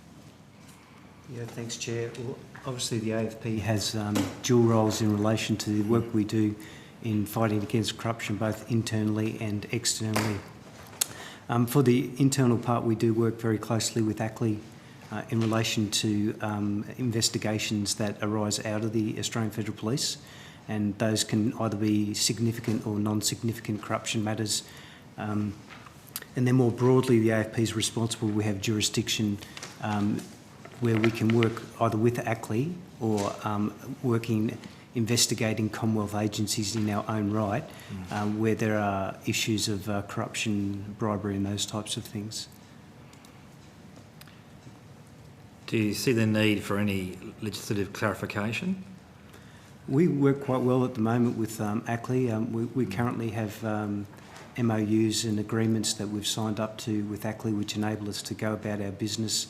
It also enables us to assist ACLI where possible. We currently have 4 members that are seconded to ACLI to assist in investigations, not just with the AFP but more broadly across ACLI's remit. So we're quite comfortable in terms of what we're able to provide and how we work with ACLI in its current format.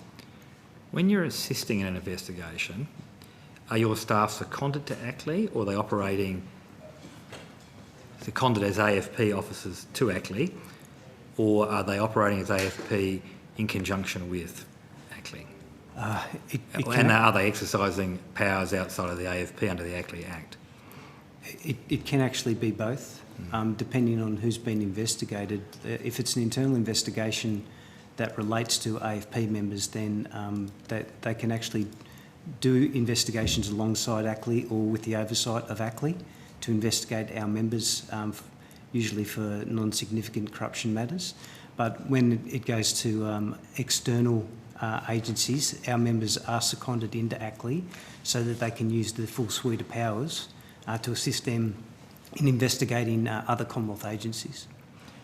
And does that secondment process work smoothly at the moment, or is there anything that you would like from a policy perspective? It's working quite well. The Commissioner and the Integrity Commissioner have recently signed up to a new MOU and a new process and policy document last year, which clearly articulates and outlines what the processes are and what the policies are.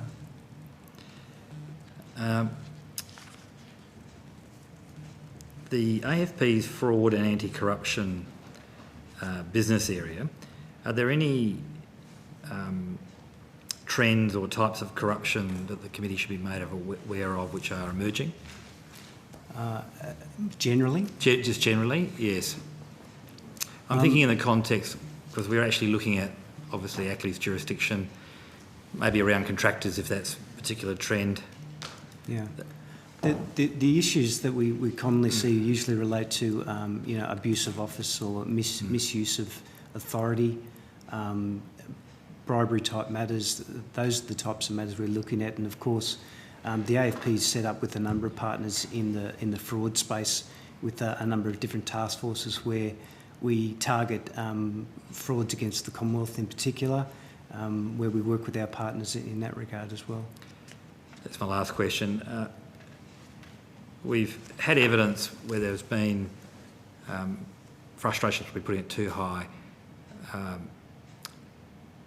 with agencies dealing with subcontractors, and some subcontractors fall outside ACLI's jurisdiction, some may fall in, or there's difficulty in determining which camp they're in. Have you had experience of that, or do you have a view on that?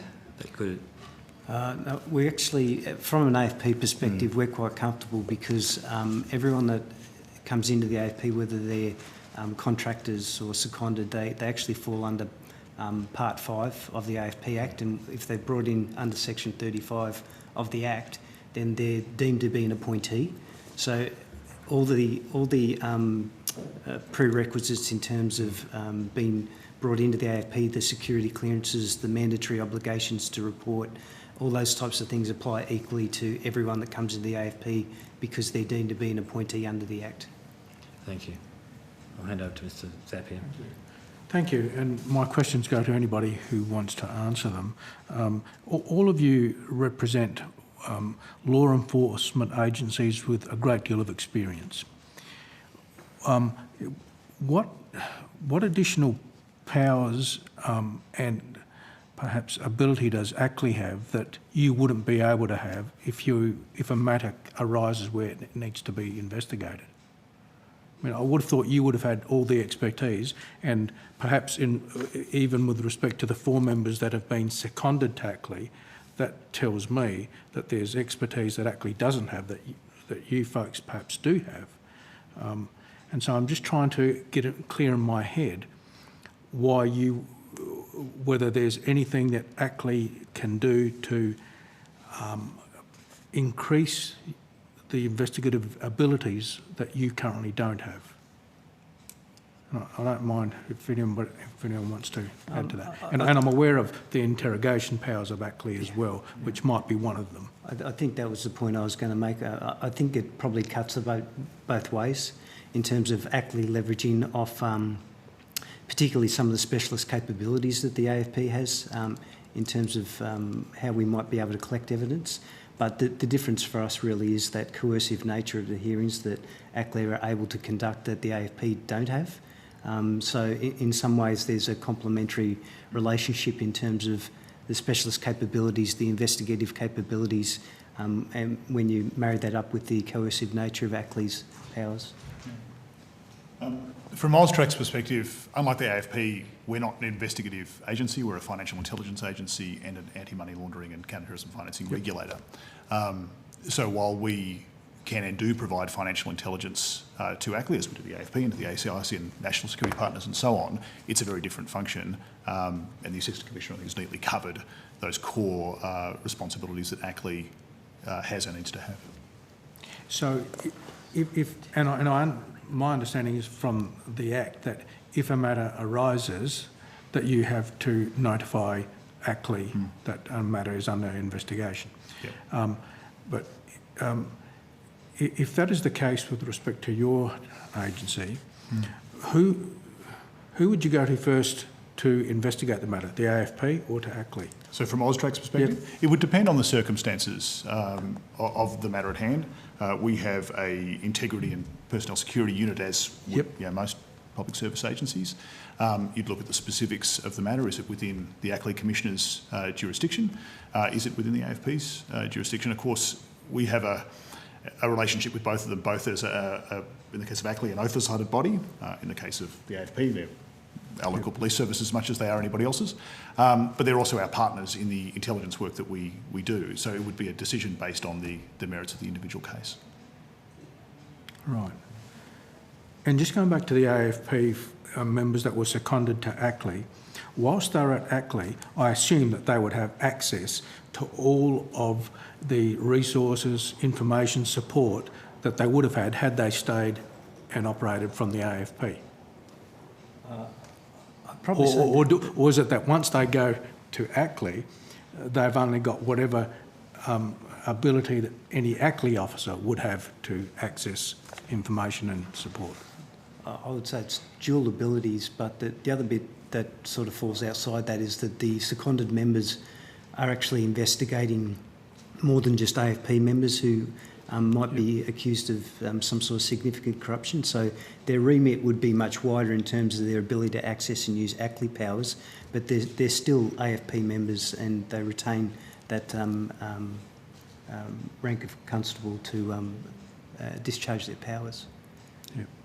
And perhaps my last question for the time being is this. Now, ACLI's been operating since 2006 from memory, or thereabouts.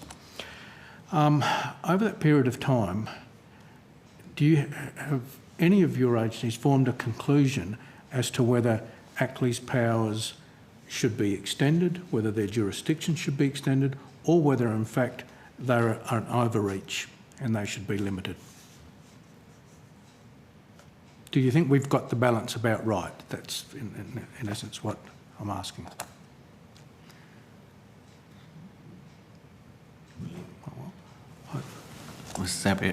Robert Jackson from the ACIC.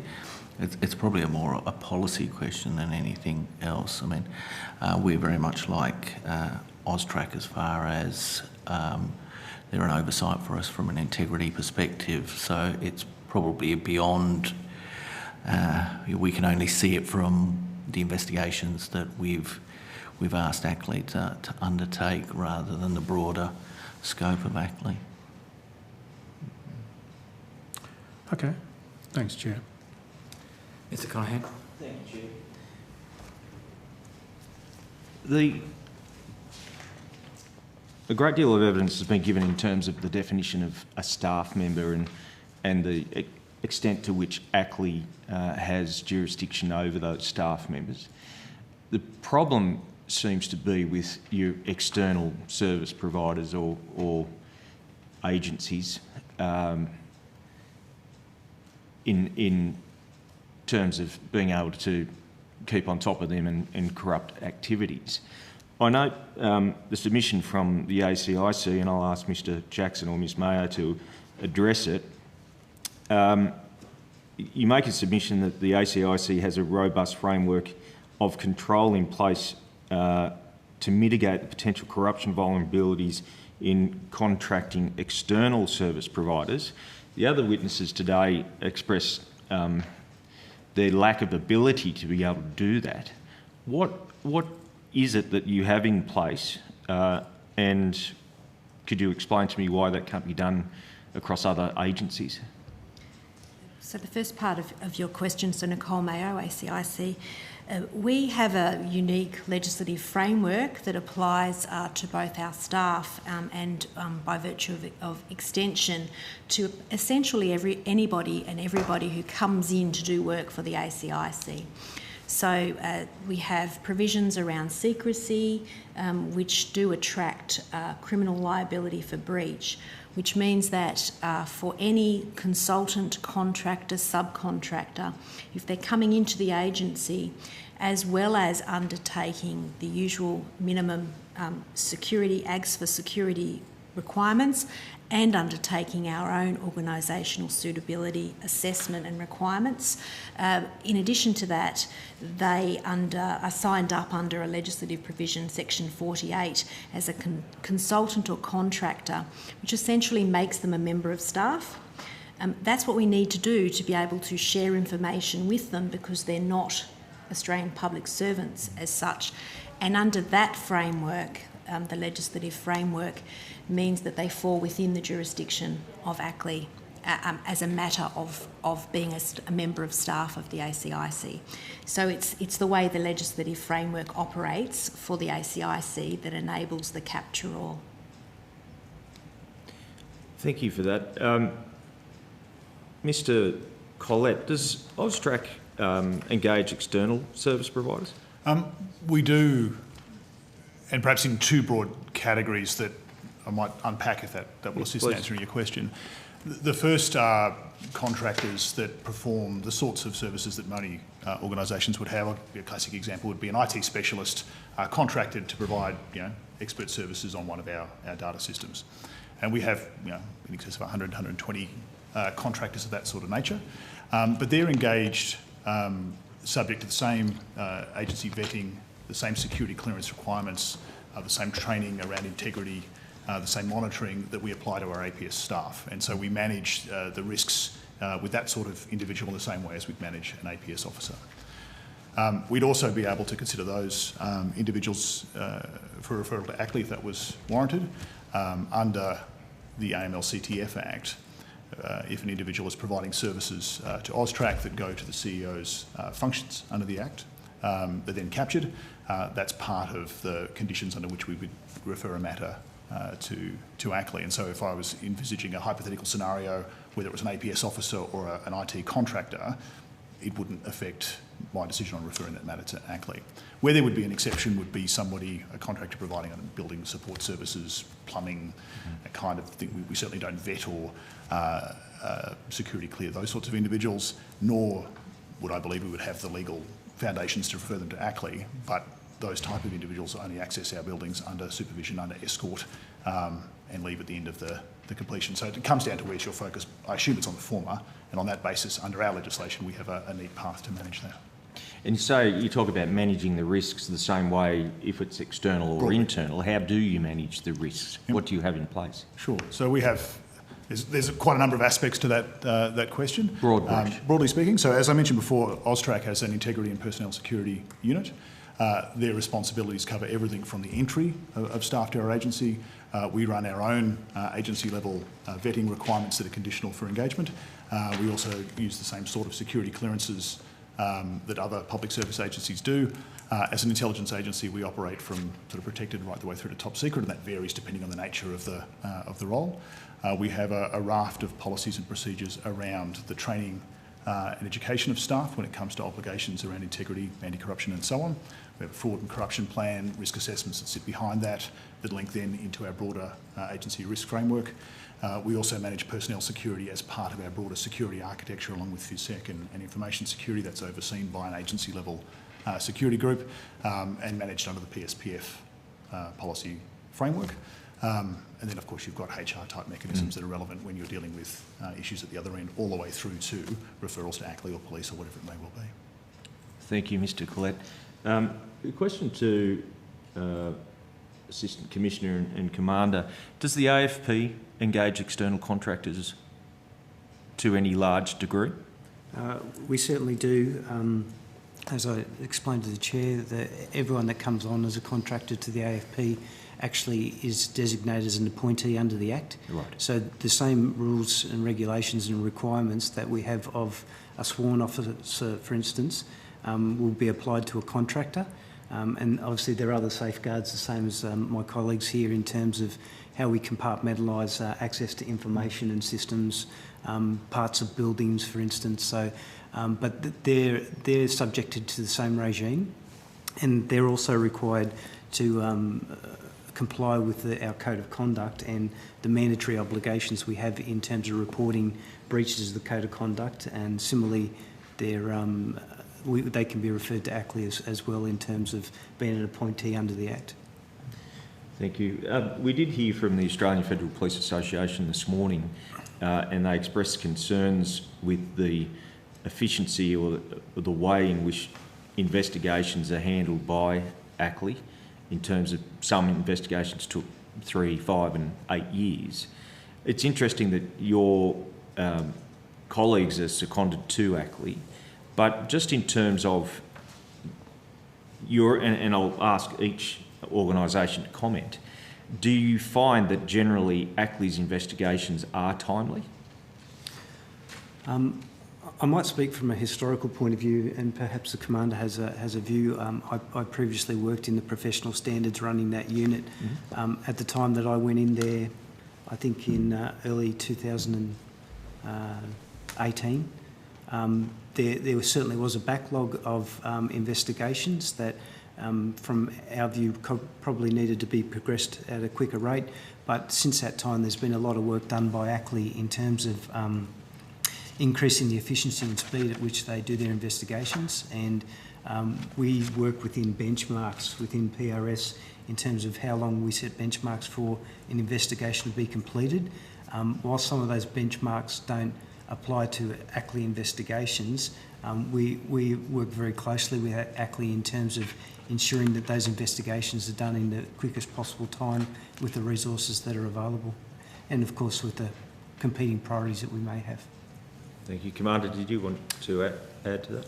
Yeah, I mean, to mitigate the risk of corruption, it can take a considerable length of time for an investigation to be complete. It's not a simple matter of a routine investigation as you'd see in a general policing sense.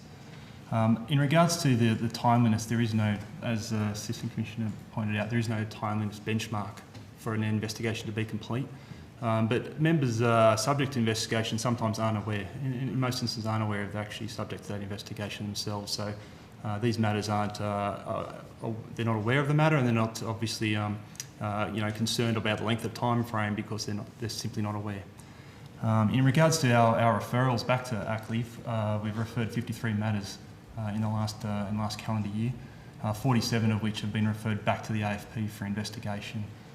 There is a high level of confidence in ACLI in our Professional Standards Command undertaking corruption investigations, both as a criminal investigation and subsequently as an administrative investigation, and as a result, a lot of the corruption matters are actually internally investigated by the AFP. Thanks, Kamada. Mr. Collette. Yeah, thank you. We certainly, from Austrac's perspective, have no concerns around timeframes or engagement with ACLI. I would note we have a rolling, a very regular program of engagement from the working level. The head of my integrity unit meets monthly with his counterpart. I meet with the senior executive at ACLI multiple times throughout the year, and the commissioner meets with the CEO. So there is a very regular flow of information and communication between Austrac and ACLI. Great. From the perspective of the ACIC, we too similarly have regular liaison meetings that run from monthly at the Band 1 level right up to quarterly with the head of agency, with ACLI, and regular contact in the matters. We don't refer a lot of matters, but we do acknowledge that the investigations can be quite complex. And what I can say is that particularly over the last couple of years, the last 18 months perhaps, what we really have seen is something that I believe is reflective of just improved relationship and improved response times, very good turnaround in terms of the contact. And I think that's important in the context of these investigations. Whilst they're complex, from our perspective, the most important thing is that, you know, the referral back or the response back or the engagement back is certainly very timely, and the constant and continual engagement along the way certainly means that the investigations are moving along. We have no concerns either. Things are moving as quickly as they can with improved process and communication flows from what historically we might have seen. Thank you very much. Thank you, Chair. Mr. Sathia, do you have any further questions? One other matter, and I don't know which of your organisations have staff located overseas, but I know some of you have, if not all. Given that those staff are likely to be located in countries where perhaps corruption is a problem, how do you ensure that those officers who are remote and perhaps not in an environment where there might be whistleblowers around or others who are prepared to stand up for doing the right thing, how do you ensure that there's no corruption? From an ACIC perspective, I think I can answer that fairly quickly, that as we have two, about to be a third officer posted overseas, but they're within missions overseas in London and Washington, so very much fall under obviously our jurisdiction and DFAT's jurisdiction as far as how they're managed offshore. But yeah, look, add to that, Austrac has 6 staff posted around the world.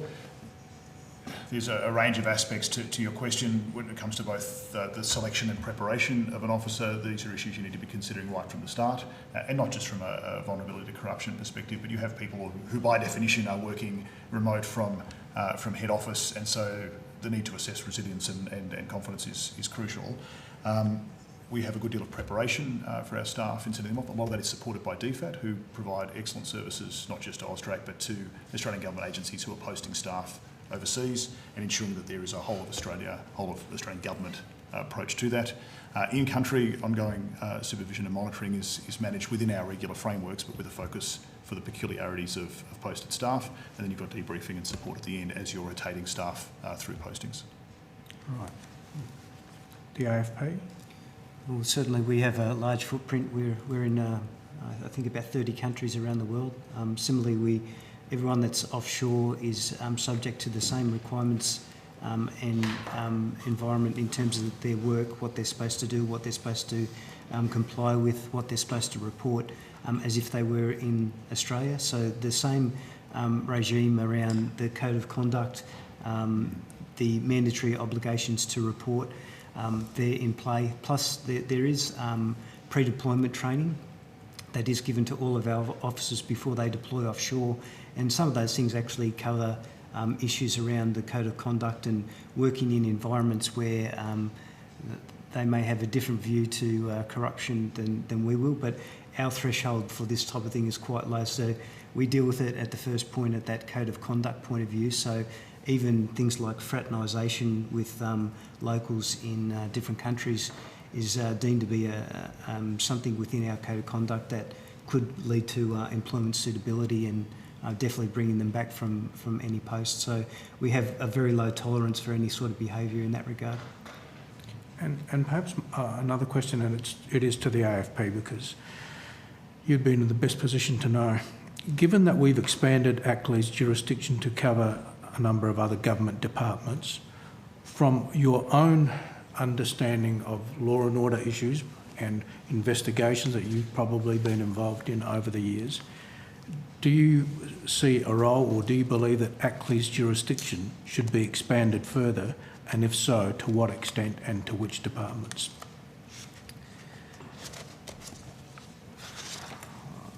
I guess that's sort of maybe a policy matter that sort of sits outside of our remit. Certainly, we work the best we can with ACLE and assist them wherever we can with the remit they do have.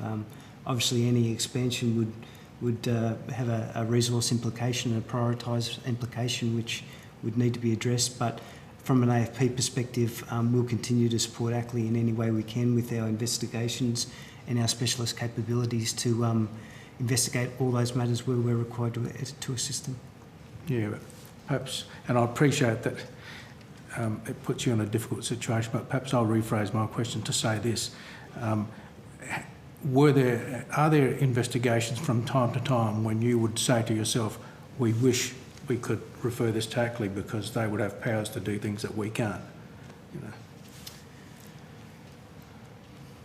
Not that I can actually recall. I mean, Okay. we obviously still hold jurisdiction. The fact that ACLE is in existence doesn't take away from the jurisdiction that the AFP has to investigate matters of fraud and corruption and bribery and those types of things.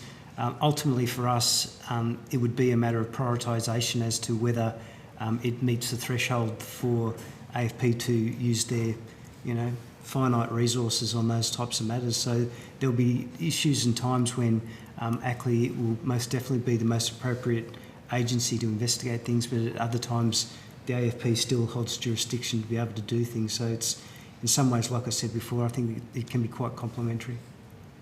Okay. Thank you. Thank you, Chair. Does any other committee member have any questions? We have some members online. All right, we'll call that session to a close. Thank you very much for your evidence. There may be some questions on notice from members, and the Secretariat will be in touch with you in relation to that. So thank you for your evidence and thank you for your attendance today. Thank you, Chair. Just going to suspend for 5 minutes for a leg stretch, and then we'll get on with the last vote. Okay.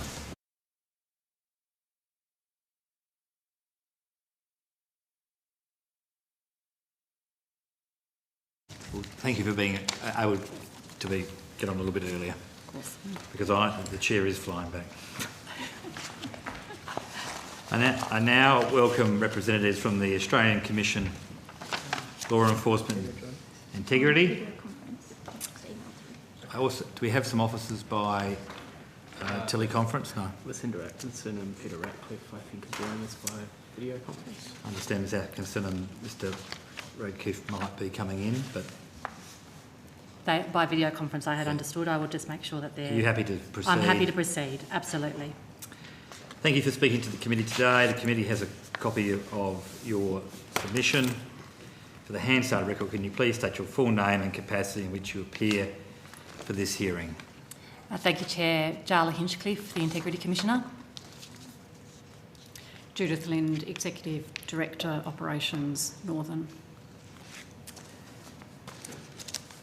Do you have an opening statement at all? Chair, I don't have an opening statement other than to say congratulations as your appointment as Chair, to thank the committee for this inquiry. I think there's some really interesting evidence that's already been given today, and I look forward to hearing what the committee finds in your reporting. And also just to let you know that I have been listening and watching to the evidence that's been given today, so I'm happy to go to questions on any of those issues that have been raised. Well, that was my first question, or to invite you, if you've been listening today, whether you have any immediate comments. Obviously you'll have an opportunity to further reflect in response to some of the matters you've heard, particularly around your jurisdiction and contractors And there's also been some evidence that some of the agencies feel that they have to go through a process of selection, and there may be more efficient ways of handling it. Sure. Chair, if I go first to the issue around jurisdiction, I think that the evidence that you have heard today goes to the issue about how my jurisdiction is set out in the Leak Act, and I suspect that you will hear more of this in a slightly different way at the next hearings. But that reliance on the definition of staff member means that there can be uncertainty in terms of the extent to which ACLE's jurisdiction expands or covers contractors. And you may have situations, and I think this was particularly borne out in the evidence from Home Affairs, where people who are working in similar areas as contractors, some people are covered by the definition and some people are not.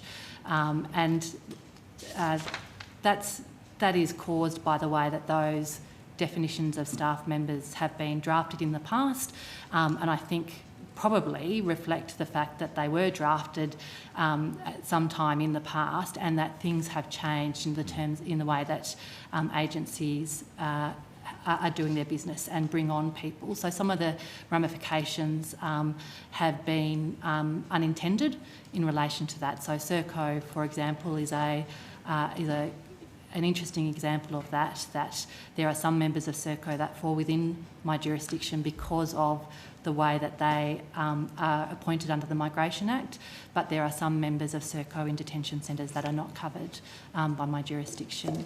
Similarly, at the border, in the container examination facilities, the people there that are ABF employees, or members of other Commonwealth law enforcement agencies like the AFP would fall within my jurisdiction, but contractors who are also involved in the packing or unpacking of those containers would not necessarily be covered by my jurisdiction.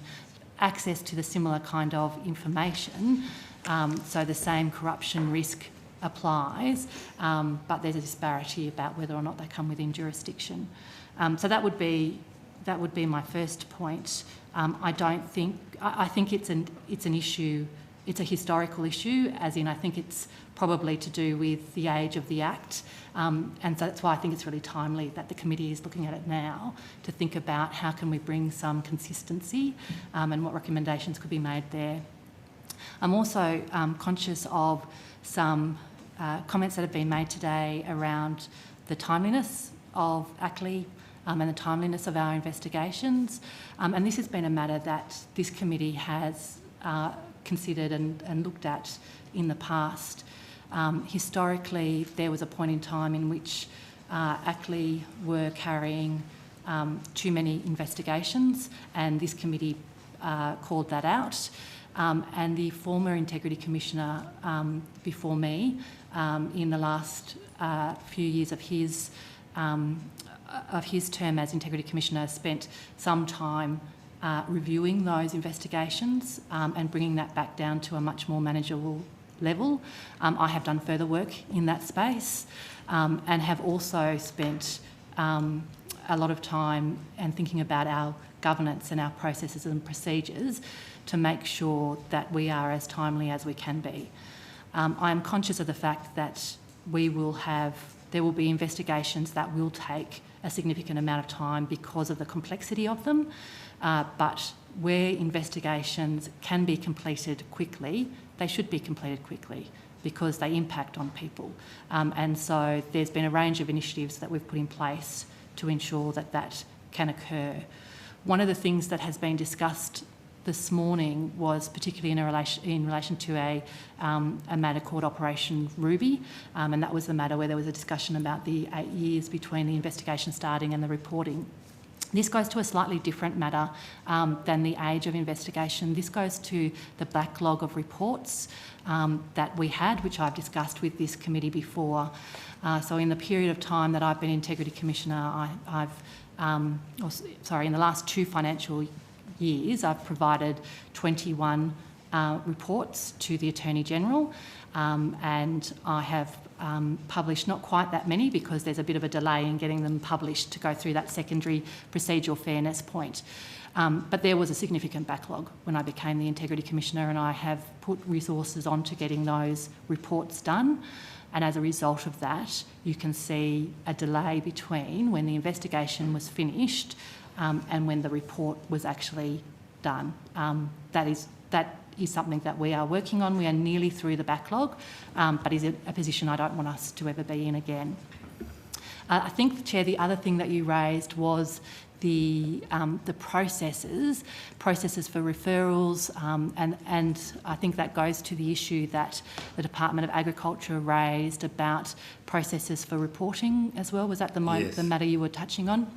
So under the Leak Act, there is a requirement for when I send a matter back to an agency for them to investigate, there is a fantastic feedback loop, and I'm really glad that it's there, about the agency head reporting back to me on what has happened. And the point that I think Department of Agriculture is raising is that in the Leak Act, that is at the agency head level. And so those reports come back to me from agency heads. At the moment, Department of Agriculture have 6 matters that they are investigating themselves.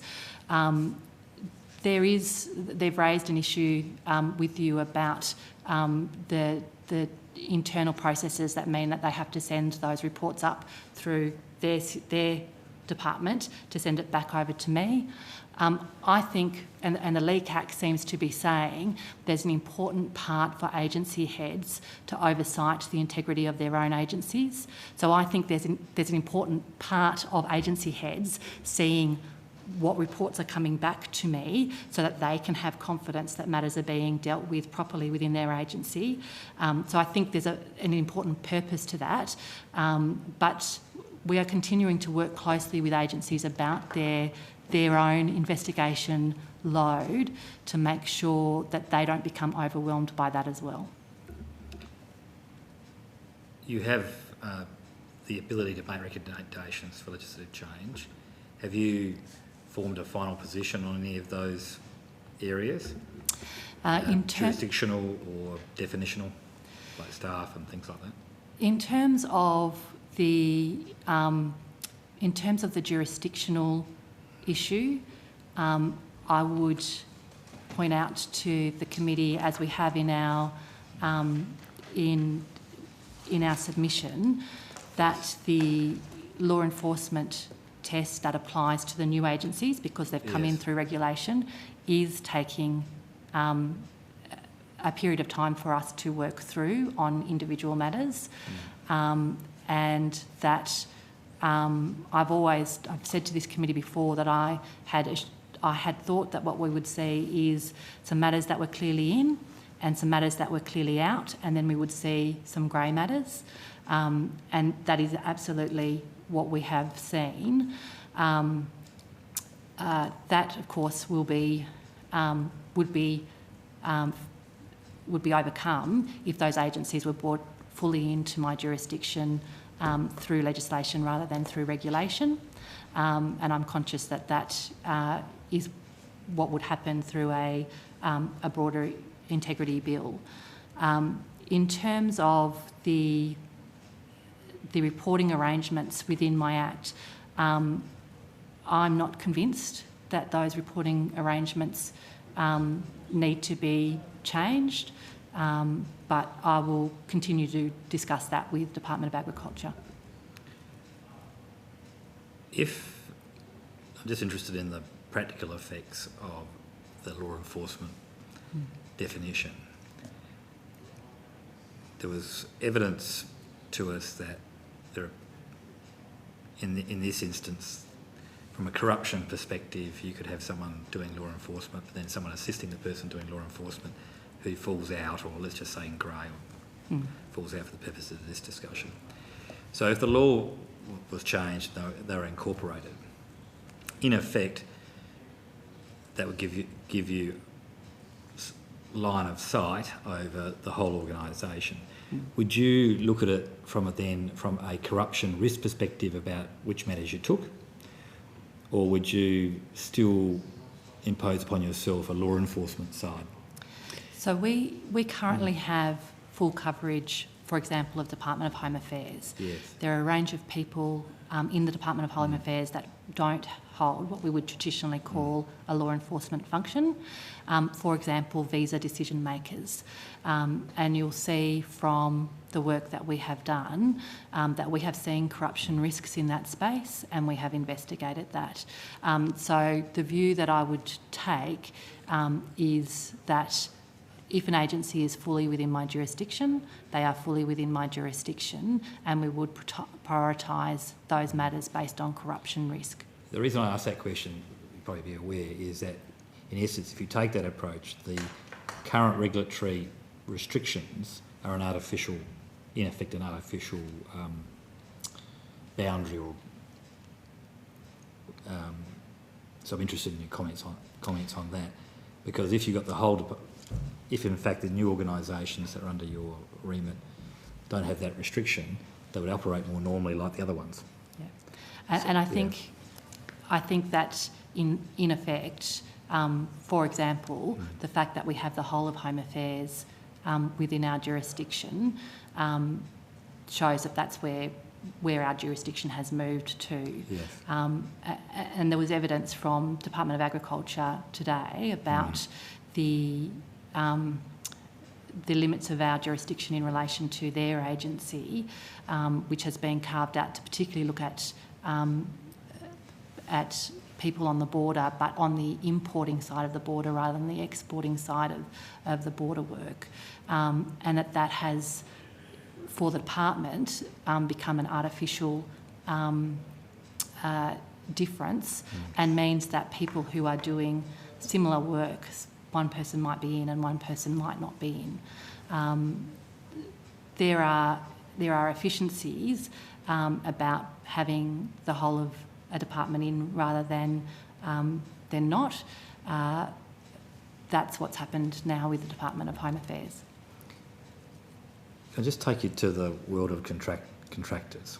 So I'm relatively new to this space, just being appointed to the committee, but it seemed to me from the evidence today you had a range of contracting experiences.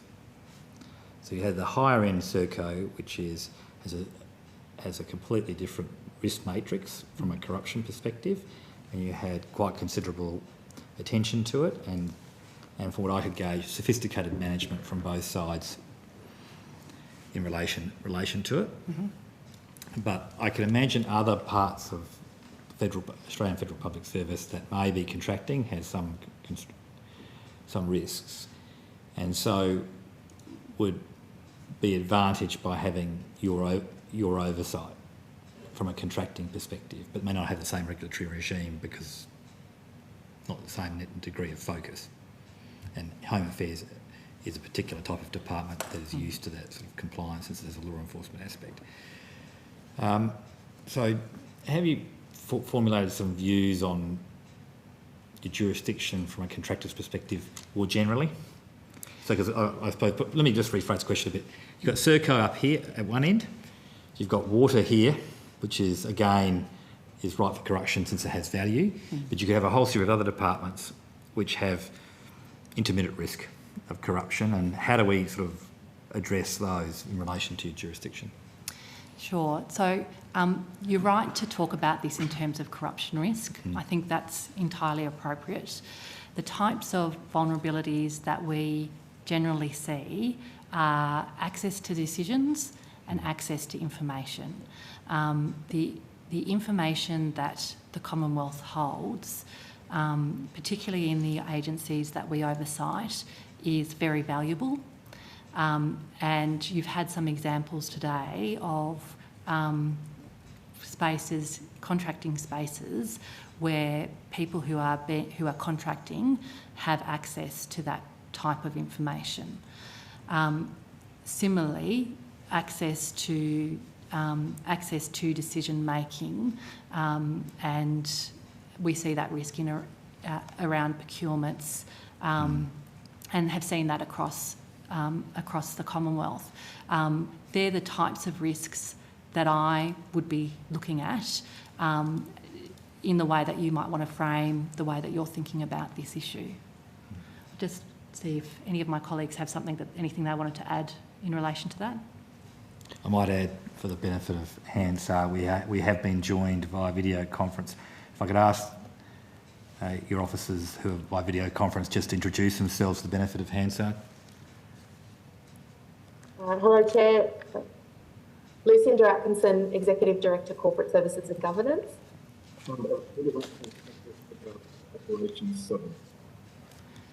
Sorry, they didn't Pete, come quite Pete, through. we couldn't hear you. Could you say that again? Sorry, Peter Ratcliffe, Executive Director, Operations Southern. Apologies, Chair. No, please don't apologise. Mr Zappia, would you like to ask some questions? Okay, thank you. Commissioner, thank you. Sorry, Mr Zappia.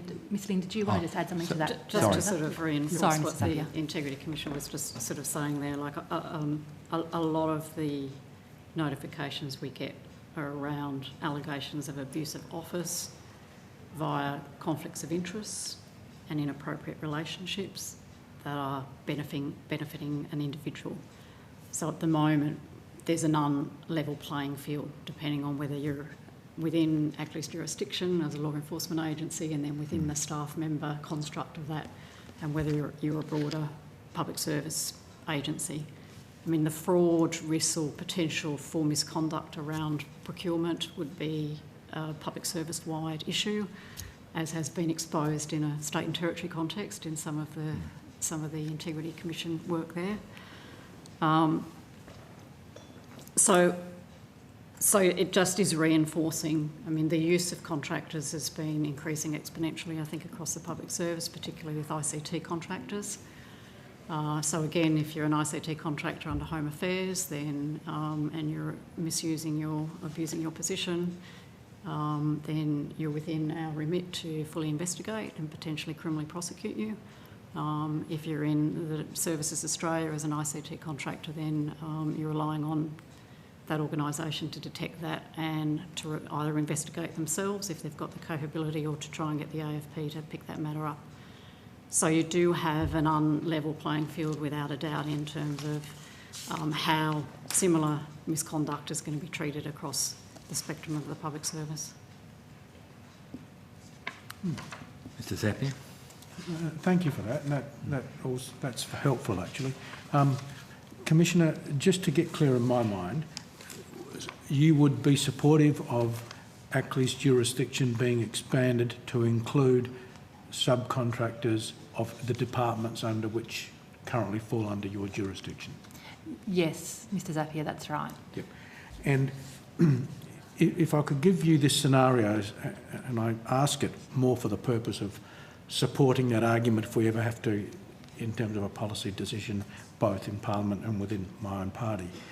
If you were investigating a matter right now, and part of the problem lay within a person who's a subcontractor and part lies within a person who is a direct employee, how would you handle the part that doesn't actually fall within your jurisdiction? Would you bring the AFP or someone like that into the investigation, or would you then, or do you have then the power to extend because it is still the same investigation? Thank you, Mr Zappia. So it would depend on the conduct. So I'll give you a real example so you can see what we've done before, and then I'll give you an example of where this concerns me. So in Operation VOS, which is a report that I've published, it was an investigation in relation to a Department of Agriculture official, and he was groomed and corrupted by a company, or by members of a company in relation to the inspections that he was doing at the border. In that case, there was corrupt behaviour by the official, and there was corrupting behaviour by the two members of the company. It was part of one investigation, and we referred briefs of evidence to the CDPP in relation to all three individuals, and all 3 individuals were prosecuted. However, if we had a situation where we had an official who was covered by our jurisdiction and they were engaging in corrupt conduct, and as a result of that investigation we came across officials we came across people who were not part of our jurisdiction, who were not involved in that same corruption, but were engaging in corrupt conduct as well, we would have to refer that off to another investigation agency. And the place that particularly concerns me is, at the moment, is at the border and at the CEFs, the container examination facilities. There are people who are doing the same work, who have access to the same information, which is very valuable information to criminal entities. I have jurisdiction over some people there, and I don't have jurisdiction over others. And I think this was an issue that came out in your recent inquiry at the borders, and is an issue that I've raised in a number of reports that I've published, for example, Operation Tone, where we've received an allegation where someone's talked about a customs broker or someone in the supply. It sounds like it's a Commonwealth law enforcement agency, and as we have investigated, it's been clear that it's if there is someone corrupt, it's in the supply chain, not in our jurisdiction. And at that point, we no longer have any jurisdiction over the matter. Just to clarify, earlier on in your answer just now, you referred to a matter that was then referred to the DPP. And it included a person who was not within your jurisdiction. How did you complete your inquiry in order to provide the brief to the DPP? Because they were actors in the corruption, right. So to investigate the person that was in my jurisdiction, to understand their corruption and investigate their corruption, it was intricately involved in the corruptors, yes. The corruptors' actions. So in preparing the brief in relation to the corrupted, the evidence was also there in relation to the corruptors. Okay. And the other question I had was in respect to the AFP, who said that, I think it was them that said that they had referred some 53 odd matters to yourself and 47 went back to them for investigation. I understand they have an obligation to report to you, but can they proceed with their own investigation before you give them your response as to whether you're going to investigate as well? There's 2 different provisions under the Act which affect that. So if they refer to us what's called a non-significant corruption issue under the Act, then they can continue to investigate it. Right. And we still assess it and we still make a decision about how we're going to deal with it. But while we're doing that, they can continue to investigate. If they refer to us a significant corruption matter, then at the point at which they refer it to us, they need to stop their investigation while we assess it and decide how to deal with that matter. Right. I think that's... you've probably been asked this before, but I'm going to ask it again, given that your jurisdiction has expanded. With respect, in particular, to the expanded areas, are you receiving the level of cooperation from all of those agencies that you believe you should be getting? From my viewpoint, yep. Yes, we are, but I'm going to turn that over to Ms Lind and Mr Ratcliffe because they are engaging day to day with the new agencies in terms of helping them to understand what our jurisdiction is, helping them to understand what they need to refer to us, and having those conversations. So absolutely, from my sense, the relationships have formed well.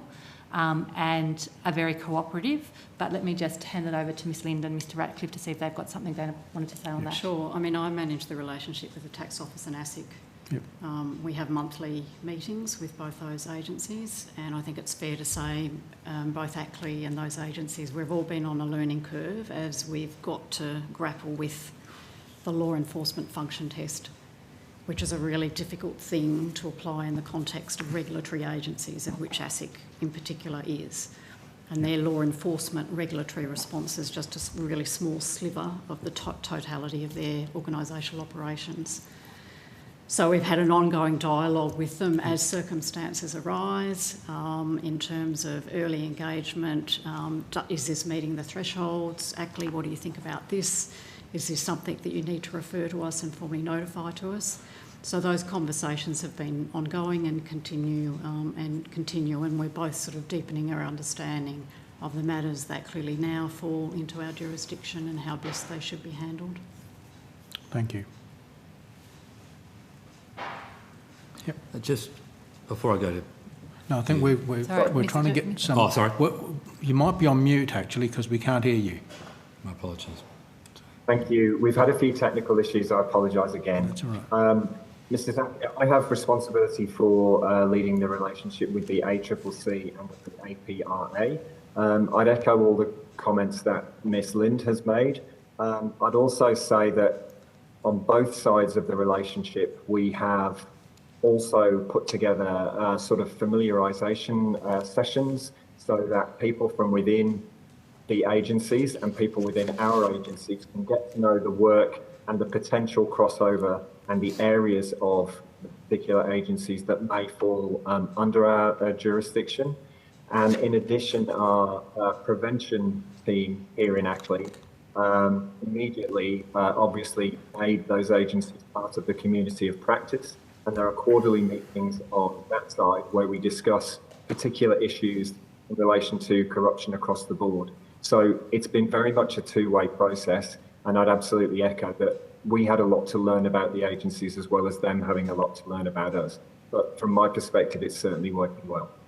Thank you. Thank you, Chair. Just before I go to you, Mr.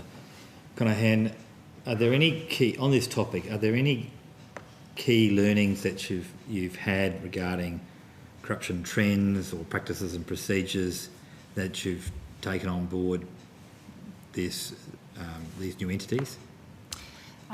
In terms of corruption trends that we might be seeing coming out of those agencies? Yes. So I think we can extrapolate from the corruption trends that we see from the agencies that are currently within our jurisdiction. In fact, I think that there are learnings that we see in relation to corruption vulnerabilities and corruption risks that we can share across the Commonwealth, because they are useful across all agencies and departments to think about what those corruption risks and vulnerabilities might be. And with that in mind, we are currently finalising our corruption vulnerability brief, which I will be providing out to all Commonwealth agencies for them to be able to consider their corruption risks as a result. But as I said previously, the types of things that we see at ACLI is a continuum between the accessing or browsing kind of matters, where people are browsing information in their systems for their own interest, either families or friends or someone famous, or those type of matters, browsing with no business need, through to the use of that information, so collecting information that they have no legitimate use for or business need for, and providing that information on to others, bribery, abuse of office, making decisions to benefit themselves or to benefit others. So that would be the continuum of the kinds of things that we see. There is, it seems to me, given the value of Commonwealth information, as I've talked about before, given the types of decision making that can occur within the Commonwealth, those vulnerabilities and those risks are useful for all agencies to think about, and are useful for our new agencies to think about as well. Thank you. Mr. Conahan. Thank you, Chair. Commissioner, in one of your answers to Mr Zappia, you said that you are effectively for including subcontractors or external agencies under the ambit of ACLI. Do you have the capacity for that? Do you have the resources for that? For example, just one of the agencies, I think it was the DORL, was only 2,000 of 7,000 fell under the definition of staff. So you're going to have a much broader range if you include all the subcontractors. Look, I think that's a really good point, and would be something that we would need to work through with any expansion of our jurisdiction, of whether there needs to be an increase in our resources or not. So, for example, recently the Office of Special Investigator has come within our jurisdiction through regulation. Most of that agency has come within our jurisdiction because all of the investigators are AFP appointees, so they come into our jurisdiction through the AFP head of power. But the staff members who don't fall within, who aren't AFP appointees, have come into our jurisdiction through regulation. Now, in relation to that particular change, we considered that we could deal with that within our current resourcing. And there is no doubt that the additional resources that we have recently been given with our expansion have made a significant difference to us as an agency. It has been a lot of hard work for us to recruit. That's been a massive project in itself. When you think that we were an agency of 40 people, or about that, when I started as Integrity Commissioner, and we now have a headcount of 94 and 4 secondees. That's a huge amount of work in itself just to be able to do that. What were the challenges in recruiting? So we've undertaken that recruiting in a very short space of time. So it's some of the redundancy that you need to be able to have people sitting on panels to undertake all of that recruitment. There's been issues in terms of making sure that we were thinking about the right structure for us to be, and that we're recruiting to the right levels. There's also been some issues just in terms of, particularly for some of the roles that we've been recruiting to, making sure that we're getting the right technical skills, or we're recruiting in a market that's heavily sought after. So actually making sure that we're getting the experience that we need. And again, Ms Lind or Mr Radcliffe might have something particular to say in relation to investigators and intel analysts in that space. I mean, we've had large fields when we have put out our investigations. So just the sheer volume of doing big recruiting exercises. I think one other issue I would add, there has been an issue where we have made offers to investigators coming from other police forces, state and territory police forces, in terms of a parity issue with their pay. And when push comes to shove, we haven't been able to match the pay and conditions. So that's an area where we've had to drop down our order of merit list to be able to pick up sufficient numbers. I mean, at the moment, we've got 20 investigators on our book. We've got 5 vacancies, even though over the last 3 to 4 months, we've run multiple recruitment processes at both our senior investigator and investigator level. But we're being picky and choosy. We're not dropping down our order of merits that low that if we're not happy with the capabilities and the person's cultural fit, then we leave it, and then we go back to the market in a couple of months' time and try and pick up a different field. Okay. In terms of the other agencies, do you feel that they are directing enough of their resources to investigations? In terms of all of the agencies, the new agencies, the old agencies? All of them Yeah. at the moment? Of course. Are they Do you think they're dedicating enough resources to understanding the measure of the impact of the anti-corruption measures? So I think that that this is always a difficult issue for all agencies in terms of recruitment of investigators and keeping investigators, particularly in agencies. This is not necessarily their first order of business, and so there are times when that integrity space can be under-resourced, and you've heard some evidence today from a number of the agencies in our jurisdiction about the difficulties that they've had in keeping investigators, or they've had positions that haven't been able to fill, or they've had investigators that have moved on, and so you then have cases that move from one person to another. And we've experienced that at ACLEI as well. That's not a criticism. That's the nature of how this works. And so we're working very closely with agencies in terms of their own investigations to make sure that they have the capacity to take them on, and they have the capacity to do a good investigation.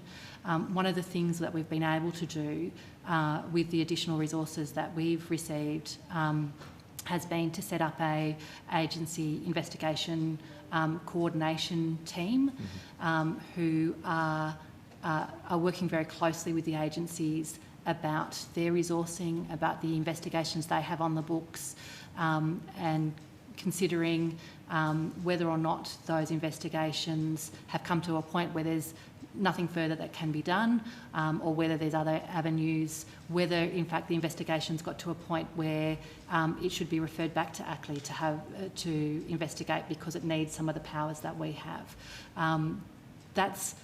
It feels like a little bit of a luxury that we can do that now because we've got additional resources to be able to put into that.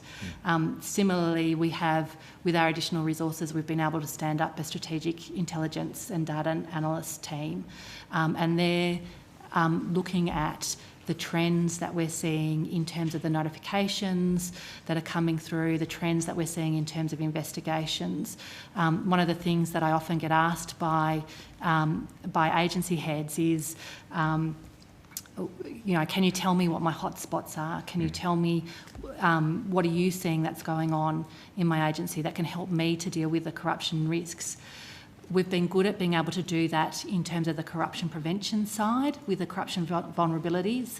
This enables us to do something slightly different, which is being able to do that data analysis that starts to talk about the trends that we're seeing in terms of matters that are getting referred, where we might say, look, we've had a lot of referrals in relation to this issue. We think that you should go and have a look at this and think about what the corruption risk is there. Yep. And just following on from that, are you seeing an upward trend in the notifications or referrals from the various agencies? We're actually this year seeing a downward trend. So we're definitely seeing an upward trend in relation to the new agencies, but we're coming off a very small base in terms of them. What we're seeing in relation to the other agencies is that we had a real spike of matters last financial year, and some of that was driven by the active detection program that Home Affairs talked to you about today, which was that auditing program. We haven't received any matters, any notifications under that program so far this year, and that's has impacted on the number of notifications that have come through. But we're watching that very closely.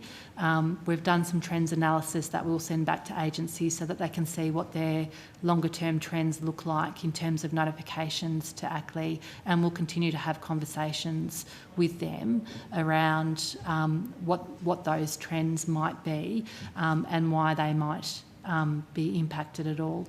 Ms Lind, was there anything that you wanted to add to that? Would it be fair to say the downward trend or the reduction in numbers is as a result of the programs and policies in place? I'm not sure that I'm able to say that yet. It's a 6-month trend so far. So we had a spike last year, and now we're seeing a little bit of a tapering off. So I'm not sure that I can yet say that. That's all I have. Thank you very much. Thank you, Chair. I just have a few remaining questions. The jurisdiction's been expanded. The new entities and the old all have, to some degree, outsourcing arrangements, if I could use that term, contractors, whatever we want to do. Are you comfortable at the moment that you've got line of sight, whether you have jurisdiction or not, on the nature of all these outsourcing arrangements? Are you aware of the universe, even if you, at the moment? I think it's a growing picture. Yeah. I think that this inquiry itself has been really useful for that as well, to bring the issue to light, but also help to start thinking about what does that actually mean. So I think it's a growing picture. Yes, I ask on the basis of, not by criticism, but it's an intricate and complex, and the entities themselves may not necessarily have a complete understanding of their corruption risks versus their outsourcing, plus outsourcing is a shifting field. So I ask it in good faith, and I'd be interested as you give more evidence to the committee, if you could sort of keep us filled in, or by letter, of how your vision of that universe is evolving. Yes, would be of use to me as chair, and I think to the committee. This next question or topic comes from my previous experience in a state jurisdiction. I'm very interested in how someone in your role holds yourself accountable and benchmarks yourself. I use the word benchmark because from a previous corporate life. Do you look to overseas jurisdictions on how you approach a problem, use of technology? It's a very broad question, so I'm going to let you answer it. I know part of that's our role, but obviously as an individual with high integrity, you're also holding yourself accountable for the effectiveness of your own organisation. So where do you look? What resources do you look to? Sure. And I know that'd be an evolving picture, so I'm not trying to nail you down to one. Of course. One view at the moment. I have a relationship with the other anti-corruption commissioners throughout Australia. We're all quite different, and we're different in our jurisdiction, and we're different in our legislation. But there are learnings that we can have from each other, and the way that we do things. And as having been a tiny agency to now being a small agency, it's important to draw on the knowledge and the way that people have done things before, so that you're not reinventing the wheel. So we will reach out to those agencies in thinking about our policies and procedures to make sure that we can draw on the learnings that they have had previously. We've just spent a significant amount of time over the last 2 years in looking at our policies and procedures and making sure that they are fit for purpose, but are also ready to be upscaled, first for this expansion, and then for getting ready to implement a Federal Integrity Commission, a CIC, in whatever form that might take. So we've done a lot of work in that space. We've also done a lot of work in relation to our key performance indicators, and we'll discuss that more when we get to our annual report hearing in a few weeks' time. We probably have too many of those at the moment. There's a lot, but what we're really trying to do is have a look and say, well, what is it that we're doing, and how can we start to measure what we're doing to see whether or not we are growing in our efficiency. We've put in place a lot of policies that mean that we should be growing in our efficiency, but how can we measure that, and how can we give you confidence and the agencies that we oversight confidence that we are doing that. So that's from that type of level. One of the other things that we do in relation to as an oversight body, we can also make recommendations to agencies in terms of their systems. And one of the things that we do is that we hold ourselves to account about the recommendations that we make to other agencies. So we go through a process of making sure that we can comply or we meet the standards that we set for others. And if we don't, that we have a process in place to make sure that we will. So there's that benchmarking as well in terms of the recommendations that we're making with others. I think this is a journey, and I welcome the committee in terms of areas that you see that we could work on in this space. We've done, as I said, we've done a lot of work in the last couple of years, but there's more work that could be done. And I'd be very interested as we go along on areas that you think it would be interesting for us to be able to provide you with information and data.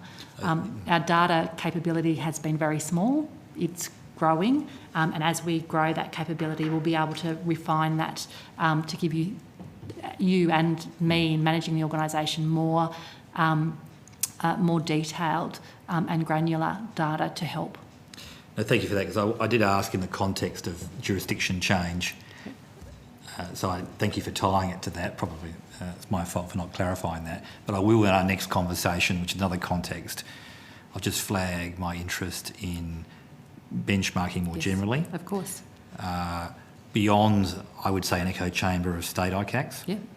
So overseas, and also around that efficiency issue which you've raised, because one of the most difficult things for a parliamentarian is to try to understand efficiency. And from the jurisdiction I came from, efficiency was one of the things in the Act, and I could never get a clear answer from in goodwill, but goodwill about efficiency, because it is difficult to measure. It is difficult, that's right. Because investigations come and go. So I just flagged that with you, but thank you for tying it to this, because that was the intent of the question. So I just asked, Ms Lynn, in terms of that kind of benchmarking of investigations, is there anything else you wanted to add there? I just think in terms of the day-to-day management of our investigations, because all integrity agencies always get criticised, or generally get criticised for overreach or inappropriate use of powers.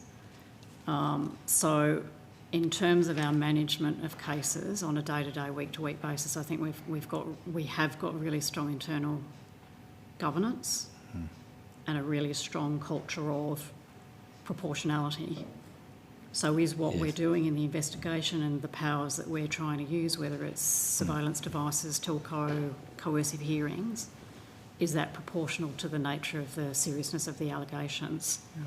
So that's a culture that we embed and are serious about in the context of the work that we do on a day-to-day basis, and the impact that we have on those that we're investigating. Many of our investigations are wholly covert, so you never know you're subject to our investigation, but certainly we're really conscious that there is a human impact of the allegations that are made against people and the way in which we investigate them and conclude them. We might revisit that in our next, in the context of the annual report, which is probably a bit more appropriate. Mr. Zappy, just one last question, Commissioner. Department of Defence does not come under your jurisdiction. From your time in the office, do you believe it should?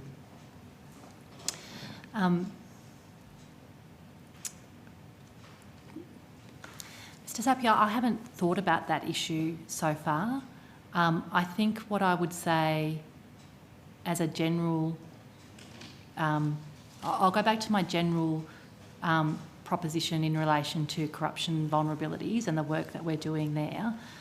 I think that the things that we see in terms of corruption risks and in terms of corruption vulnerabilities and potential corruption, I think that they have a broader impact than just the agencies that are in my jurisdiction. And if other agencies were considered for, I would be happy to consider other agencies of coming in either within my jurisdiction or within an expanded federal integrity commission. Thank you. Just to build on Mr. Zappia's question, the Defence Forces do have a law enforcement capability, and they are in their own jurisdiction have a law enforcement investigative agency. So was your answer in relation to that component or just more generally corruption risk? I would say it's just more generally about the corruption risk across the Commonwealth. And so not specifying particularly the Department of Defence or any particular department, but the corruption risks, as I've said, that I see within the agencies that I investigate, there is a number of those risks because of the decisions that people can make, the money that people deal with, the information that people have access to, that those corruption risks hold true. Yes, the reason why I raised it was it's an interesting proposition because they do have their own bodies with similar powers to yourselves, but you have the more broader experience. But perhaps we can. And as I said, Chair, that. I have not considered Department of Defence particularly, and I'm conscious of that they have their own, including their own DPP. From my experience of when I was with the CDPP and worked closely with them, so I've not particularly thought about that issue. I would put it in the broader that there are there's a range of risks that go to decision making, access to information, access to money and procurement that I think that are risks across the board. No, thank you. Mr. Conahan, do you have any further questions? Or we'll leave it there. If there's other matters, we can address them around the annual report. Before my committee members start off, can I have someone move that we receive those papers? Move that way. Any dissent? No, it's taken. That concludes today's proceedings. The committee has agreed that answers to any questions taken on those today's hearing should be returned by Friday the 25th of February 2022. I thank all the witnesses for their evidence to the committee today. Thanks also to Hansard and Broadcasting. I declare the hearing adjourned.